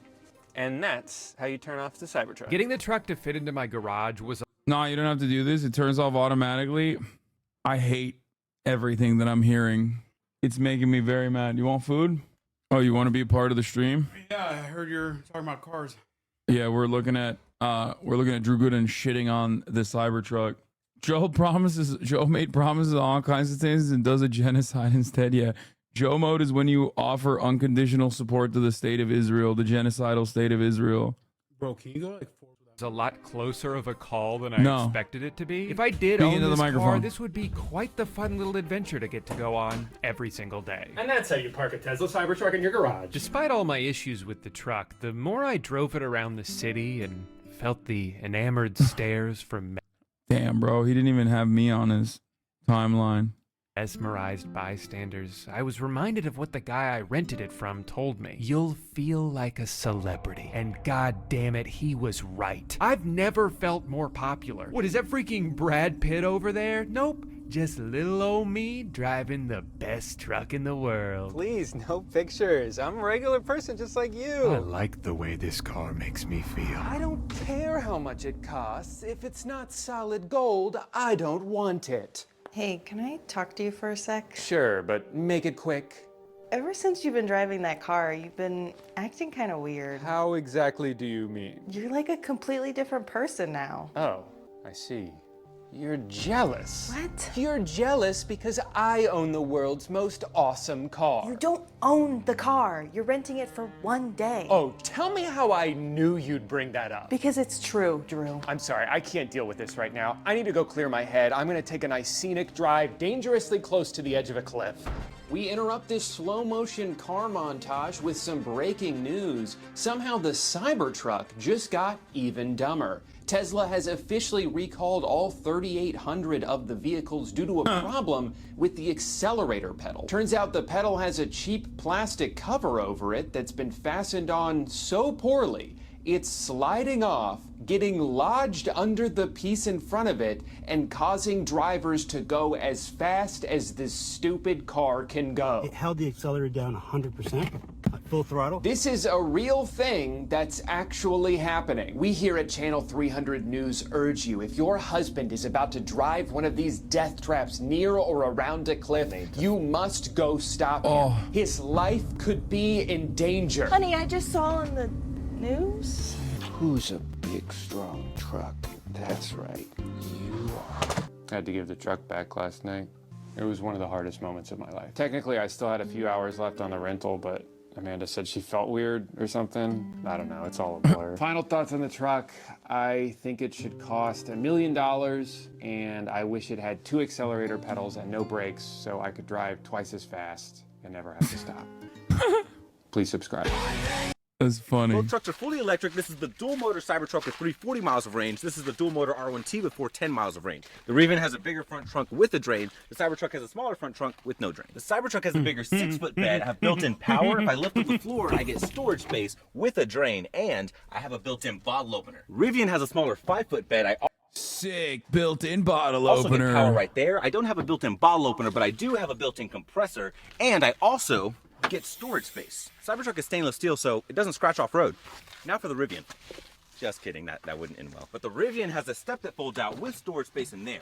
And it goes all the way through. In the Cybertruck, I get these heated and ventilated seats. I get ambient lighting here in my dash. This giant touchscreen that controls everything in the truck. I get storage. It fucking sucks.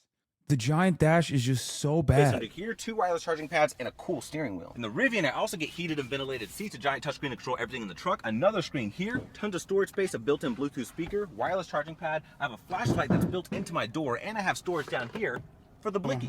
Both trucks are fully electric. This is the dual motor Cybertruck with Satanic steel, not stainless. I hate it. I hate it so much. It's a cool gimmick. I'm into it. Of course you are. Just like we figured it out, dude. There you go. If you were, it's a gimmick. If you were wondering, the type of dude who would buy something like this is him. Stem cells. No, that's not it, dude.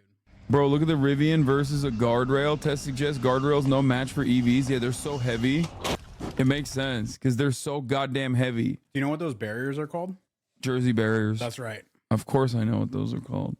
The Garden State, baby. We finally have some details about BYD's new electric pickup truck. What do you think about the BYD shit? What's BYD? And dude, damn, you don't even know anything about Chinese manufacturing, do you? No, I don't. I also don't keep up with EVs that much. BYD is blow your dick. Because the car blows your dick. We're on camera, please. Do you want me to turn the camera on you? Oh, damn, you say sure. It's build your dreams. It's not blow your dick. It's build your dreams. I'm excited to see what 10 years from now looks like with all these electric trucks coming into the market. Bro, this guy literally just invented fire. What does he mean? Look at this electric vehicle. He literally looks like we took a fucking Neanderthal and gave him clothing. But he looks good. Bro was the first human. Bro is the missing link. What do you mean? Don't talk about fucking electric vehicles when you just figured out fire, dude. The electric Viking. Or the Toyota Hilux is a huge part of your business. You'd have to be very concerned because BYD's new plug-in hybrid pickup truck, Ute, as we call it here in Australia, is much better than anything Ford or Toyota are currently manufacturing. I mean, it's a whole different step up in numerous ways. Hello, my friends. Welcome to the channel. I'm Sam Evans. You're watching The Electric Viking. Great to see you. Thank you for tuning in.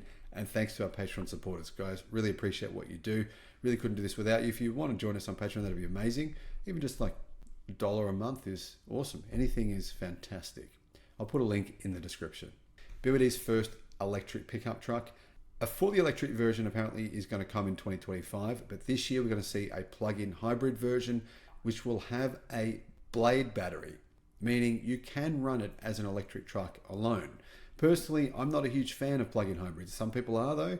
I would be waiting personally for the electric version. I would love to own a fully electric BYD pickup truck. That would be fantastic, but I'm not so keen on plug-in hybrids for myself. That said, guys, if you want to know the details, this initial vehicle will be plug-in hybrid. It'll have 480 horsepower, a combined range of 620 miles, which is 1,000 kilometers, an electric only range of 100 kilometers or 62 miles. That's enough for what, 95% of trips. The full EV version will come next year apparently, and my commute is really longer than that. Are very likely to price this so that they'll be losing money on this to get market share. They know this is going to be a tough battle. They know that people in this segment are used to buying brands. They're not used to buying Chinese pickup trucks. Don't sell very well worldwide. They do have them. There's a lot of different models. They don't sell that well because people in this segment, they're very brand focused. They're very used to, I've always bought Ford. I've always bought Toyota. And in the US, same could be said for, say, General Motors or Ram. But BYD will be very aggressive, and the vehicle is actually pretty damn phenomenal when you think about it. It's got far more power. It's got more range than the competition. It's more efficient. It's even a little bit bigger as well. We've seen BYD's pickup truck now. We've seen it in numerous countries. We've seen it in Australia. They've been spotted in Thailand. It's been seen now in America. I think in Mexico. BYD still isn't allowed to sell consumer vehicles in the U.S., by the way. So for us American Andes, this is essentially moot. Yeah. Bro, and they never will. We should get one with an elephant in it. They never will, baby. If I have something to say about that, are you fucking kidding me? Does Marat like old school Jeeps? I send Marat TikToks about off-road kits all the time. I'll literally send him. I know the terminology. You can't go with a 35. Ask your girlfriend about the difference between 3 inches. If you think that a 35 and a 35 and a 38 are the same. Usually you go 37s. Yeah. Whatever. Yeah. some of the new Toyotas, unfortunately, you got to shave off a little bit if you want to put those larger wheels on them. You know, right? Why are you laughing? Why are you smiling? I know all Because this if you're on stuff. any car like Facebook group, it's like, what's the biggest tire you can run with? That's what like people always ask. Yeah, you didn't trim. What do you run? Right now, I have 33s. Pussy, I could bro. go 35s. 33 pussy. Imagine running 33s. I don't need anything crazier than that. That's lame as hell, bro. For what I'm doing. What do you do? What are the people that are running 35s doing? Same shit you're doing. No, they're not even doing that. So I'm doing more like higher speed desert stuff. So You're cutting out. Speak directly into I the said I'm microphone. doing more like high speed desert stuff and like basic overlanding. Like if you have bigger wheels, you're gonna have a better time with like ground clearance. So like for like more technical stuff, no one's doing that. Got to do a cab mount chop for a Tacoma to fit bigger than a 33. What's Murat's thoughts on the Porsche Dakar? Are you kidding me? He wants me to get it. Yeah, it's awesome. Isn't this a Safari? No, Is they it came different? out with a Dakar last year. It's a 911 trim. It's cool. There is a Matt Farah interview. Bro, how the fuck? Oh, it rises. I was gonna say, how the fuck do they off road? Well, no, it rides a lot higher than a regular. Yeah, I was not in the first picture though. In the first one, it wasn't riding that high. So there was a Matt Farah interview from like way back where he has a 911 Safari. Someone says Safaris are custom. Yeah, so there is a guy, I think his name is Lean or Keen, out in Georgia that makes them. And he has like specialty builds. Matt has one, but he was talking about how driving around LA and it's like the best thing ever because you can just drive it and have fun and not worry about hitting bumps or potholes or anything, and you can really truly enjoy the car. I need a fucking Safari to drive in these goddamn streets, dude. Dude, driving my car is super fun. Like I don't worry about anything. Daha başka yemek ne yaptın? Lahmacun. Lahmacun hem sandviç hem lahmacun. Vay anasını. Yeah, so like I don't worry about anything. It's awesome. Evet, seviyorum. Evet. Lower Murat's noise gate is the same noise gate that I have. He just needs to like always maintain microphone discipline, but he's not. What about now? No, Safaris are dope. Oh, sorry, Dakars are dope. Has Murat shown Chad his off-road Porsche? No. You have a photo of it on your phone? Don't show the license plate. I don't have my phone. He doesn't have his phone on him. Germans, what the fuck is a pothole? Does Murat not worry about pedestrians? Well, I mean, at least he fucking actually off-roads this shit all the time. Literally non-stop. And goes camping and stuff. Like, he built his own trailer. Most of the people that buy... I literally jumped my trailer 2 weeks ago. Yeah, and he broke in it. half. And I haven't been able to access my garage until today. And by the way, you fucking left the garage in a ridiculous situation. You got to clean it up a little bit better. You got to tidy it up a little bit better. All right. If Hasan bought this car and still did the same amount of going nowhere, chatters would collectively implode. Probably not. Dude, what does the take I have on it? Like 2,000 miles right now? Don't say that, dude. Lie and be like, yeah, no, it has 100,000 miles. No, it's more than 2, but it's I've not driven a lot. Lamborghini Huracan Storado. What the fuck? It's an off-road Lambo. I think it was one of Doug DeMiro's favorite cars of last year. Freaking nerd. That's insane. Something about that feels indecent. Like you can, when I see a Porsche off-roading, I'm like, that's fine. But when I see a fucking Lambo like this and not a Urus, but a Lambo that looks like a Lamborghini, it just feels weird. The problem with that Lambo is it's thrilling, it's awesome, whatever, until you see a big rock on the road. As my dear old grandma used to say, dust is gold. And you can say it has clearance, but like there's always a bigger rock out there. And Lamborghini, it seems, agrees, because if you've ever driven a supercar on anything other than a Pebble... So are you saying the Porsche is better at tackling bumps than this Lambo is? Well, I mean, it depends on your like. Why wouldn't this also have suspension? Well, no, your suspension, like how fast it can recover and what the ground clearance is. Well, you have your ground clearance, which is something you set with your design, and then you have like the suspension characteristics, how fast it like dampens the shocks, how fast it can move, stuff like that. So I'm sure it has a great suspension. I don't doubt that. But what I'm saying is, like, by definition, these cars are like really wide and really low. So like when you ramp it up a little bit, when you put a bit of a lift on it, you're not gonna be able to like put a foot of clearance underneath that thing like you would on like a SUV. Yeah, I mean, it defeats the purpose of this car being Yeah. So This like, car. look at when you look at that car, you see the amount of gap between the fender and the wheels. Like, what would you say that is? Like 3-4 inches. Yeah. It doesn't have a ton of wheel movement. And then look next to his foot. You can see how much clearance it has underneath the bumper. Much higher. This is the car that you need. It's higher than a regular. Yeah, that's what I'm saying. Hurricane. This is the car. This is the Lambo you need if you're driving in Los Angeles. Yeah, just for like, you know, dips and stuff like that. Sure. Actually, I don't know. I feel like LA potholes could tackle this shit too. I on my daily commute, I see bigger fucking dips. I'm sure driving that is the best thing ever. Like, I'm not trying to knock on the car. If you're the kind of person for whom an overdraft is just an open door in your stately home, then which one of these two cars would you choose for gambling around your personal estate?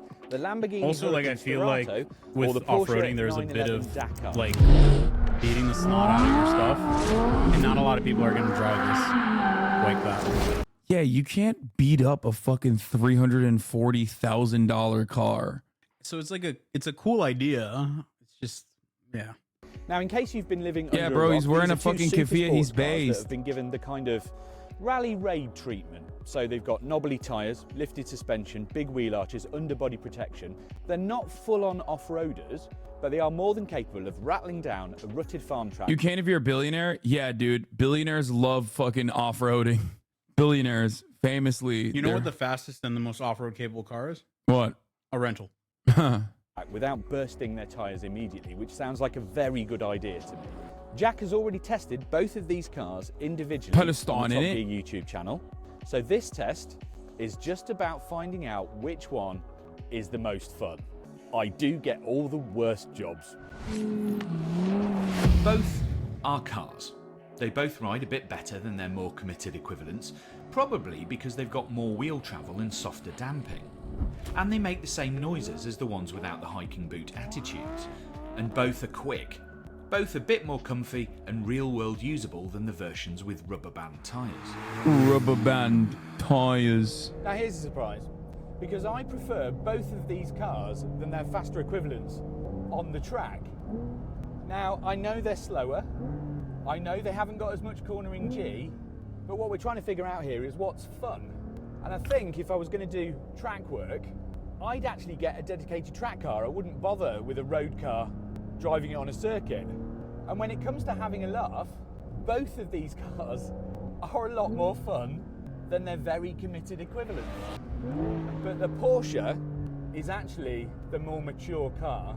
It's got an 8-speed PDK, so it's slightly shorter geared, and the four-wheel drive system feels much more like a 911. So there's a little bit of understeer, but then if you keep in it, kind of transfers into oversteer. It feels a bit like a cross between a Cayenne and a sports car. So you've got a slightly higher eye line, but there's not the weight behind it that a Cayenne's got. So it's actually really a lot more pliable, a lot more sort of friendly. I still think about track day in Vegas. I felt fucking alive, dude. Never done one. Wouldn't know what it's like. Why are you looking at me like that? Because we were supposed to be in Vegas right now. Wait, it's not like we were gonna fucking do track day. Why not? I don't know, because I didn't want to go to Vegas. Oh, you're like, I already did it. Don't worry about it, bro. It's Yeah, cool. no. Let me tell you about it. It was sick. You should take your Porsche to the Porsche Experience Center in Carson. How many times have you been there? A handful. He is Mr. Porsche. Like, he is tapped into the Porsche community. Not as much anymore. Yeah, because they bully him. Not really. They don't respect him for the modifications that he's put on his Porsche. They don't respect those mods. No, it's funny because like there's a big market for Cayenne parts now and modifications of Cayennes. So they're all like very showy. So last Cars and Coffee, they had the featured vehicle was the Cayenne. And so I pulled in just like everybody else, and they like made me go park in the furthest corner. They didn't realize that like I had one of the first off-road builds. Cause like I don't have like crazy lifts and stickers and sick stuff hanging off the top. Like I have a modest lift. It's not even a joke. Wait, but this was before your not so modest lift. Yeah, no, but even now it doesn't. My car doesn't scream at you. Murat was one of the first. Murat literally was unironically one of the first in NA to build off-roading. There's like a handful of people who did. There was like a couple. There was only a couple. Yeah, now so it's like my lift was 2019. super popular. My build was 2019. Yeah. So yeah, like I've raced my car from like, you know, on amateur rallies from like here to Cabo and back, like 10 days in Mexico, you know, blasting down cactus fields and dirt roads, right? And that's like the best thing ever. But like these cars that, you know, have sick roof racks and sick light bars, like people are, you know, more attracted to them. It's cool. But those guys don't off road, do they? Some of them do. I mean, like they go dabble around. It's cool. Than the Lamborghini. The Lamborghini is sort of wild and making massive amounts of noise and always very razor sharp. This is more biddable and a little bit calmer. I mean, neither of them will do a decent lap time. They just won't do it. But what they will do will provide maximum smiles per mile. It's just a bit more mature. There's a 3-litre twin-turbo flat-six in the mid-rear, the same as the Carrera 4 GTS, and it chucks out 475 brake horsepower through an 8-speed PDK. And that gearing means that despite being heavier and making less power than the Lambo, it's exactly as quick to 62 miles an hour from rest. Both of these cars get there in 3.4 seconds, so neither is going to get dragged from the lights despite the extra height. You know, neither of us can fit into it comfortably, right? Oh, I'll fit in, don't worry. You can. You're a little bit shorter than me. You will too, don't worry. I won't be able to fit. Kaya, on the other hand, maybe not so much. I sat in a 911. I wanted to get a 911. 911s Bro, didn't are you sit sick. in like a GT3 that had like carbon fiber bucket seats? It did have bucket seats, to be fair. Yeah, no, those are not meant for... No, but my legs didn't... They're not meant for humans. But my legs didn't fucking fit either. No, you'll fit in a 911. No, I did not. Yeah. Just fold to sound like origami. No, you'll fit in a... You won't fit in like a Cayman. Off-roading, these is like trying to do groceries with a Louis Vuitton bag. No, they're built for off-roading. These car, you should be off-roading with this. I will say about the VAG group that they do put way too much engineering into it. So I wouldn't knock on the off-road chops of these cars. It still feels I mean, obviously they're not like, you know. Yeah, my next car is a Koenigsegg. Yeah, go for it. Dude, I want your next car it's to be electric, just like bro. like a Ford Lightning or something, some like logical, normal. It's electric, but it's a pickup truck. It's cool. I feel like you're not going to do that. I don't know what I'm going to get. What should I get? The lease is up in a year. You should get a pickup truck so I can put my dirt bike on it. No, dude, I'm not buying a car for you. Okay, Jesus Christ. Like, I need to have one thing for myself. I'm actually pretty happy with the Taycan overall. Lambo Urus, no, the Lamborghini Uruses are not great. I would rather get a fucking Cayenne before I get a Urus, in my opinion. I don't like. So the thing is, a lot of those cars make me really uncomfortable. A Urus is literally just a fucking what is it? Cayenne. Is a Cayenne or a Q8? Is it Q7? I think like is the it Touareg, Cayenne, and Q7. It's a Q7. It's a Q7 with like, you know, the Lamborghini logo slapped onto it. They're nice. But yeah, I mean, like our situation is a little different, but like I like my car because it's old and cheap, and like I don't feel weird about driving it. No, I don't like the Macan. Like, especially the nicer luxury SUVs. It's just, oh yeah, the new one. I like it. I like you it a like lot. the new Macan? Yeah, it's got a big booty. It looks lame. I'd rather get the fucking GT than this. I'd rather get the... Well, if you learned one thing, it's that you want a higher trim level, right? I don't know if you learned that, but you should. Yeah, maybe. Remember that Panamera GT that you had? GTR? Oh yeah, that was... Like, remember how nice the inside was and how cool, like... Well, the only thing that was... The car? only cool thing about it was the sound, dude.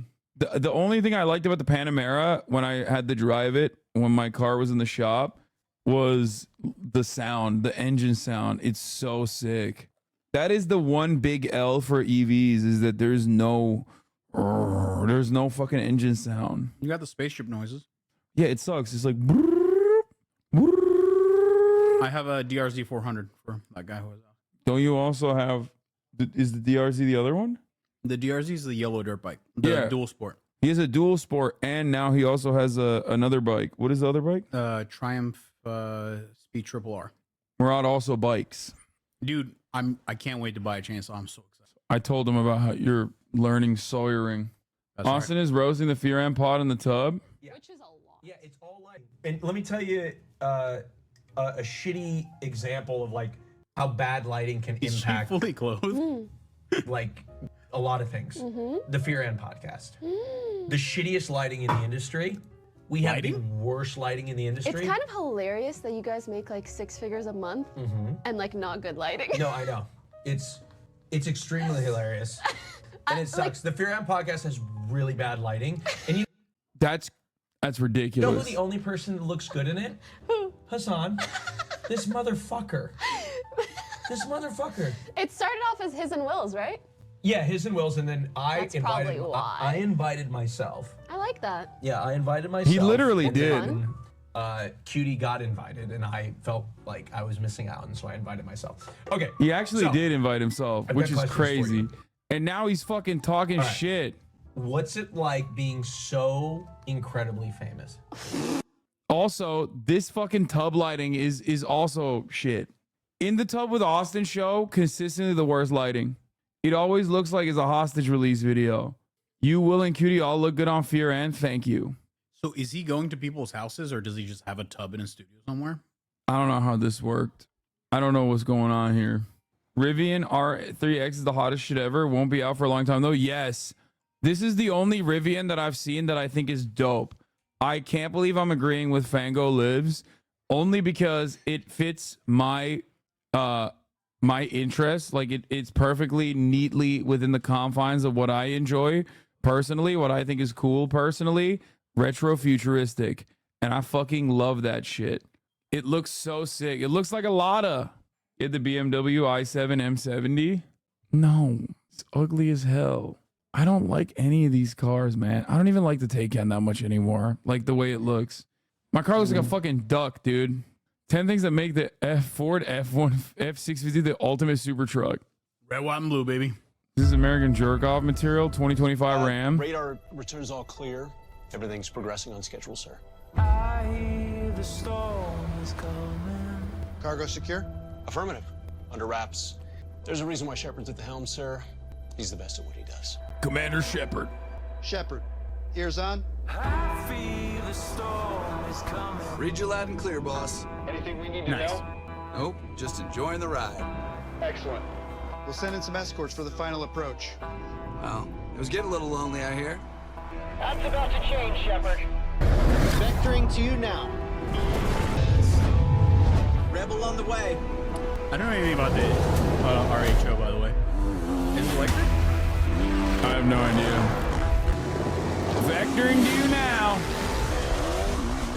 It's just like, this is the most American commercial of all time. The European mind can't People purchase these things to go to Walmart, man. What the fuck are you guys selling here? Care to join us? It's the fun. Never. Roll it out. What is happening? What is the necessity for any of this? Are they gonna steal the tank? Like, why are they fighting against one? Entering the formation now. Are they gonna drone strike Obama? Certainly know how to make an entrance. I suspect this is their. Wait, he was towing something. Where did his trailer go? Yeah, it's this. He was towing this. So is this the Ram 1500 RHO? Is that like their Raptor? Is that what it is? No, the T-Rex is their Raptor. Like they're both No, dinosaurs. someone said that's the TRX. Wait, oh. You want to get out and see what this thing can do. So go on. Tear it up. Tear it up. Yeah, tear it up. The acting is so bad, it feels so like uncomfortable. Tear it up. Tear it up. Ram drivers is the highest DUI rate out of all the vehicles in NA. I love that. That's awesome. Mopar jokes are the best, by the way. What, Mopar? Mopar? Mopar? What's that? So, the Moras in all the Facebook groups, chat. I've told you guys this already. He's in a Facebook group where they make ACAB jokes about quads. All quads are bad. Yeah. In his group, it's all like fucking cops and shit too. It's not like those guys fucking, they say ACAB. All quads are bad. That's right. Mopar or no car? Well, Mopar is Dodge essentially. What does that mean? It's like Stellantis, I think. It's that group, but they just make crazy cars. Like their design philosophy is not very elegant. Let's just say they love putting crazy ass engines on everything. They get stolen all the time. Mopar is like the foot fetish of car people. Most people are like, but the people who do it do like it, love it. Mopar is the Dodge racing division in parts. Okay. Dude, look up Mega Raptor. We had one at our campsite in King of Hammers. Fuck Hasan Piker, that's what I'm saying. And why hasn't he been on the show yet? He's What's up with that? Maybe because he can't fit in the tub. I'm gonna say it. And it's not because Is he fat shaming me again, bro? You literally just, like, I was willing and probably ready to go by like mid-July, late July. Okay. Why are there so many people laughing? I know. And now you've extended that. I'm not going on the show until at least October. Okay. Mopar is what Shelby is to Ford. Yeah. He's drunk as on. He doesn't mean it. Yeah. He's drunk on power. it's not because he's hold on. For the record, it's not because he's It's not fat. because of the He's not size of fat. Hasan. It's because of the size of his ego. Yes! What is happening? What the fuck's going on right now? Bro, does he just get in the tub and have everyone talk shit to me? Is he getting a fucking kick contract? What's this guy doing? What's this guy's fucking deal, bro?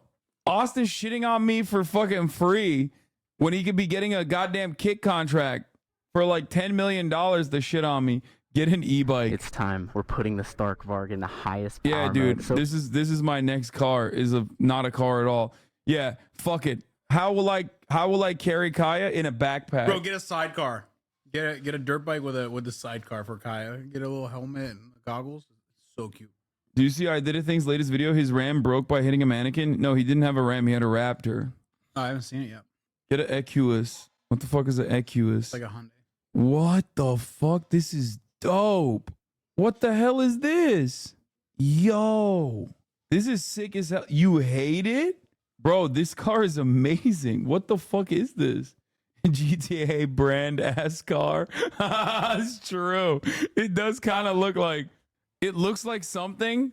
It's just, how much is it? It's a bucktooth car. Moratang. Anyway, I can't get a fucking 2-seater, guys. I have to get a 4-seater. I have a daughter, as you guys know, and she's very large and in charge. She runs the show around these parts. But a 2024 Lexus GX? No, I don't like. It's not up for another year, by the way. You know that, right? Also, I know, and also I don't like Lexuses anyway. Lexi, okay? I don't. I'd rather get a Toyota Trans Am front end Ford Coupe in the back. Is your next car even going to be an EV? You said you don't even like your Taycan anymore. You don't like regen, and you want more sound. I'll probably still, I don't know. I'll probably still get an EV because it's so chill. I literally don't have to go to a gas station until I have to buy Zins. Fuck. Like, I have not been to a gas station in 2 years. It's pretty fucking awesome. Why would you ever lease? It's an electric vehicle. I'm not gonna fucking. Ugh, I hate this conversation. Don't get Marat started. He's gonna yell at me. He's gonna fucking yell at me. Like financial decision Marat ever. and one of my homies, Chris, who will be here soon, as you guys know, he's a finance guy, have yelled at me for months and months and months. I don't want to dox your financials, but like you're paying a lot of markup for no reason. Like Porsche Beverly Hills took you for a ride. This is the Lord Neva, and it's a little bit like an Ushanka. That sounds like a rude word, but it's not. It's actually the name of this traditional Russian hat. And just like this traditional Russian hat, this thing is built out of simple necessity. Oh, it's so fucking good. He leased a vehicle in the time of zero interest rates? Wait, what? Why is that a own? Because it's, if you're financing a vehicle, like zero interest rate is basically free money. And instead you're paying like an interest rate on the lease itself as well as not having the car. So it was really good time to buy. I was not selling that car for a good price anyway. It was like I wasn't. If I bought that car, I would not keep it. If you had bought that car, you would have paid probably $30,000 less. I'm not purchasing the car at the end of the lease. Regardless, that's crazy.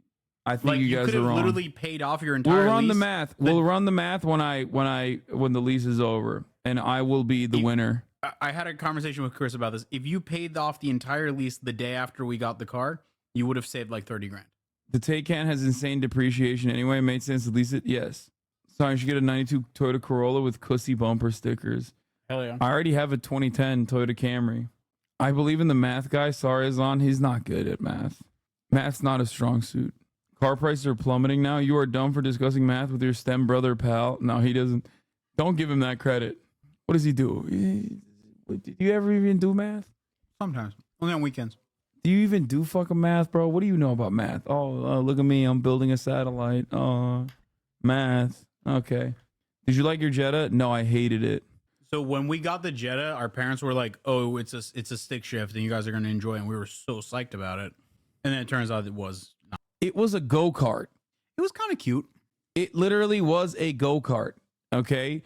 When I sat in it, I could like touch every part of the car with ease without even trying. I would accidentally touch every part of the car when I sat in it. You could whip it. This motherfucker's literally wearing a robotic competition shirt. Are you? Is that a robotics? First, yeah. It's a volunteer shirt. Get the electric Silverado with the drop down bag is so dope. No. Oh, dude. So you know Avalanche is my favorite truck in the world? The Chevy Avalanche? Why? Because it's not a good truck, nor is it a good SUV. And so every time I see one, I get really excited.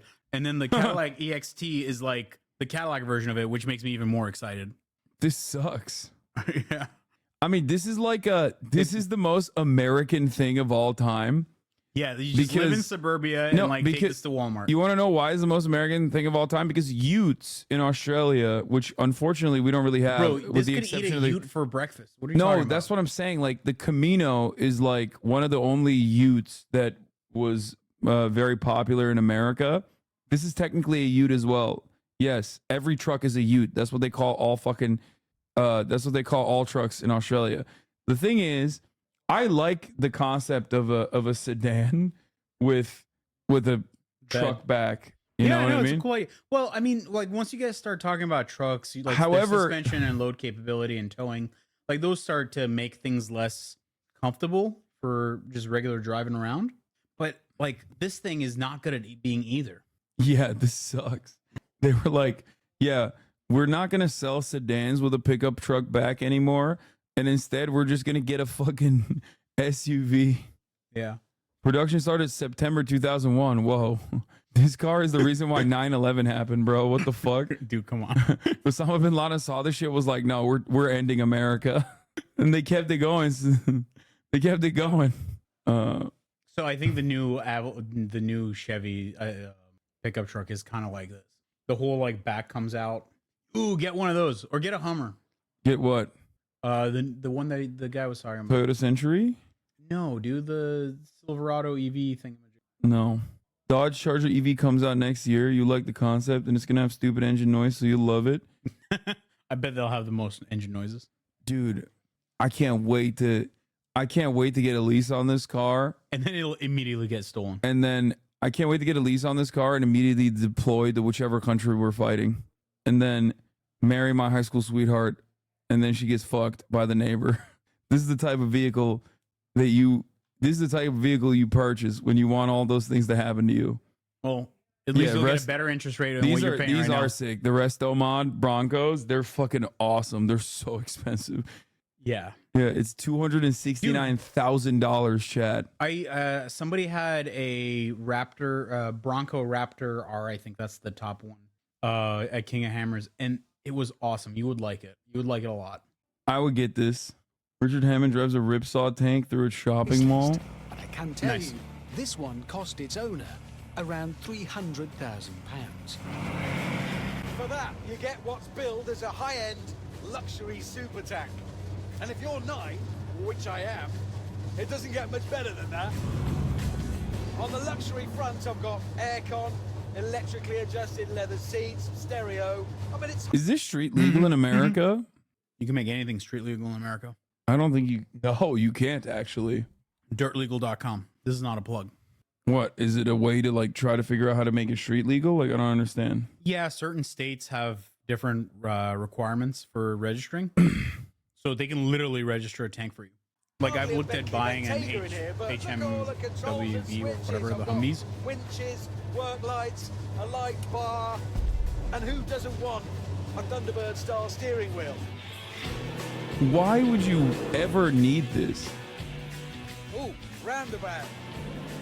Yeah. Why are they letting him do that? Oh, it's Dubai. They let you do anything there. Dude, chatters are asking what my opinion is on the TOG. You know that's a Turkish chatter.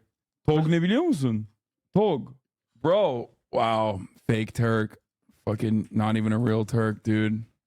I don't think this is what you... Oh, it is a car. It's the Turkish EV, bro. Acronym for Türkiye'nin otomobili girişim grubu.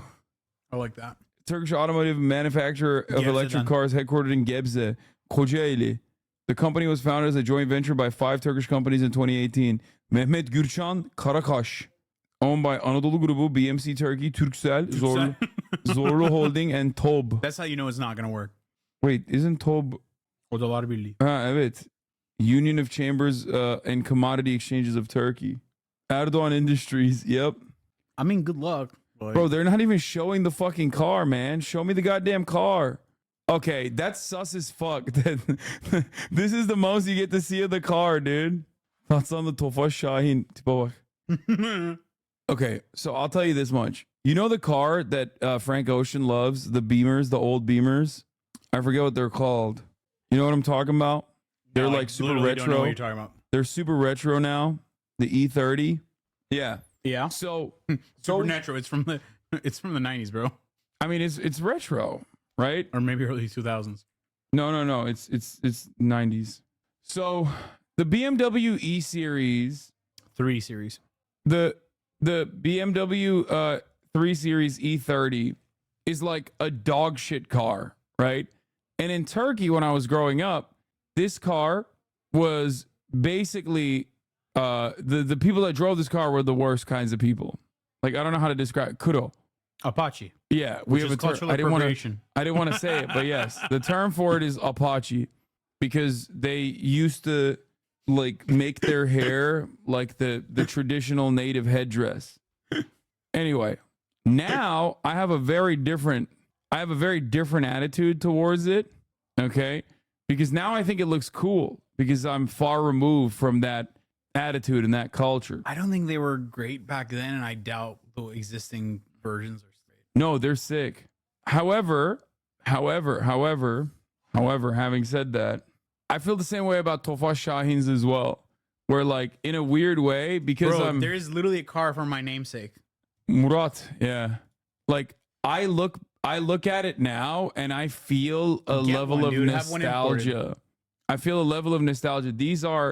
This is the premier Turkish car. Tofaş Murat 131, Şahin Doğan and Kartal are Turkish. Doğan is my middle name. Are Turkish versions of the Fiat 131. It was made in the Türk Otomobil Fabrikası AŞ, Tofaş. I didn't realize that's what Tofaş stood for. Yeah, while Doğan means falcon in Turkish, Kartal means eagle, and Şahin means hawk. The car was built from 1977 and sold in Turkey until 2002, with Egyptian assembly coming to an end in 2009 and in Ethiopia until 2010. Imagine buying this car in 2010. Every taxi in Turkey was this car. Like, this was the Crown Vic of Turkey. Okay?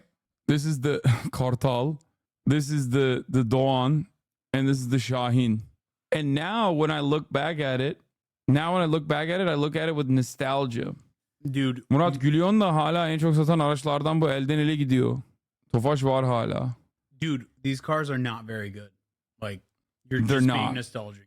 They were not good then, and I bet 20-year-old versions. I know this guy. I know Hayrettin. Why is he doing the Slavic squat? No way. Kaldım tek tabanca ot gibi ortada. Artık gözüm uzaklarda, bindim arabama. Hadi sen de gel, sen de katıl bana. Yavaş yavaş az gaz çıktık yollara. Hazırım eskileri arkada bırakmaya. Gözler yolda, hadi bin arabama. Hani kalacaktın hep benim yanımda. Hani düğünümüz bu sene sonunda. Kaldım tek tabanca ot gibi ortada. Artık gözüm uzaklarda, bindim arabama. Hadi sen de gel, sen de katıl bana. Yavaş yavaş az gaz çıktık yollara. Hazırım eskileri. That's sick. That's sick. I take it back. I want it. Get this 1986 Porsche 911 Carrera. Why would I get this? It's also, sorry now, sold, more required. One owner from brand new, only 88,500 miles, plus having a benefit of just being serviced. Finishing a classic Porsche, Hue of Gods, red over black leatherette interior with black and white pinstripe inserts. With this Porsche, you won't even feel the top of the hour come and go by. It'll be a fucking breeze. It'll be breezy, lads. That's right. But if you don't have this Porsche, don't have the 59,000 quid, then all you need is to subscribe. Miss Susie B, thank you for the 5 gifted subs. Recep car. Abi o gösterdiğin BMW'nin üstü açık sarı versiyonuyla sünnetimde konvoy yapmıştık. Muhteşem bir araba. Abi sizin mahallede kro geliyor olabilir ama bizim orada bayağı havalıydı. Benim sünnetimde bunun üstü açık versiyonunda konvoy yaptık. Hatta sürdüğüm araba Rüstü Rençber'in eski arabasıydı. Rüstü Rençber kim lan? Alright, the old Carreras are pretty sick. You know what's pretty sick though? Other than the top of the hour ad break? Playing Walking Dead. All right, here, I'll show him my car and then I'll leave. Oh, you're gonna show your car? Is that Futbolcuymuş. Kaleci Rüştü. Ha, Rüştü Rençber. Fenerbahçe'nin kalecisi oğlum. Bilmiyor musun? Hatırlamıyor musun? Bilmez miyiz lan? O dayak mı yemişti? Kavgaya mı ne girmişti? Rüştü'yü nasıl tanımazsın lan? Utan. Oğlum adam Rüştü Rençber yazdı. Hatırlarız. Kavgaya girmişti. Beşiktaş kalecisi mi? Fenerbahçe değil miydi lan? Fener ve Beşiktaş'ta da Beşiktaş'a geçti. Ben bilmiyordum Beşiktaş'a geçtiğini. Can I show him this? Yeah. But this is before the suspension. Yeah. Yeah, it has an upgrade on the suspension now, but the fuck? Dude, blown out. Fuck! Oh, there it is. What a beauty. What a fucking beauty, mate. Bu ne lan Murat abi, yakışmamış sana. I love it when Turkish chatter starts trying to talk Turkish to you. They call you Murat abi, which is weird to me because you're my little brother. Bak dedi hasiktir lan. Hasan's taken says hasiktir lan 10 numara araba. Get it? Because this is 10 on the side of it? Okay. Murat Aga. Wait, this is the last season? Season 4 is the last season? And then you have these like specialty ones? I'm out. All right, peace, dude. That's right, chatters. Oha, oha, oha, oha. Hayvan. How can someone who works on fine-tuning satellites be such a fucking animal? I will never understand. Will you watch the White House Correspondents' Dinner? No. Alvin Bragg Jr. is alive and well, folks. Let's go. It's time for the finale season of Walking Dead. Get in now. I heard this one even goes harder than the previous season. When did this come out? 2019. Indibi, stop sending me the fucking Hyundai, okay? I'm not gonna look at it. Bakmayacağım amına koyayım. 2018. That's like 10 years ago, bro. That's crazy. 2018 was literally 15 years ago. Think about that. Have you still died on every QTE yet? What do you mean, have I still died on every QTE yet? I have died on QTEs. Yes, this is correct. It has happened to me. It can happen to all of us. I was 20 in 2018. Now I'm 45. Yeah, it's 25 years ago. Terrible GIF, unlike tweet. Okay, I don't like this right off the jump. It's scary. I don't like that. Like the menu is scaring me. I actually don't appreciate that. What the fuck? Access your free Telltale account to import your walk. Wait, I have. Oh, whoa! This is straight cartoonish. The dead started walking. I was small and alone until a man named Lee became my protector. Lee protected other people too. Yeah, not Doug. But he Get couldn't fucked, save Doug. everyone. Wait, what? Oh, it's asking me. You can never save everyone. I guess it doesn't remember, The huh? living were just as dangerous as the dead. A woman in our group named Lily lost her dad, and then she just couldn't cope. She took the life that Lee saved. Wait, what the fuck? Like, I could just like choose the wrong thing that I didn't do? Lee left her on the side of the road. Lee taught me how to survive.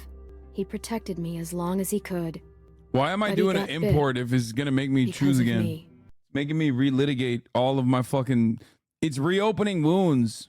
It's a chance to change the past, to play God. Tread carefully, Piker.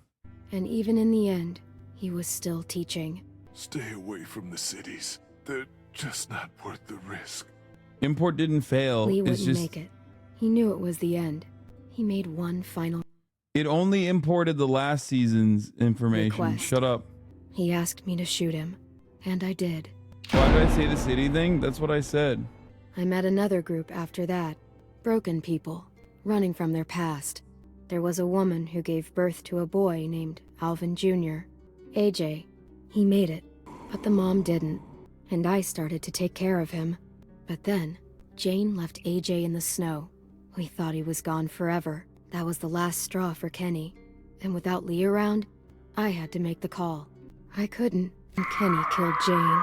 It turned out AJ was alive. Jane hid him to make a point. Knowing what they'd done, Yeah, it remembers all of my choices now. It just doesn't remember season 1. That's it. I still decided we were better together. For AJ's sake. But like everything else, it wouldn't last. AJ and I traveled to a new frontier. Yes, bro. I I let Jane die. But I was wrong again. They took AJ from me. Said I was too young to take care of him. I thought maybe they were right. I said my goodbyes. I regretted it later. I searched for a long... Woman versus man. It was an easy decision for Hasan Piker. No, dude. Kenny I'd known for years, and it was the right choice. Kenny literally Kenny gave up his life twice to save others. Specifically women, as a matter of fact. On both occasions. Just when I gave up hope, I found him. We're searching together now for a place we can call home. I'm all AJ has. He's all I have. And I'll protect him with my life. Just like Lee did for me. Also, Jane was insane, bro. Who fucking does a social experiment and abandons a baby, but like doesn't even abandon it? Like, she acted like she killed a child as a social experiment. It was ridiculous. Jane offs herself when she finds out she's pregos with Luke's baby. That is psychotic. That is actually psychotic. I did not look at Jane's I'm sorry. It's just like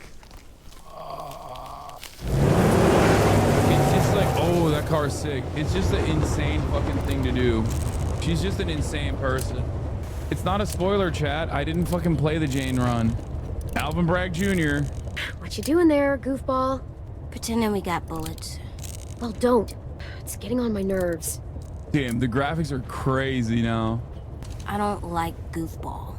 I'm too big for it. Huh, so I guess you're all grown up now. Yep.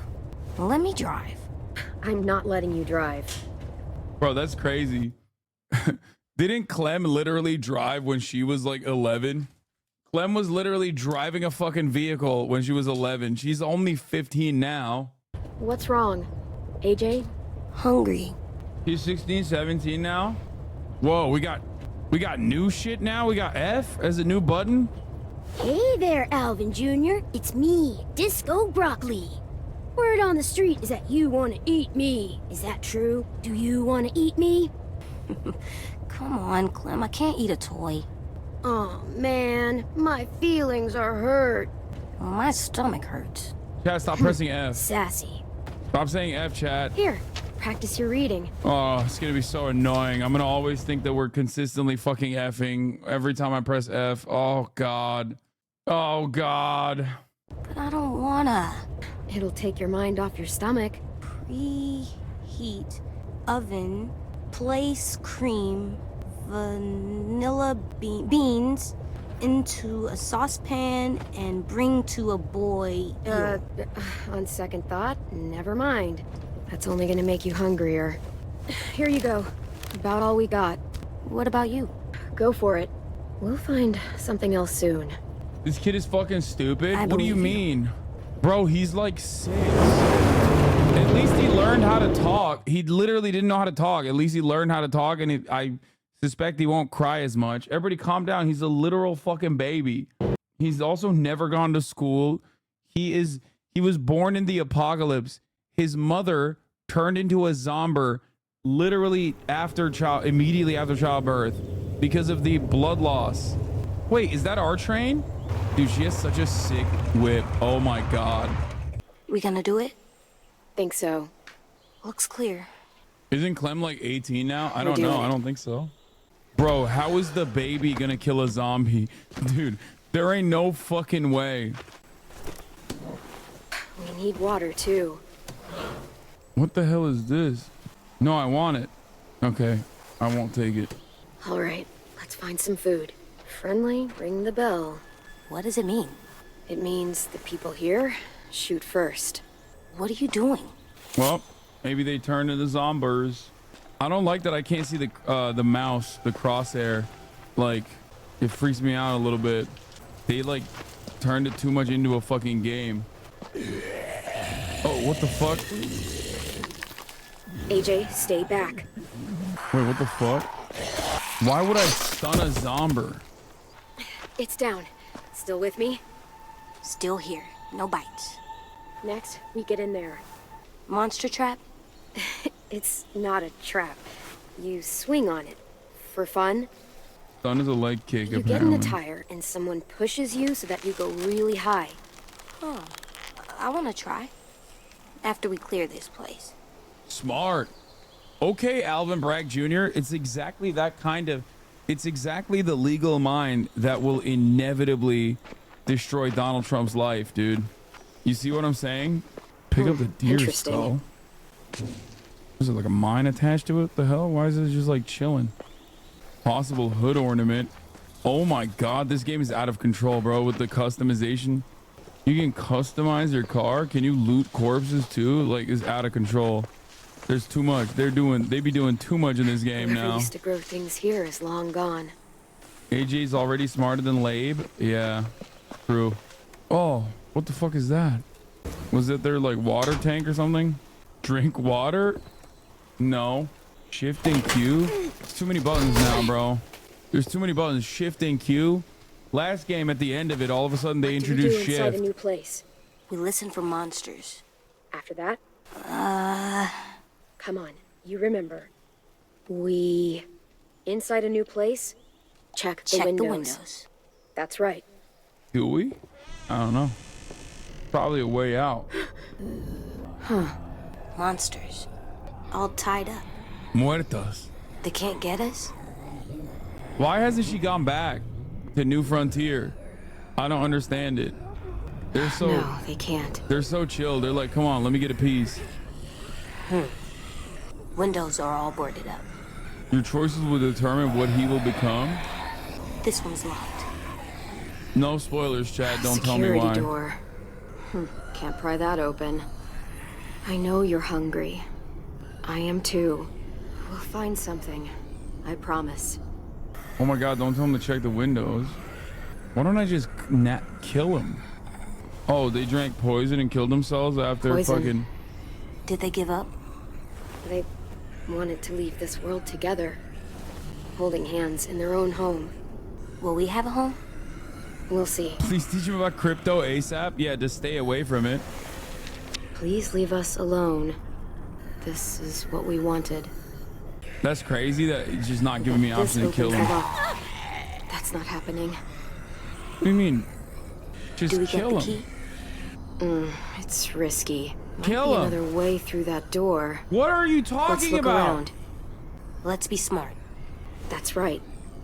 Just fucking kill him, dumbass. What plan? This ain't like you for real.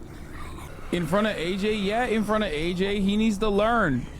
That's crazy that that's not a choice. Well, for their last meal. Disrespectful to their final wishes? What do you mean? They're fucking zombies now, bro. What final wishes? Beans. Homemade. Might be more where this came from. Motherfuckers eating beans. That's it? That was not... Wouldn't be that easy, would it? Get in there. Too small to crawl through. Well, for me. Get in there, AJ. The key or the window. Those are our options. It's dark in there. Yeah, I'm gonna kill. That's crazy.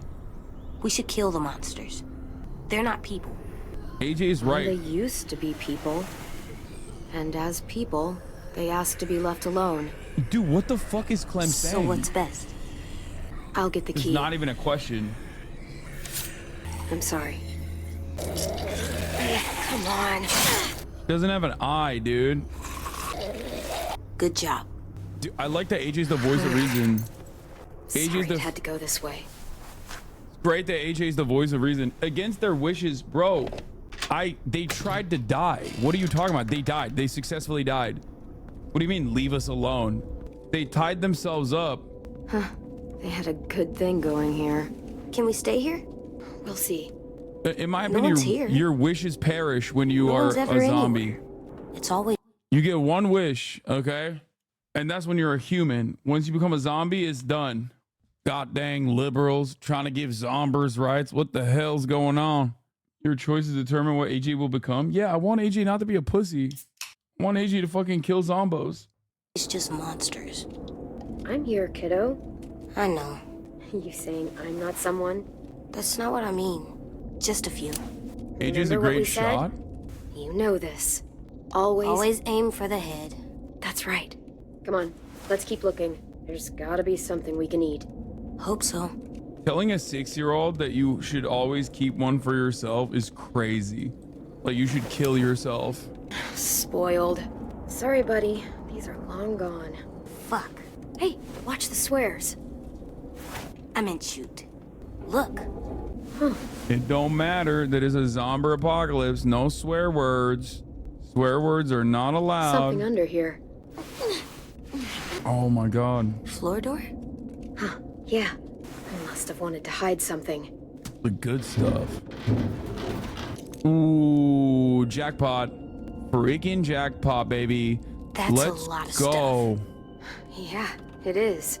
We could eat for weeks with this much. All right, we're staying here now. What the fuck? It's rigged! No. What the hell? AJ!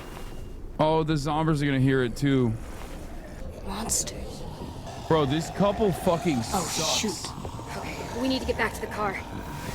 I don't even fucking feel bad for killing them. And honestly, fuck that couple. Like, actually. Know what to do. Stick to the sides and be my eyes while I clear a path.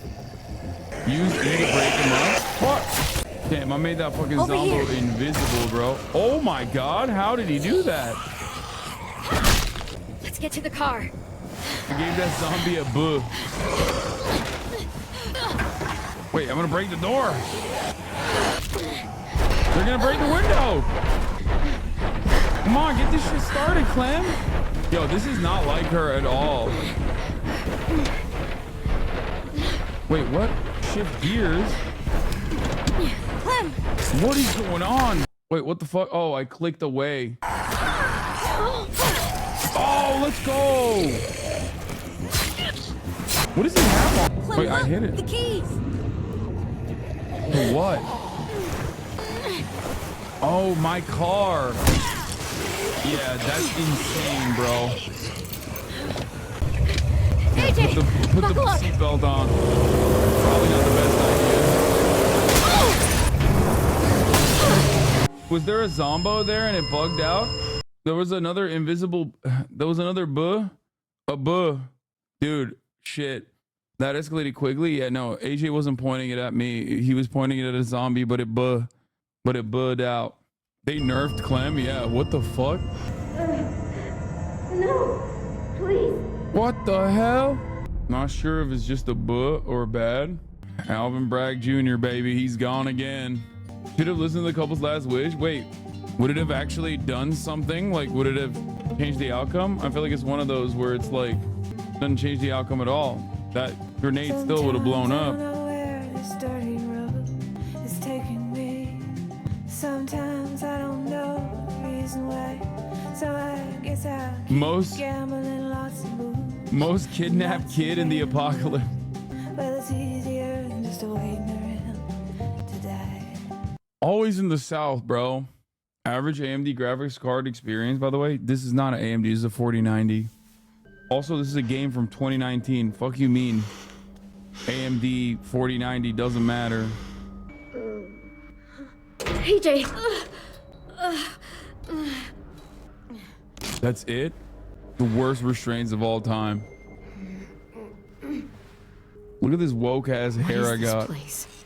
The hell am I? Surprise, Zomber. Damn, she's short still. That's the L. They look scary, dude. Yeah, she's a womanlet. What is this fucking noise? Oh, here. We can put the chair up.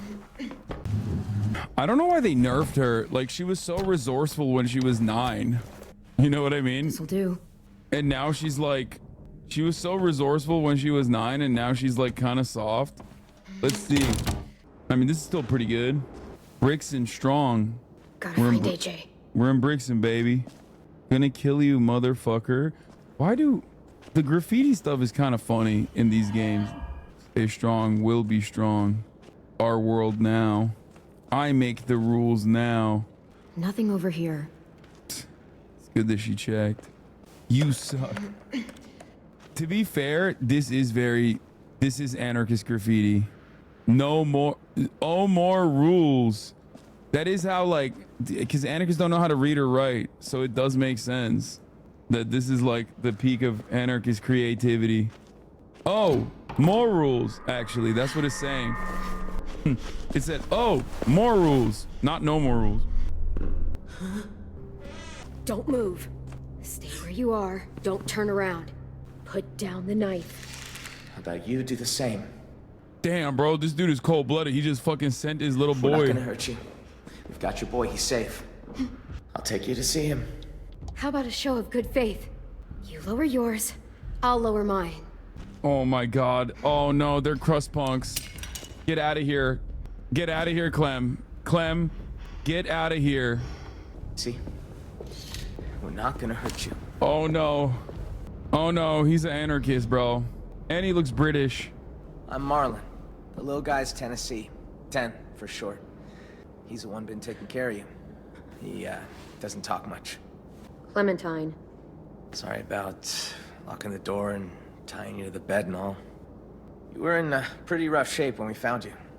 You had to take precautions, you know, just in case. No need to explain. Like you said, I was in pretty rough shape. What is that hair?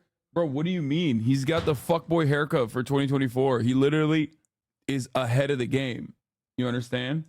He literally fucking has like the TikTok hair. Yeah, to say the least. It must have been tough out there for the both of you. Anyway, I didn't mean to scare you. Just being cautious. Sorry if it came across the wrong way. But you're safe now, and so's your friend. Come on, let's go see your boy. Imagine falling in love with this dude when Gabe is still thinking of you. First of all, I ain't falling in love with no Theo Vaughn ass haircut having, British bully looking ass, crust punk ass, never take a shower ass motherfucker, okay? The hell, get the hell out of here. What happened to this kid's face? Did it get burned or something? I can't make it out. You've been surviving out there a while, huh? Yeah, we've been on the road a long time. Take it you know how to handle yourself? Don't usually see people our age alone out in the wild. I can't imagine what that must have been like. Sure, I do what I can to get by. No matter what. Hey, don't worry about it. We all do what we have to. Why is she wearing an SS Motorcycle Club? I feel like that's racist as hell. She's wearing an SSMC jacket. It's good we found you when we did. It wasn't easy getting you two out of that wreck. Walkers were on the way. The car, was it totaled? Yeah. Fuck. Had to work fast. I don't know what would have happened if we hadn't seen the smoke. I appreciate it. All alone with the kid? Not a pleasant thought. I've seen some rough scenes. Hi there? Bro, this is literally an entire fucking orphanage full of ducks. Orphanage full of ducks and bens. What is happening right now? This is Kid Nation. Clem, dude, old Clem would be running this fucking thing like the Navy in like a week, okay? What's his problem? You're just new. I mean, we haven't seen anything like you in ever. Racially motivated. What is this place? You can probably tell it used to be a school. Now it's whatever we want it to be. That's my last one, isn't it? Who's in charge? Well... Are you eating my last ice cream sandwich right now while also simultaneously informing that you're eating my last ice cream sandwich? Well, when you eat my last ice cream sandwich, it kind of defeats the purpose of you telling me you're still eating my last ice cream sandwich. No, you should always tell me when you eat my last ice cream sandwich. Okay, it's ridiculous. Last night, I had like 3 ice cream sandwiches left in the freezer. And then last night I found out the hard way. Turns out I have no ice cream sandwiches left in the freezer. Why? Because someone, Murat, has been eating them. And he hadn't informed me that he was eating them. So I didn't even order any ahead of time. It was devastating. That's all I'm saying. It was very, very sad state of affairs. It was hard to recover from. But at least now he has the decency to inform me, so I order more. Take the portion of ice cream around, bro. I am. You probably sound strange, kids run by kid, but we do all right for ourselves. We've got good walls, good defenses, and good location too. No one really comes out this way anymore. No adults. At all. It wasn't always like this though. People leave, they die. There's less of us all around. I got us a system in place that works well enough. Allow me to make it formal. Welcome to Erickson's boarding school for troubled youth. You and your boy, feels like you both fit that description. It's hard to survive too long these days without being a bit troubled. I was pretty good as a kid before everything changed. Made a lot of trouble since then. We all had to grow up fast. I'd say that goes double for your boy. He's been a little terror since he arrived. Excuse me? Let's just say he hasn't been happy without you around. At all. Yo! Marlon! We got walkers on the fence! Shit. I need to take care of this. Damn, this kid's got pipes. No, Willie, it's probably 2 grandma walkers and an angry squirrel. You got bigger fish. The kid's inside. Think he's with Lewis. Lewis? Oh, right. Just listen for the music. You'll find him. Get a move on, Willie! Where's your damn weapon? When a kid dumber than Doug? Yeah, this is like... This, like, Gabe looks brilliant in comparison. You know what I mean? Follow the music. Check. Duck and Ducker. There's not really many places I can go to. These look nice. Even if they're fake. Where's she putting all this shit, bro? What is happening? Nope. Music sounds like it's coming from this floor. About time you woke up! Your little boy just bit me! He's lucky I didn't take a boot to his head. Nearly took a chunk out of me. I don't believe you. AJ wouldn't do something like that. I'm telling you he would, and he did, and you've got the nerve to say you don't believe me? Screw you. Clem, you're okay. I was afraid you were... You seem to be doing pretty well yourself. Were you worried? You have no idea, kiddo. But tickle him? No, AJ, dude. Listen to me. That girl out there says you bit her. Dude, the fucking piano is so busted. Oh my god. I can't tell if the piano's out of tune or if my man's playing jazz chords. No, it's just fucking piano's out of tune. Is that true? You can't be doing that, kiddo. These people helped us. I didn't mean to. She snuck up on me. Still, no more bites. No more bites. You're not dead. That's good. Watch the kid for you. My name is AJ. Okay. We've already identified a way better boyfriend for Clementine than fucking Gabe. Okay? Like, immediately. Instantly. That hair can't be trusted. That hairstyle can't be trusted. He's a musician. I don't know. Excuse me. I watched AJ for you.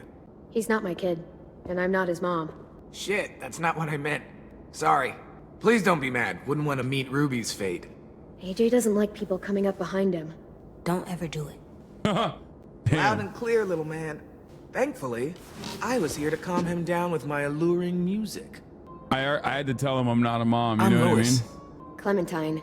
I had to tell him I'm not a mom. What do you mean, bro? Hasan, what's with the choices today? I had to tell him because, like, I don't want him to think, you know, that I have a man or something. Oh, yeah. Totally forgot. Marlon left your bag in here somewhere. Don't worry, I've got it. Dude was way too much of a fuck boy. I like it. He's handsome. Does he know what that is? It's dirty. Clean it. Maybe later. Back you go. Where it belongs.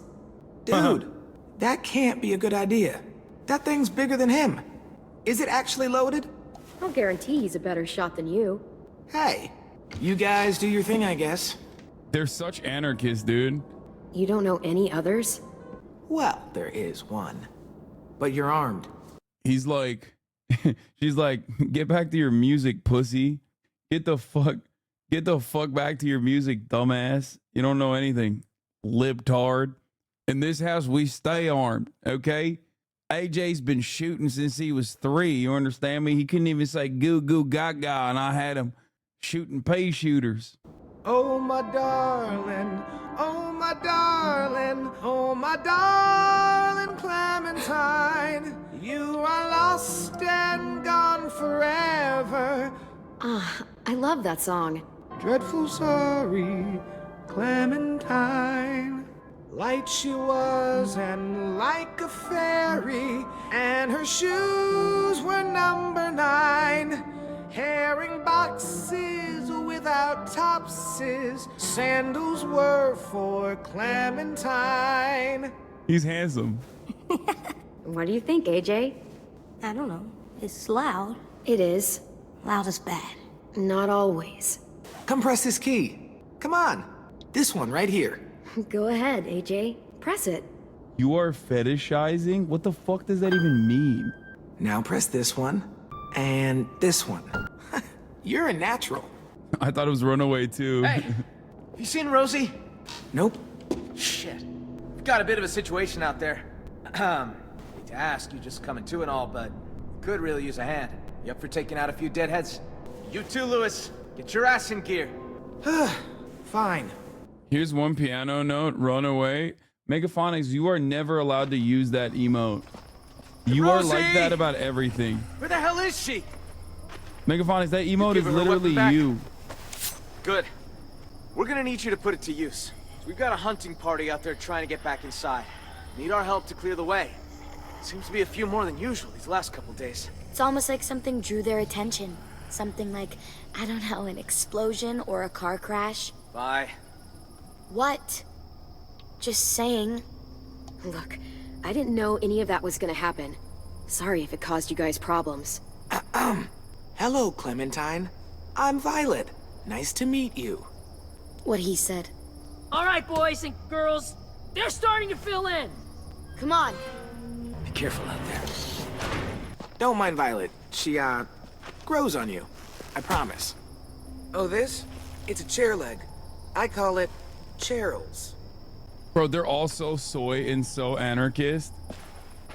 What is going on? Clem, let me help. I need you to watch my back. Call out from inside if you see anything. Cool? Okay. See you on the other side. Cool, mysterious lesbian art. I mean, they're pretty okay. Know how to crack heads. Clem, monster. Good call out, AJ. Thank you. Wait, what the fuck? Wait. Okay, maybe I shouldn't have stunned. Dude, I got owned so fast. So I guess when you stun, sometimes they cook you. Clem, let me help. I need you to watch my back. Great Call out first from inside if impression. you see I just anything. get fucking Cool? eaten alive. Okay. See No, you I on the hit other side. I hit the stun. I think you were just too slow. No, I hit the stun. I gotta pee. Bad ending, I know. If you want a good ending at the top of the hour, you subscribe so that you don't see a 3-minute ad break. What is happening in the chat? Intifada? I hear it. Hasan will return without the jacket. No. Can you guys stop spamming? It's overheating my PSP. Monster. What the fuck? Could use a little more finesse, though. Watch and learn. Hey, over here. The And fuck? that's how you school. Bro, these motherfuckers have whimsical ass traps. The anti-Semitism in your chat is really alarming. I already ran the top of the hour ad break, dummy. Motherfuckers got fucking Looney Tunes ass traps and shit. What the hell? Walker. There's a whole bunch of traps laying around this area for these asshats. They're all marked, so keep a lookout. I don't understand why I would use. I don't know why we're wasting these good ass traps. Like, I'm gonna cut the trap now. Chapo trap house. Oh, no, didn't work. Looks like they made it back in one piece. Come on, we'll meet him halfway.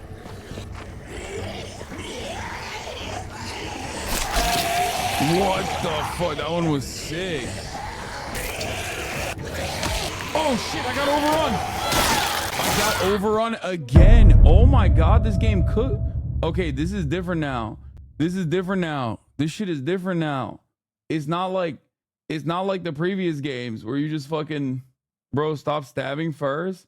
You actually have to do gameplay. What the fuck? It's Looks hard, like they made bro. it back in one piece. Come on, we'll meet him halfway. This shit is different now, son.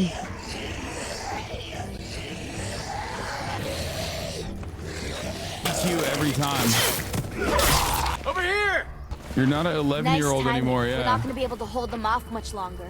No kidding. Where'd all these walkers come from? We can talk when we're back inside the gates. Keep an eye out for stragglers. Fulfilling his promise and failing every QTE? Shut up.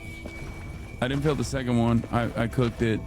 You know, you're not half bad considering the circumstances and all. Thanks.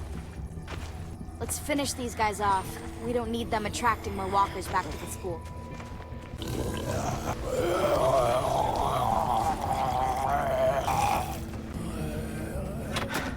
Piece of shit.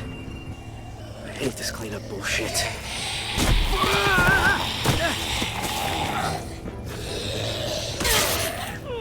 Oh my god, that was close. Come on, QTE. Oh, what the hell? A dog? That is sick. Good girl. Shh, shh, hey. It's all right, girl. It's all right. Hey, see you and Rosie are making friends. Had a bad experience with the dog once. Well, Rosie here can help you get over it. She's as cuddly as they come. Oh, except when she's mauling walkers, that is. That's sick.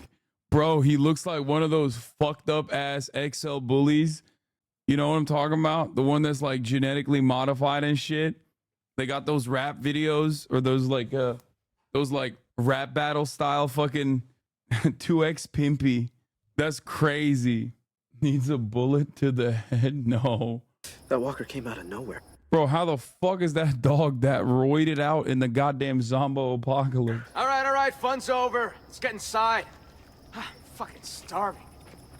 You're not the only one. My dog's trained well. He's How'd it not go gonna out bite there? you. How do you think it went? Be nice, Asim. Safe zone's nearly dry. I could barely find enough for... Bro, you fucking do the gut thing around that zombie, or around that dog, it's eating you, okay? You know how you like get the guts out of a zombie and like cover yourself in the guts? That motherfucker is your biggest enemy at that point, okay? Not the zombos. Tonight. We're gonna have to scout out further if we want food for the winter. We'll talk about it later. Bullshit. We should talk about this right now. I said later, damn it. Damn, shoulder check them, okay. Still standing, I see. He's bitch made. That's the bitch I'd made call boy that a in the B group. plus performance there, Vi. You've done better.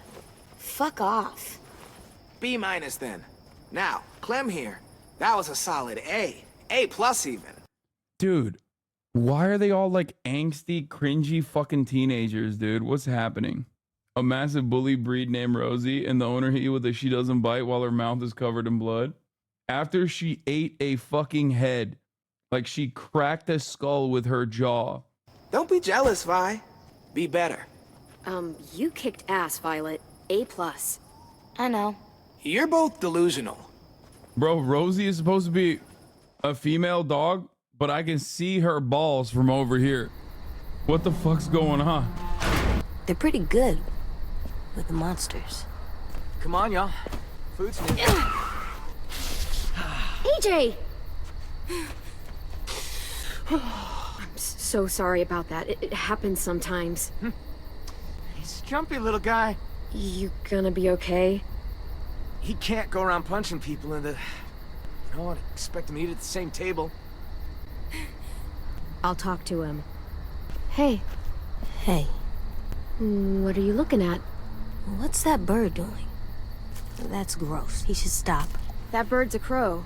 In school, they told us they're called scavengers. Can you say that? Scavengers. No. Scavengers. Scavengers. What's it mean? It means they don't hunt like us. They just eat stuff that's already dead. Huh. Well, scavengers are gross. Oh, yeah.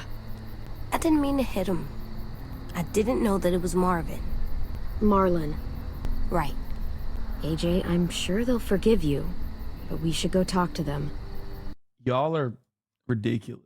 Just be a lesbian, boys are ass. I don't know. I'm not into that woke stuff, you feel me?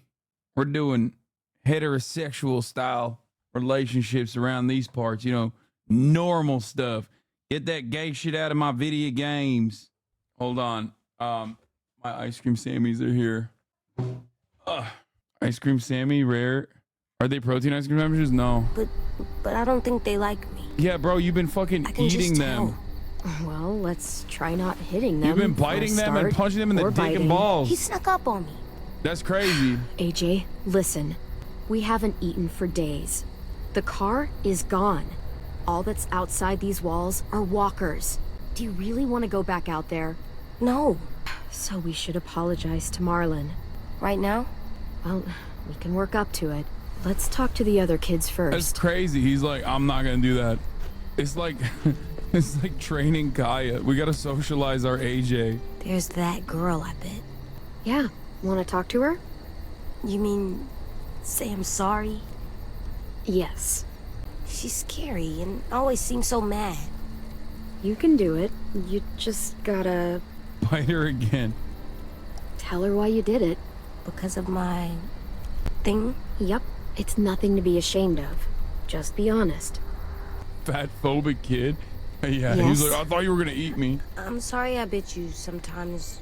When I get scared, I do that, but I don't mean to. I just get scared, and I'm sorry, and I hope your finger is okay. Aww. Oh, Shug, it's all right. We can all get a little crazy when we get scared. Thank you for your honesty and your apology. This is the most understanding child. What You the sure hell? did. It's funny because like she also has the classic English bully phenotype. Like she looks positively British and also like a bully, but very understanding, shockingly. Both her and the other dude that he kicked in the balls he punched in the balls is literally the classic British bully phenotype, okay? Oh, we could only make up with one person? That kind of sucks. I'm not ready. Not yet. Okay. Let's talk to someone else. Horseshoe theory, but it's country kids and British bullies. Awesome. Hello? Oh, hey. It's you two. Clementine, right? Yep. A sim, right? What are you writing? What happened today? I chronicle everything. Like a diary? I try to think of it more like a history book. Those who do not learn from the past and all that. You seemed really mad at my... Nerd ass bitch. Oh, look at me. I'm writing. Like, bro, it's the zombie apocalypse. This is the shit that they made you do when you were a kid. You got no parents around and you're still doing it. Marlon back there. He keeps pulling back the safe zone. We have fewer and fewer places to hunt, which means we're gonna have fewer and fewer things to eat. The new girl went and helped the hunting party come back. She... Hey, zip it! That is not yours to read, kid. Give it back. It was just sitting there. So? So it was just sitting there. AJ, give it back to him. Okay. Thank you. This thing is the only place I get any real privacy around here. Gotta preserve what I can, you know? I gotta finish this before dinner. Not to be, like, rude, but, you know, bye. Read it. I want to see what he said. Y'all are a bunch of adults being so nosy about a digital child in his fucking diary, okay? He said probably that I'm hot. That's what he said. I am. Listen. I'm a bad bitch, okay? I'm no longer a 9-year-old Blasian child. I'm a bad bitch. I've gone through some shit. I've seen some stuff. I've killed, at this point, hundreds of humans and thousands of zombies, okay? I got swag. I'm not sure anyone would pledge to that. Check all y'all's hard drive. Chatters, can you be fucking normal, please? Don't you realize that you're being way weirder? Don't you fucking realize that you're being way weirder when you say stuff like that? Like, calm down, dude. Yes. Hey, guys. Clem, AJ, this is Omar. Excuse me. Chef Omar. Hello, and no, it's not ready yet. Omar's a perfectionist. The slightest flavor out of place and he's grumpy for a week. You can Ever eat she or was you a can eat weird right. off? Yeah. All it'll cost you is a little Chatter failed the QTE I'll on let that. you guys know when we're done. Hey. Hey, you're new. I am. I'm carving a weapon. Yeah, I can see that. You're good at that. You like that, huh, little dude? Want to see something cool? I want to see. Pretty rad, huh? That's how you fuck up some monsters. Swear. I'm sorry. Huh. I don't allow AJ to curse. Just because y'all children have a potty mouth doesn't mean that AJ will, you know what I'm saying? They can see over the walls with that. Smart. That is a duck-ass kid, 100%. That's duck. Bro's the apocalypse, let those words fly. Wait, is he still not ready? What the hell? Hey guys. What is this? Our graveyard. You guys still do that? The dead Kinda, homies. sorta. Dead homies. Who's buried here? Nobody really. This is where we buried 10 sisters' belongings. Minnie and Sophie. Twins. Lost them. Both about a year ago. Paying respects. Should we do that too? Maybe? I've never seen anyone do that. Yeah. I think that'd be a very nice thing to do, AJ. Come on. Stop pressing F for respects, Chad. Oh my god, you're so annoying. Making me fucking worried that the bitrate dropped. Thank you. Clem? Yeah? I'm ready to talk to Marlon. Okay. Clementine, right? I'm Brody. He's a sweet little fella. Figured there ain't Got a a lot of room chin for on her, sweetness dude. still out there. I'm the lucky one. He's just naturally good. Naturally good. That's rare stuff. He's a child. There's no... I'm really sorry I hit you. Can we please stay here and eat dinner and not go out into the forest and get killed by monsters? Well, don't sweat it, buddy. You can make it up to me by teaching me your technique. You are a regular heavyweight. Bro, this dude looks so inbred. Like, honestly, I just... He does also look like a British bully phenotype, okay? It's just... I'm sorry. It's hard not to fucking punch him in the dick again. Clem! AJ! Stew's done! You guys earned your supper after all. The southern Ladies and gentlemen, phenotypes. dinner is served. Thanks. Wow. Can't remember the last time we had a hot meal. This is really good. Damn. My dude's chomping on him. Come on. Hey, slow it up, AJ. You're gonna choke. Just because everything else died doesn't mean manners did. I'll say goodnight. Good night. Clem. I'm sorry, buddy. I'm sure they shared as much as they could. AJ, heads up. I'm full, kiddo. You can have the rest. You sure? You bet. I'm all done. Me too. Now what? I'll tell you what. Time for something very important. Oh, God. Oh my god, he flipped his fucking chair. God, he is so corny. He's such a cornball. Okay, I'm doing a lesbian run. I'm gonna have a girlfriend. This is no. It's just there's no way, dude. No, the chair flip did it for me. Okay, you can't. We can't be having our little daughter Clem be dating a dude who fucking does a chair flip. That's crazy. That's crazy. That chair flip did it, but the singing didn't. Yeah, the singing didn't. Like, the singing was corny, but whatever. He was trying his best. Chair flip is like, nope. Good night. Violet, it's time. What's the game tonight, Lou? War. The oldest game around. A game played by man and beast alike. The only game there is. I don't know the game. The only card game. Bro, he's got magician riz, dude. He's doing magician vibes. It's just so, oh my god. Like, he's such a fucking theater kid. Oh my god, he is such a bard, bro. Get out of here. Oh, whoa, the oldest game alike, played by man and beast alike. Like, come on, bro. Where's the fucking zombie apocalypse? Like, dial it back. Jesus Christ. Fucking cornball. I've played had less people. Don't worry. You'll pick it up as we go. It's easy. Everyone gets a stack of cards. Everyone flips one over. Highest card wins. And the winner gets to ask Clem a question. What? I want to get to know you. We all do. And what if I win? Then you get to ask us one. It's only fair. Oh, wait, what about AJ? What about him? Looks like he's made a friend. Come on. You can take your eyes off him for one card game. Bet you both could use a break from each other. Yeah, maybe. This is his first time around. Bro, he gave you the ick 100%. It's such a ick. It's such a ick. It's unacceptable. That move was unacceptable. Being his own age. Sometimes he acts more like an adult than a kid. It's nice to see him act like a little boy again. Lewis, if you would. Oh, I just got owned. Way to go, me. So, about AJ. Where are AJ's parents? You two don't really look related, so... What happened there? Okay, chill. First of all, you don't know that. They're dead. They were nice people. For the most part. It makes sense. He's a nice kid.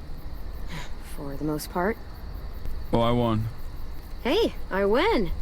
Hey, you do. So, what do you want to know? Marlon's haircut. Met anyone famous? Worst injury witness. Grossest thing eaten. What's up with your haircut, Marlon? Oh boy. What do you mean? She means it looks like a dead cat. Probably smells like one too. I had to do it. I look cool. Whatever you say. I say I look cool. Booyah! Come on, spit it out. Do you have a boyfriend? So, I ever knew had it. a boyfriend? I knew it. God, he said booyah. He is so out. He is so out of the dating pool, okay? I am not having this Rizless ass be my first kiss. You are out of your dang mind, sir. This is literally exactly what I talk about when I say attraction starts off with you know, at the physical level where you just like find someone attractive or not, and then you just can fuck it up. And he is literally fucking it up. Oh my god. What? It happens. Perfectly valid question. You can ask me if I've ever had a girlfriend. I haven't, by the way. Oh, I'm sure she's real surprised about that one. I met a boy one time. And we were friends. Just friends. Damn, Nothing why else? is she interested? Nothing at all? Damn, this is important. This is important. Labe is a bit of a dork. I don't know if I should say he is a dork. He was a huge dork. You have feelings, don't lie, motherfucker. This is the most difficult choice we've made so far on this broadcast. This is like, since the beginning of the Walking Dead series, I've never faced such a hard choice. I'm gonna say he's a dork. Huh, no. He was such a huge dork. Oh, dude, you fucking loved him, huh? No. Oh, This is adorable. shit. I win. So, Clem, you can't have been alone this entire time. Who used to take care of you? Family? Anyone? I had people. Everyone had people at some point. We had adults here. Now we don't. Well, I had people, and now I don't. Fair enough. You fucked I it, win dude. again. Shaking my head. Shut up. You do indeed. Ask away. You guys meet anyone famous out there? No. Too bad. You'd figure a movie star or something would show up somewhere. They had like millions of dollars. They're probably living in a bunker with butlers and waterbeds out the ass. Yeah, maybe. I met a guy who used to be a baseball player. Like, for money. That's cool. I used to love baseball. Was he good at it? Don't know. We never got to play. He was good with a bat, though. Yeah, the peak of height of luxury is water beds out the ass. Baseball sucks. You suck. Not as much as baseball. She's right. She's right, and she should say it. I don't really like her vibes that much. Victory Violet. Here's something I love to ask when I'm in groups. Out of the four of us, who do you think is gonna die first? Oh God, her vibes are so fucked. Okay, no, we're doing Ace run. Okay, we're doing Ace arrow run. No shot. God, she's like, no, it's Volcel run. There's no shot. No shot. She's like such a classic, like, I'm such a troubled teen. I'm such a troubled teen. You don't know the depths of my mind. That is fucked up. Oh, I know. Lewis, definitely. Definitely. Definitely. Definitely. Oh! What? I'd have said the same. I feel bad. He just owned himself. I was I just am joking. the greatest card player of all time. Just ask your damn question. I was just joking. Damn. Actually, never mind. What? Ask it. It's not a fun question. Ask. Ever had to kill someone you loved? Yes. Good question. Lewis. Hey, she wanted me to ask. Lee. His name was Lee. It was the same day I found out my parents were dead. That sounds like a rough day. Worst day of my life. I think I'm done playing for tonight. Yeah, it's probably for the best. You wanted me to ask. Let's go, AJ. Good night. Night, AJ. Negative Riz, bro. Negative Riz. Hey, long day, huh? Yep, real long. I hope you know Lewis didn't mean any harm there. He's just the world's biggest dumbass. Yeah, he's my best friend, so I can legally call him that. You guys relax. Get some sleep. I like that chatters were making fun of me, and now they're literally calling him inbred one. You guys made fun of me at first when you were like, oh, you're so ruthless for saying he's inbred. Oh, he's the closest we have to a fucking Trip type character. And now y'all are calling him inbred, which he is. I mean, he looks inbred for sure. I'm sorry. He just does look that way. In for a night. In the morning, come find me. We can talk about making this long term. You and Chad need to chill. He's my cousin. Y'all kiss. Looks like his parents might have. You know what I mean? That looks like a really safe window. It does. Good. He's checking the windows. This box has so many colors. Just find an older guy, miss me with this immature bullshit. I'm like 16. What do you mean? No, I'm not gonna go out looking for an older man to date, Chatter. What the fuck? Well, must have been an artist living in here. What's an artist? It's like a person who colors a lot, draws, does pictures. You mean like 10? Yeah, like 10. Huh. I like to do pictures too. Oh, I remember. You were ass. You were fucking dog shit, AJ. Oh, not gonna lie. Shit, I didn't know Marlon set you up in this room. I just wanted to grab something from the closet. How is it? Oh. What? That's what I was looking for. It belonged to Sophie. 10's sister. He was asking for more art supplies and stuff, so I was going to. Oh, sorry. We didn't know. No. It's fine. Don't worry about it. Honestly, it's just been sitting here for the past year and no one's touched it. If AJ wants to play with it, it's fine. It's all right. She says you can keep it. Okay. What? I mean, 10 will be disappointed. I didn't realize it was going to make him sad, but 10 already has art supplies. I want AJ to fucking become a better artist. Like, what do you mean? Bro, no, dude, come on. You guys are crazy. Like, AJ's got nothing. 10 at least has a little bit of, like, art supplies. That's crazy. You know better than that? 10 is going to be so sad. Stop. Don't say that. Now I'm feeling sad. It was his dead sisters. Yeah, you're right about that. There's probably sentimental value, but fuck, maybe they can share it. I don't know. Huh. I see you're settling in. Yeah. Yeah, is that okay? Sure, I guess. I always liked this room. Sophie had like paintings and shit on the walls. Lots of color. And Minerva. She was really musical. Not like Lewis, though. She had actual talent. She had the most amazing voice. Real bluesy. Marlon always joked that he would scavenge a guitar and the two of them would tour the country. That was a long time ago. Afterwards, Brody and 10 took down all the paintings, and that was the end of it. I shouldn't have even brought it up. It's not a good memory. Guess I just lost my train of thought. No, they sound like they were great friends. Yeah, Sophie was a good friend. And Minnie, we were close. Oh, she was a lesbian with Minnie. What exactly happened to them? Sophie and Minerva. Austin and They went Pokey scavenging Ray? with Marlon and Brody out past the safe zone. I can't believe Austin has the audacity to cook me in the tub for hours and hours on end, and then comes in here, comes crawling back to me like that. Okay? Thank you for the raid, Austin. I heard the things you said, Austin, about fat shaming me, talking about how fat I am, talking about how I can't fit my fat ass in the tub. Let me tell you. Let me fucking tell you, okay? Let me tell you something. The timeline for when I'm going to be in that tub just extended, okay? I was planning on doing it by late July. Now, maybe next year. You know what I mean? You said you drink Starbucks, Haas? Wait, what? That's a lie. Okay. Hasan drinks Starbucks coffee. Okay.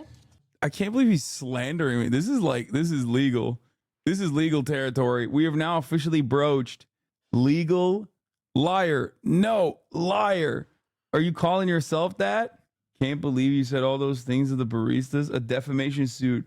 I'm about to sue your broke ass for the last 5 dimes that you have remaining.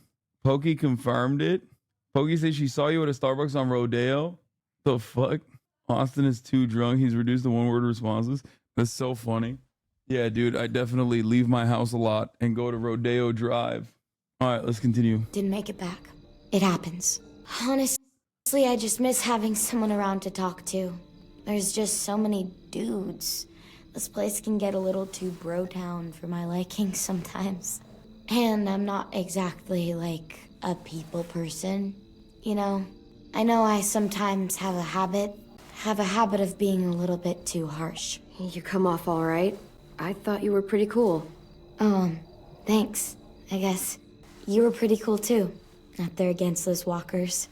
Hey, Clem, I'm an artist now. You pussy, her vibes were fucked. Her vibes were fucked. I still think that. Not bad, kiddo. Okay, AJ's improved a little bit. He used to fucking draw like shit, dude. Remember when he was like, that's a cat? Man. See ya. Yeah, see ya. He was 2? Yeah, well, it was dog shit. Okay, what do you want me to do? Alvin Lie? Jr., time for bed. I don't grade on a curve. Here. For me? For the wall. To make our home look nice. That's a good idea, AJ. He tried really hard. You collected AJ's drawing. He tried really hard. How about here? AJ? What the fuck? Why is he doing that? Hey there. What are you doing? This is where I'm gonna sleep. What? No, it's not. It's safe under here. No one can get me. Come on, AJ. The bed is way better. Oh man, this bed is so comfy. What about the door? What if someone comes in? What if they try to hurt us? What if they steal our stuff? Come. I'll keep watch. I'll sleep with one eye open if I have to. You can't Oh, you sleep give her like dinner? that. Thank you. I tried. If I stay here, no one can find me, and I can keep guard and watch over you. I can protect us. Hey, what's gotten into you? Didn't even hide properly. What the fuck is this kid on for real? Bro, he's got PTSD, son. Jesus Christ.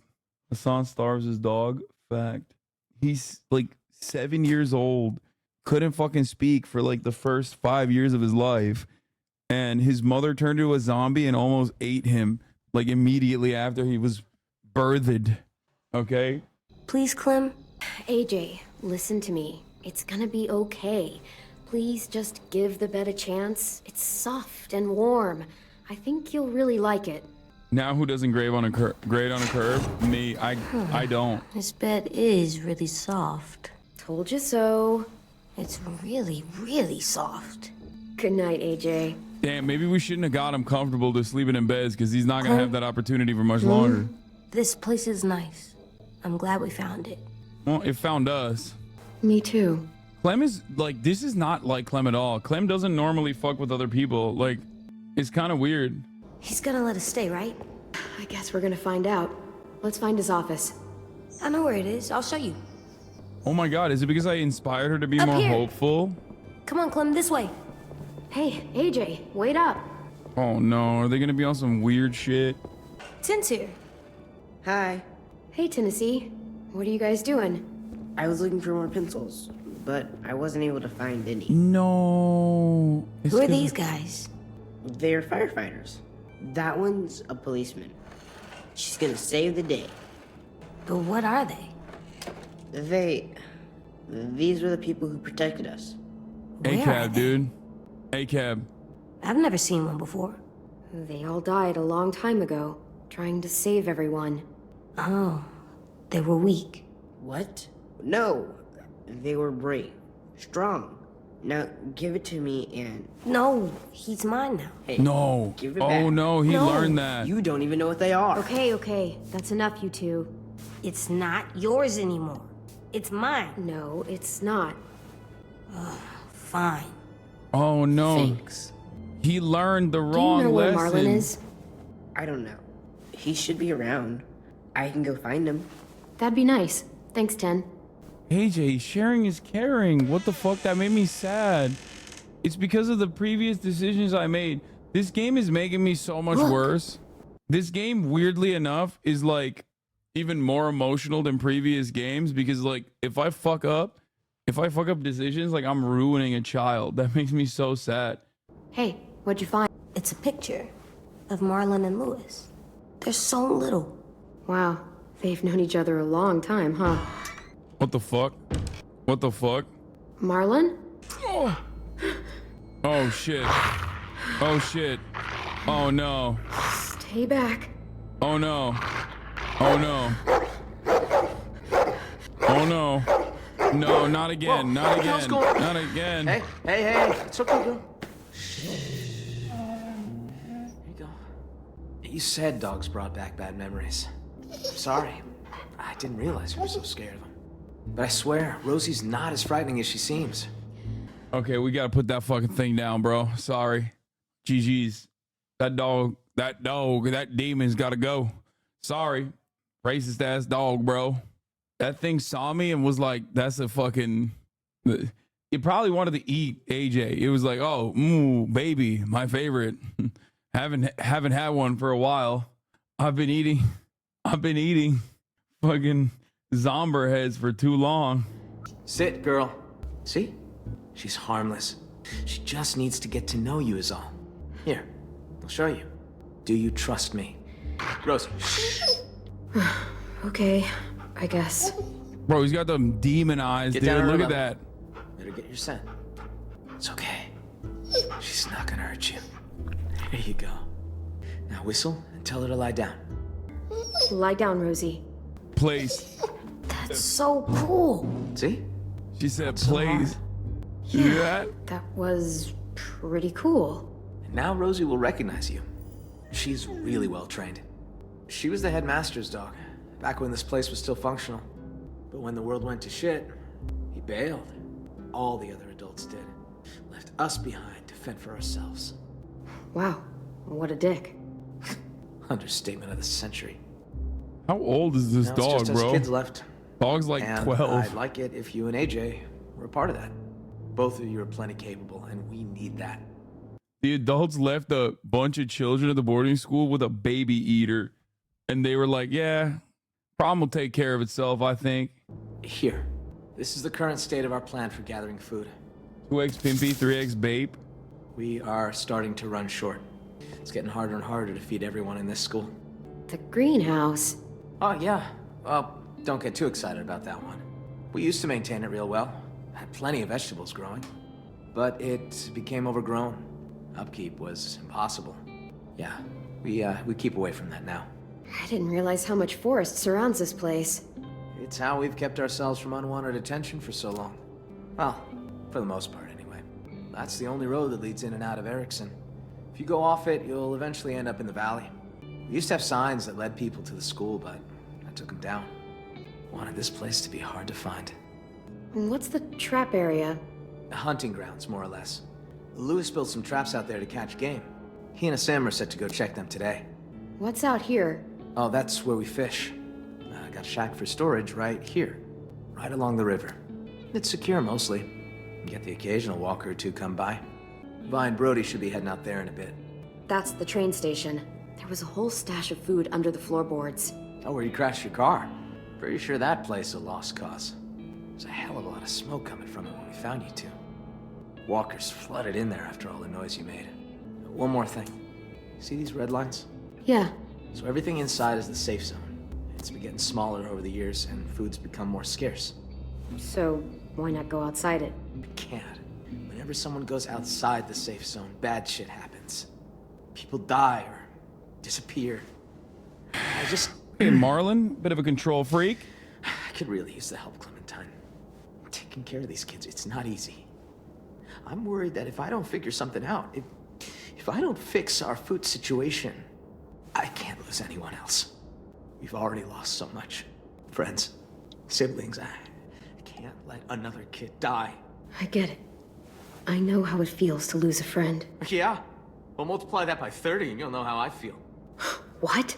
Ha. Shit. Sorry. I'm sorry. Damn, bro. Okay, Marlon definitely has been eating. Rosie's been eating all the fucking kids, bro. What the hell? 30?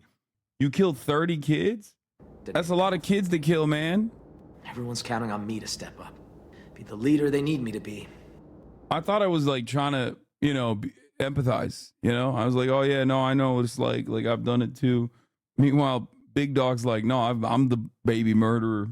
Call me Israel the way I'm murking kids, you know? I really want to be that for them.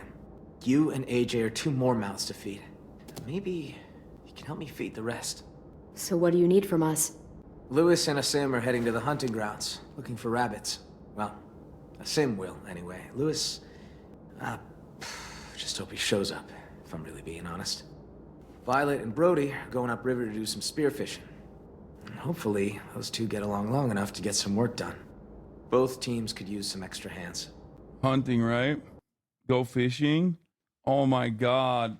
You guys just want to do the gay run, dude.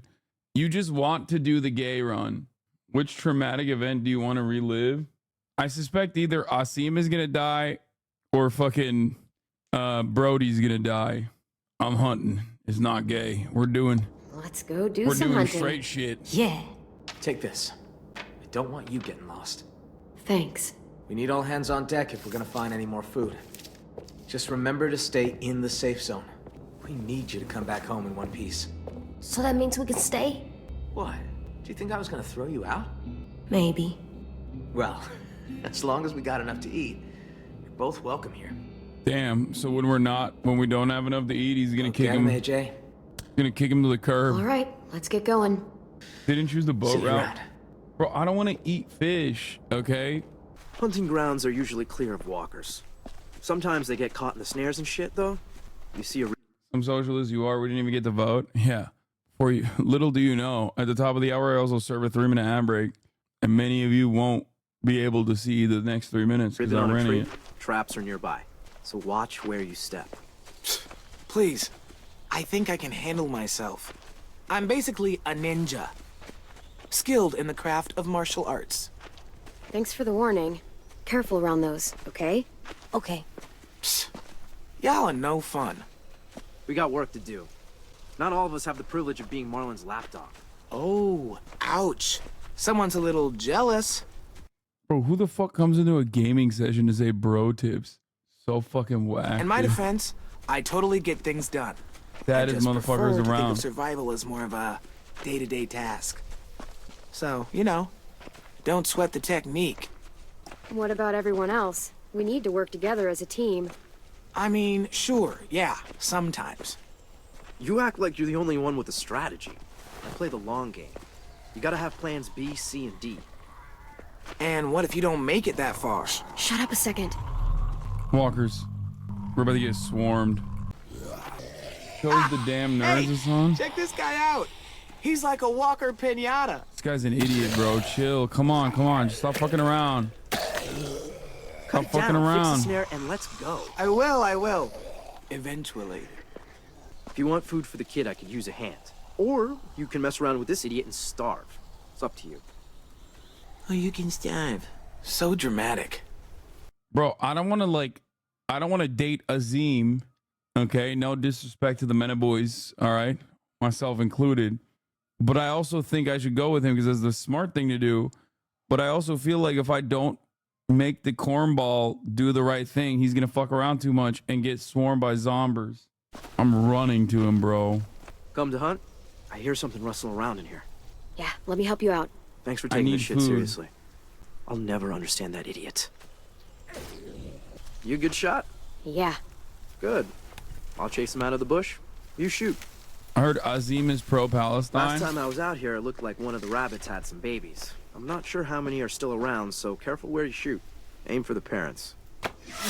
Oh, shit. Yeah, don't worry about it. Better to save our arrows anyway. I saw some others run this way. Fuck. Bro, do I have to do this? This sucks. Oh, then this hit him on my eye. It stops. And then it moves every time I hit it. They're such a pain in the ass to hit. Clem! Oh, Clem, come here! shit, bro. Come on. Lock the fuck in, man. Bro, we're starving tonight. Look, it got one. It's a baby. Well, all meat is good meat. It's not enough. Release it. Let it get bigger. I'm hungry. So am I. But we'll be even hungrier tomorrow if we don't let him go. Tomorrow doesn't exist, dingus.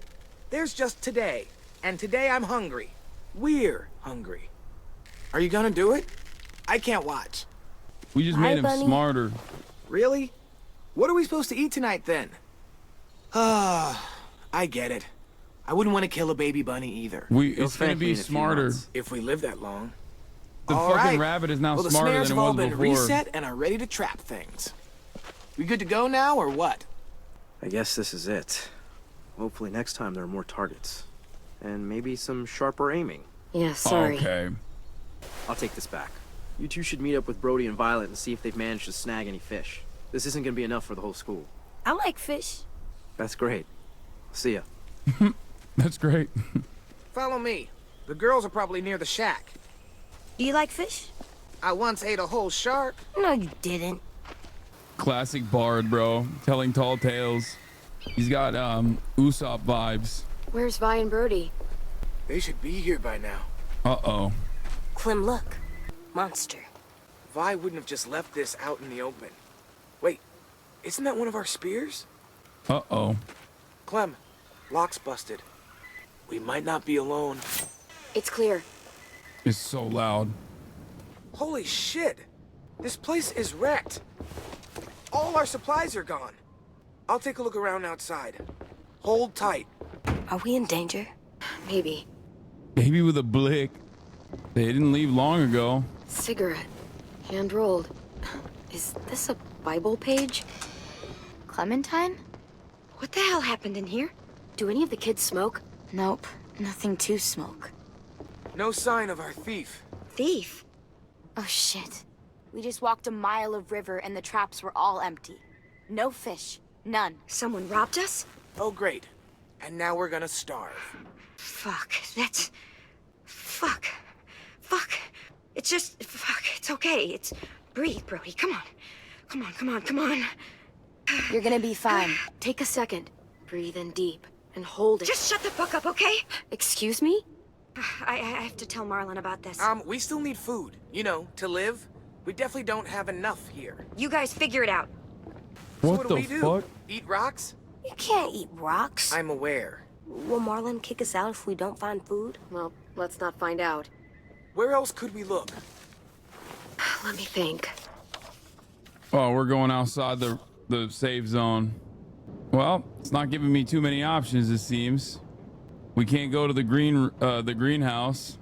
The train station. It's not too far from here. I don't know, that's pretty far outside our perimeter. There was food in there when AJ and I passed through. It's worth a look. You sure there was food? Positive. Yeah, some of it was destroyed in the explosion, but there has to be something left. There was so much there. All right, fine. Lead the way. Literally a grenade exploded on the cans of food. There ain't no fucking way. There. That's where the food is. A lot more walkers than last time, though. We're gonna die. It's either die here or die from hunger. Take your pick. Clem, maybe you should scope things out. You know the place better. Let me get a closer look. Can't be too careful. Some of them don't have mouths, so that's good. We barely got out of here. It was close. Sounds scary. There's a reason. We need to get in there somehow. Maybe there's another way in. Could climb up there, but I don't know how that would get us inside. I used that bell to attract a walker before. Could try it again. They do like to follow sound. You look like you've got an idea. The noise from that bell could draw a lot of walkers. If one of us climbs up there and starts ringing it. Lewis. I vote Lewis. Hold on. I'd like to make an alternate suggestion. Come on, Lou. You're loud, dramatic, a little annoying. Okay, Prince Charming. Let's see those talents in action. I can't say no to a face like that. Damn, Riz. Okay, I'll go he's with back you. on my Give you some cover. he's back on my good Fine. graces. I'll do it. But if I die, I'm making sure Walker Lewis eats both of you first. I'll distract them until I see you guys reach safe cover. Then Back in. I'll try Don't to say redirect rib. the smelly patrol to give you guys a chance to sprint inside the building. When we get into position, I'll signal you. Then you can do your thing. I forgot about the chair Good luck. flipping. I forgot entirely about the chair flipping. Don't remind me. He's doing a brave act. Hey, ugly! No, not you. Not you either. Him. Is he coming to me? What's happening? Confusing, why don't you? Christ, dude. Eliminated so hard he went invisible mode. There's a rotten hole in his face. All right, someone get this song. Ready? Nobody? Nothing? Really? One more time. Oh, this I don't even hear him. How about this one? Really? Nobody knows that one? You guys kill it. So far, not dead. Bet you can't grab a chair, So Lex. far. Bet you can't grab it. I'll let Lois know when we're ready. You suck. Your turn. Oh, man. What is he waiting for? Come on, come on. Fucking Lois. Just give him a second. We may not have a second. I trust him. I trust him. See? That's my go right there. I'll watch the door for walkers. Okay, AJ and I will sneak in, grab the food, and get out. Sounds good. Let's make it quick. I trust him. That's my goat. That's my goat for real. Why wouldn't it give me the option to kill that thing? Because I knew it was definitely alive. I was trying to get that zombo. Fucking assholes. There's one in there. Relationship goals? Get the fuck out of here, dude. Relationship goals is what? Executing whoever. Yes, these will be perfect. Looking for food? Look. Try it out. See if it works. Bro, the light will attract zombos. Fuck. Gonna need your help on this one, kiddo. You still got your gun? Just in case. Just in case. Why they replace new Usopp funny with more annoying? Wait, what? I just sent AJ down in there. Good job, AJ. Is there more? I just sent Keep it AJ coming. in there, just amongst all of the little glass containers and shit. It was just crazy. It's just broken shards of glass everywhere. There's gonna be a zombo that fucks me up. 100%. There's a zombo that's gonna sneak up on me right now. This is zombo territory for sure. Or a human, worse. Stand. Slowly. I called Don't it. yell. Don't try anything. I won't hurt you. Oh God, he's so fucking inbred. I don't have to. What do you want? I just want food. Same reason you're here. You and your friends made a lot of noise out there. I know that's Hard the to thief. follow. You live close by? You knew about this place already and organized some effort to get inside. I've seen those cigarettes before. You messed up our traps, didn't you? Guilty as charged. But it was an honest mistake. I can be a real butterfinger sometimes. Is AJ gonna dome this freak? Because that would be sick. You look a little young to be out on your own. You got Oh a my group. God. This is literally, bro. This is literally, would you rather see a bear or a man in the woods? Okay? The TikTok trend, I choose bear. Straight up. Literally, this man, you see him in the woods, is Jover. You know what I mean? Oh my God, AJ, come on. Count you plus the two outside. I'm thinking maybe more. Tell me about your group first. I miss the days when we were all so goddamn cagey. It's just me and my ugly face out here. What the fuck? Lonely, ugly, and hungry.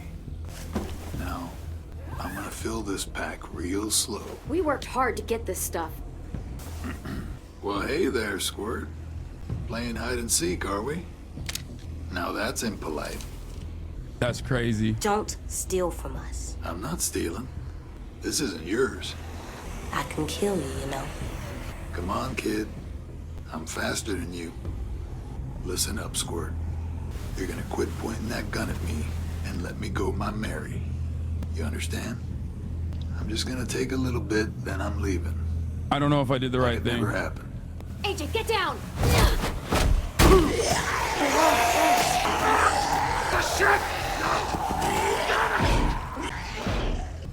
What the fuck? Just take a bag and fill it up. Why didn't he shoot? But like, fuck that guy for sure. Fuck that guy for real. Get fucked, bozo. R.I.P. Smoking on that fucking doink pack, dude. Yeah, how about you fucking smoke on that piss and shit in hell, bitch.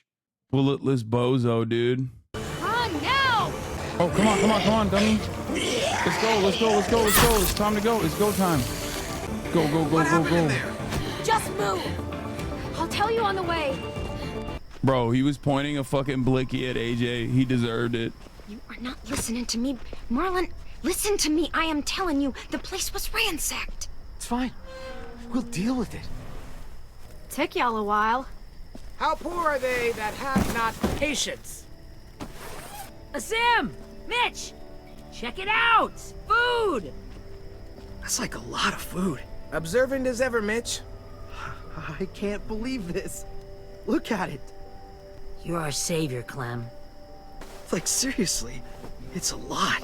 Lewis and Violet helped too. Neither of them ever brought back this much before. Neither have you. Where did you find all this? The old train station. Clem knew where it was. How much longer is this episode, That's chat? outside the safe zone. We'd have even more, but we ran into the creep that fucked up our fish traps. Creep? What creep? Clem saw him smoking those nasty-ass Bible cigarettes. He had weird, different colored eyes. 20 more minutes, really? Did he follow you? Nope. I shoved him into a pack of walkers. They took a chunk out of him. It was awesome. Look, I don't know if he got out of there, but if he did, he won't make it for long. Yeah, she knows the inbred dude. If he survived, you know he's coming back for revenge. What the hell were you thinking? This is fucked. If I hadn't done what I did, he would have shot us. I made the right call. Bullshit! What if there are others? You don't know what people are capable of out there. Think again. Bro, she knows what people are capable of way better than you, Brody, okay? She didn't grow up sheltered in a fucking boneyard. That's crazy. You don't know me, bitch. You don't know me. You don't know what I'm capable of. You don't know what I've experienced. Step the fuck off before I cave your fucking face in. Rearrange your goddamn jaw. Make it look more normal like. I just can't. I won't. Just not again. What kind of name is Brody anyway? What the hell's going on here? She took them outside the safe zone.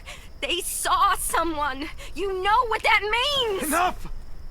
Just means there's a hungry guy out there looking for food. It's happened before. You are overreacting. You can't be serious. I'm about to smack her so hard her jeans are about to rearrange so it no longer looks like she's inbred. You know what I'm saying? Come on, let's go somewhere and talk about this. What the fuck? Okay, never mind. She got... If anything happens, I'm holding you responsible. Damn, she got a fucking... She packs a mean punch. Clem.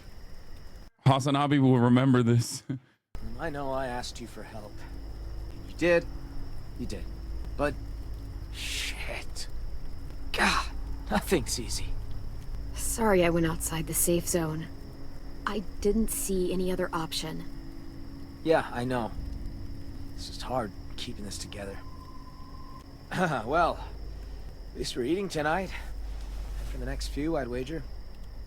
I'll go talk to Brody. Thanks for the haul, Clem. You guys should go enjoy it. You've earned it. Don't sweat it, Clem.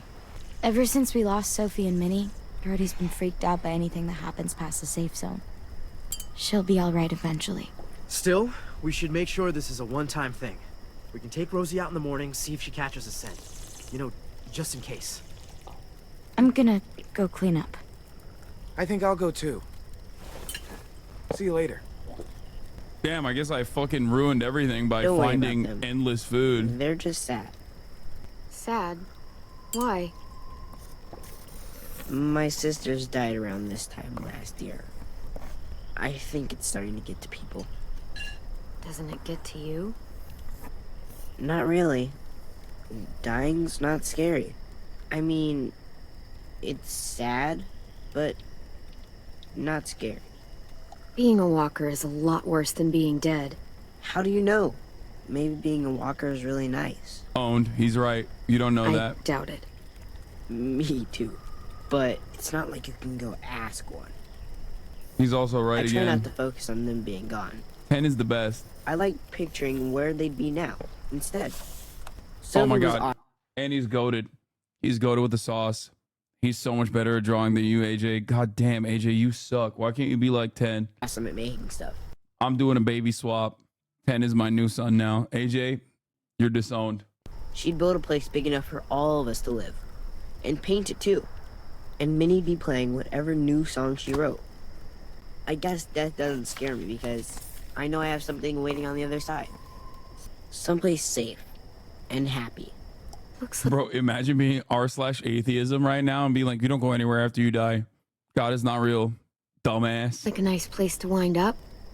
Yeah, I think so too. A lot better than some smelly old school. Who are those guys?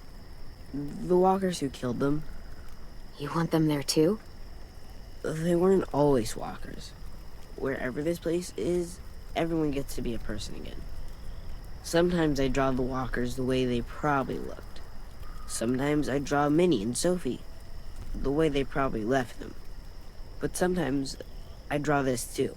Can I be there? Sure. You want to be there too? I promise I'll draw you well. Sure, why not? Imagine saying no to that. Oh, I almost forgot. Aw. Here you go. If he dies, I'm ending this fucking game. I'm never. This is so sad. He's so cute. I love him. It's yours. This game is the fucking worst. Oh my god. Ours. Oh my god. 10's got some real talent. It's getting Unlike late. AJ, who's trying his Yeah. best. You guys should get some sleep. Aren't you coming? Not yet. I want to finish this first. Good night. See you tomorrow. Are these ones is this chapter like way longer than previous ones? It's clear. It feels like it. Time for bed, little guy. Can I stay up? Nope. 2 more minutes. Tell you what, you lay down, and then we'll see. You full from dinner? Yeah, it was good. Yeah, it was. I like it here. We gotta go hunting. And there were so many rabbits to shoot. Whoosh. It's nice, not driving everywhere or running away. But the ranch was nice too. Before the blood. This isn't the ranch. Do you like it? I like it. Now that I'm used to it. There's games and the walls make it feel safe. I do. I really do. It's good to feel safe somewhere. There, you gotta stay up 2 minutes more. Time for sleep. I'll lay down when you blow out the light. All right, give me a minute. There. You have to water flowers. Not these, they're fake. So they never die? Never. Lucky flowers. Is this based on a true story? Yeah. They're not as pretty. This is what West Virginia is literally like right now. There. That's a good drawing. That's Alvin He's a good Bragg Jr. artist. too. Your Many picture's don't know, good, but he's too. from West I Virginia know. originally. So cute. So used to lugging this everywhere. Never knowing when we'd find any supplies. I feel a lot lighter. Good night, sleep tight, don't let a walker bite. And if they try, I never let them bite. come on, play it right. One time. Good work. And thanks. Damn, he knocked the fuck out. You are missing collectibles? Where? The fuck? Is it a dream sequence? Nope, AJ's up too. Shh. There's voices in the pipes. I think someone's in trouble. Is it us? No, not right now. But we should help them. If it's a monster, we should kill it. I don't think it is. You got your gun. Uh-huh. Bro, I'll be is right AJ back. gonna murk Brody? I feel like AJ's gonna murk Brody.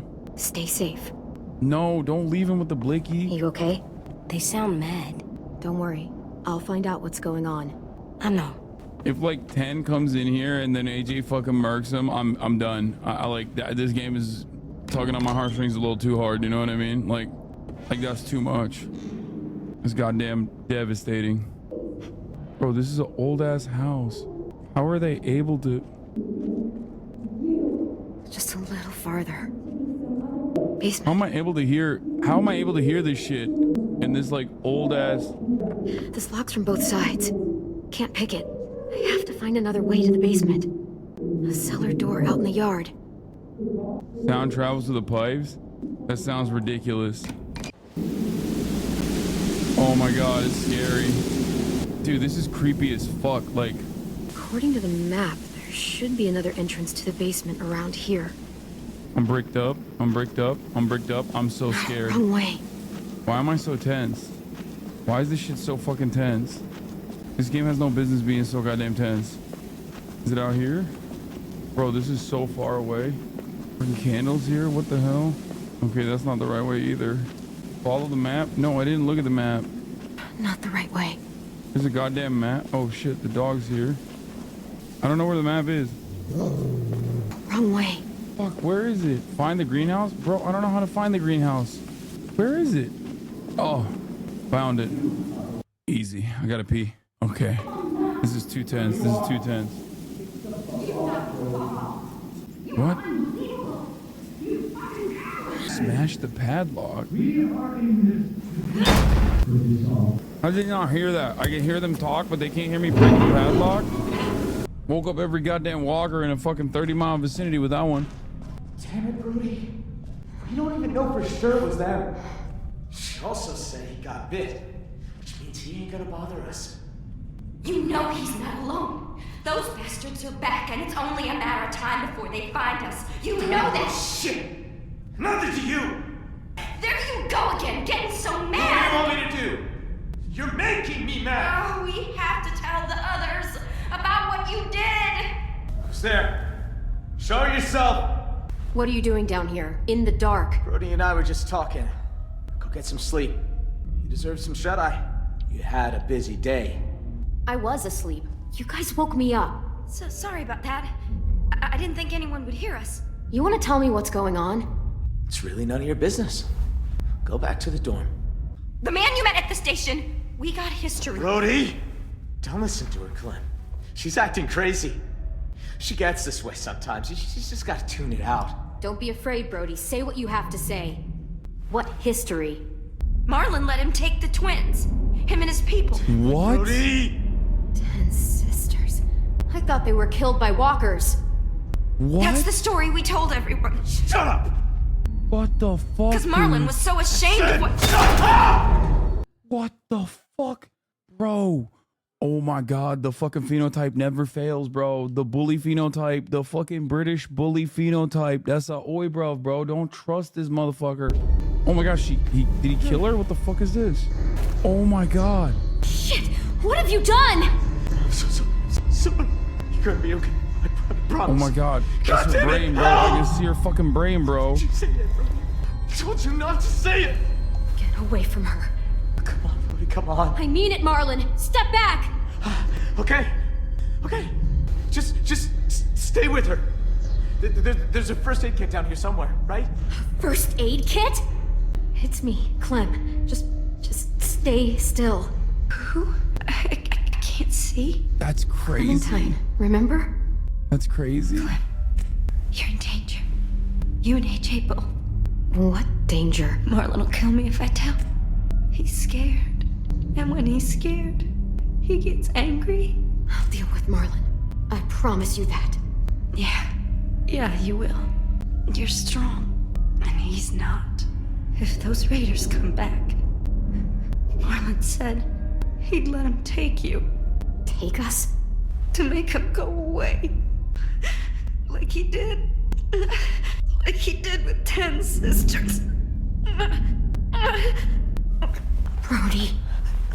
Shit, I apologize, Brody. I did not recognize your game/troubles. Oh my gosh, she's dead. Fuck. No. What the hell am I gonna do? She's gonna turn. Marlon! Where are you going? Marlon, you son of a bitch! Don't do I'm this! sorry. I can't let you talk to the others. What? Damn it! Marlon! That's AJ! There's a gap. Bro, I got the brick. Something really thin. I could force it in there and lift up the latch. Does he think that in the morning I'm not gonna be awake? Like, that's so dumb. Can't find anything in this dark. Yes, flashlight. That'll help. She's gonna be right there, bro. I'm gonna have to fucking... She's gonna jump on me. She about to jump. She about to walk her my ass. She's about to walk her Texas Ranger. I don't even know what that means. Uh-oh, she's not there no more.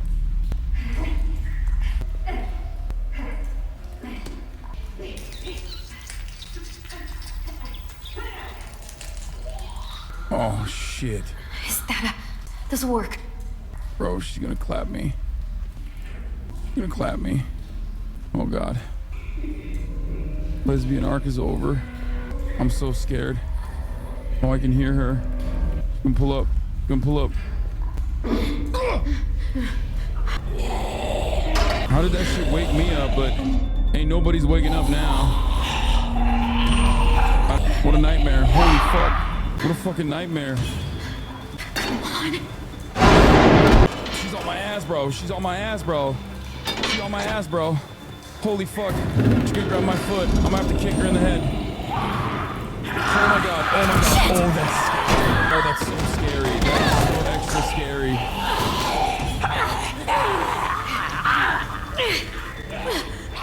Oh fuck. I'm just oh my god, bro. Dude, I clicked off of the game and clicked my fucking camera. I clicked out of the game. I was flinging the mouse so wildly. I clicked out of the game, clicked my fucking camera, and moved it. What the fuck? It's red because of her blood? That's cold-blooded, dude. Yeah, you don't have to be bit to turn. Everyone turns when they die, chat. Is airborne. AJ, put the gun down. Get this fucking psycho away from me! Where is she? She's in the basement. She murdered Brody. What? Is that blood on your face? Why Brody? Did you see it happen? Is she a walker now? Hey, Marlon! You might want to get your story straight. Clem! You killed Brody. You hit her so hard, her head split open. That's a lie! He's gonna get the dog out. I saw you kill her! What the hell is going on? Look at her hands! She's covered in Brody's blood! Jesus Christ, Clem. What did you do? Bro, oh no, he's going with the gun. We saved their lives when anyone else would have kept walking! We fed them, we kept them warm, and this is how they thank us!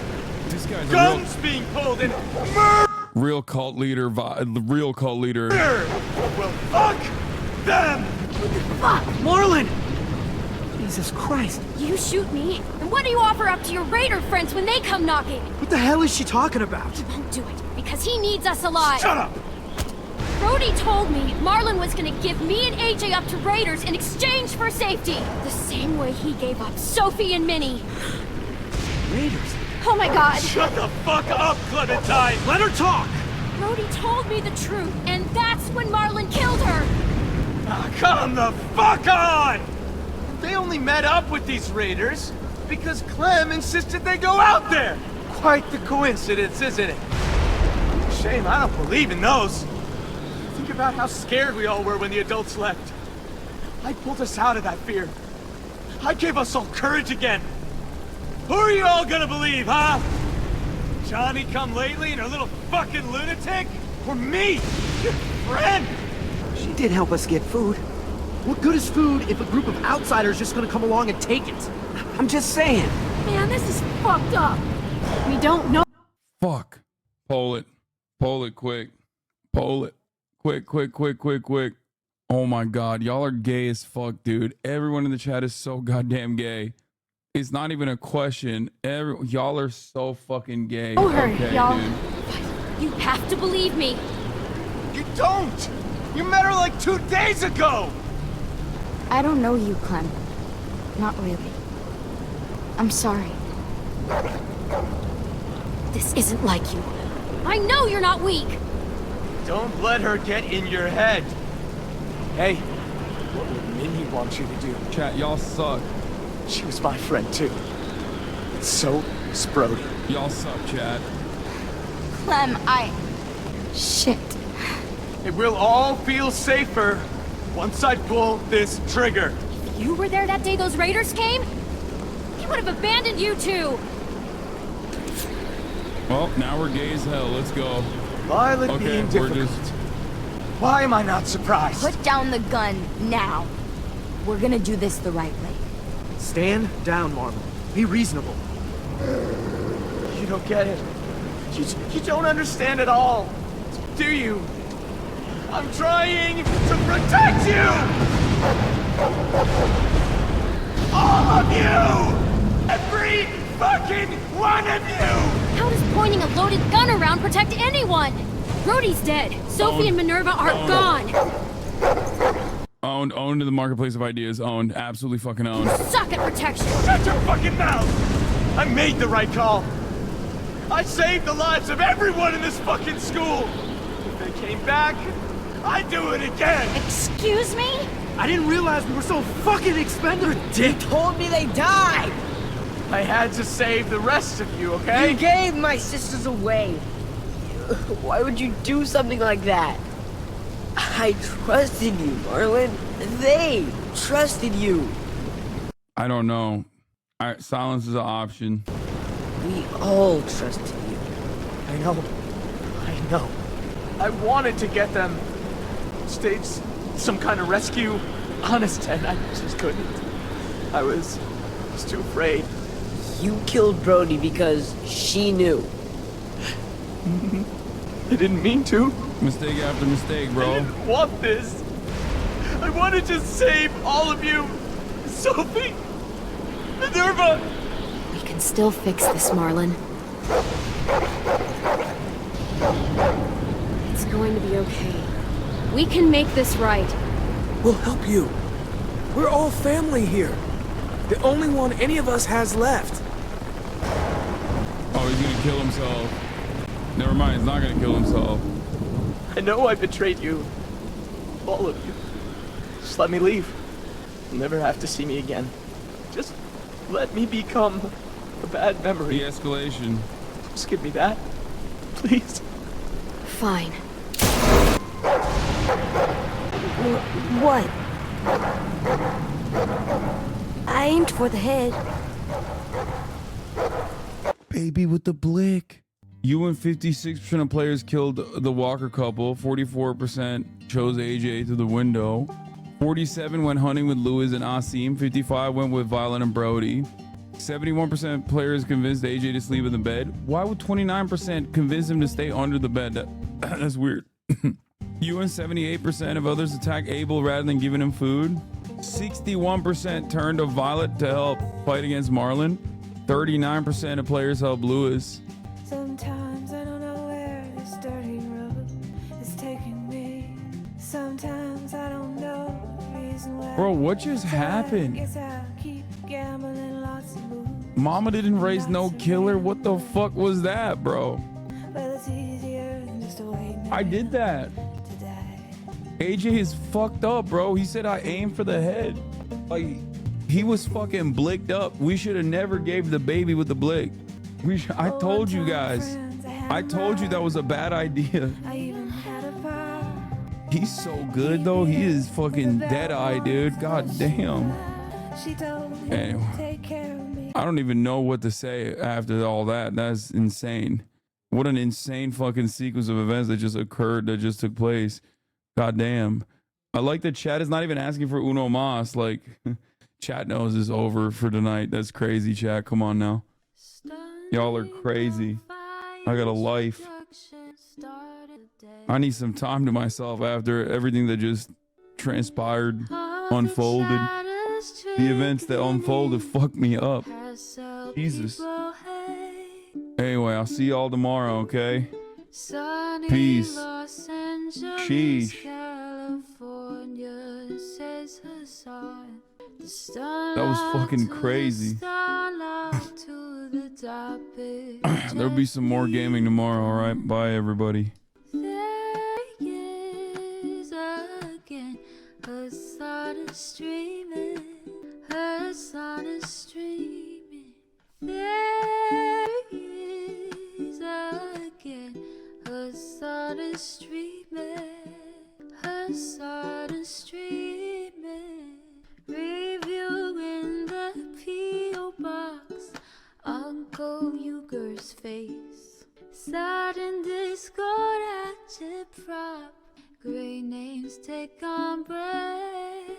Tiny Bernie Sanders, LGBTQ Air Force. The whole left at your fingertips, Ane at your door. H3 crowded debate, the Young Turks online show. 3 full fucking years of this, plenty more to go. 90-day fiance, talks of champagne bourgeoisie. A Trump rally live reaction, a mass riot at DC. There he is again, Hasan is streaming, Hasan is streaming. There he is again, Hasan is streaming, Hasan is streaming. Reading live stream fair comments, Austin show chat advice, and all the ways the right-wing pipeline can suck you in online. JCS react, Lord frame gets broken, cover blown. A full-blown mass pandemic monster streaming at your home. So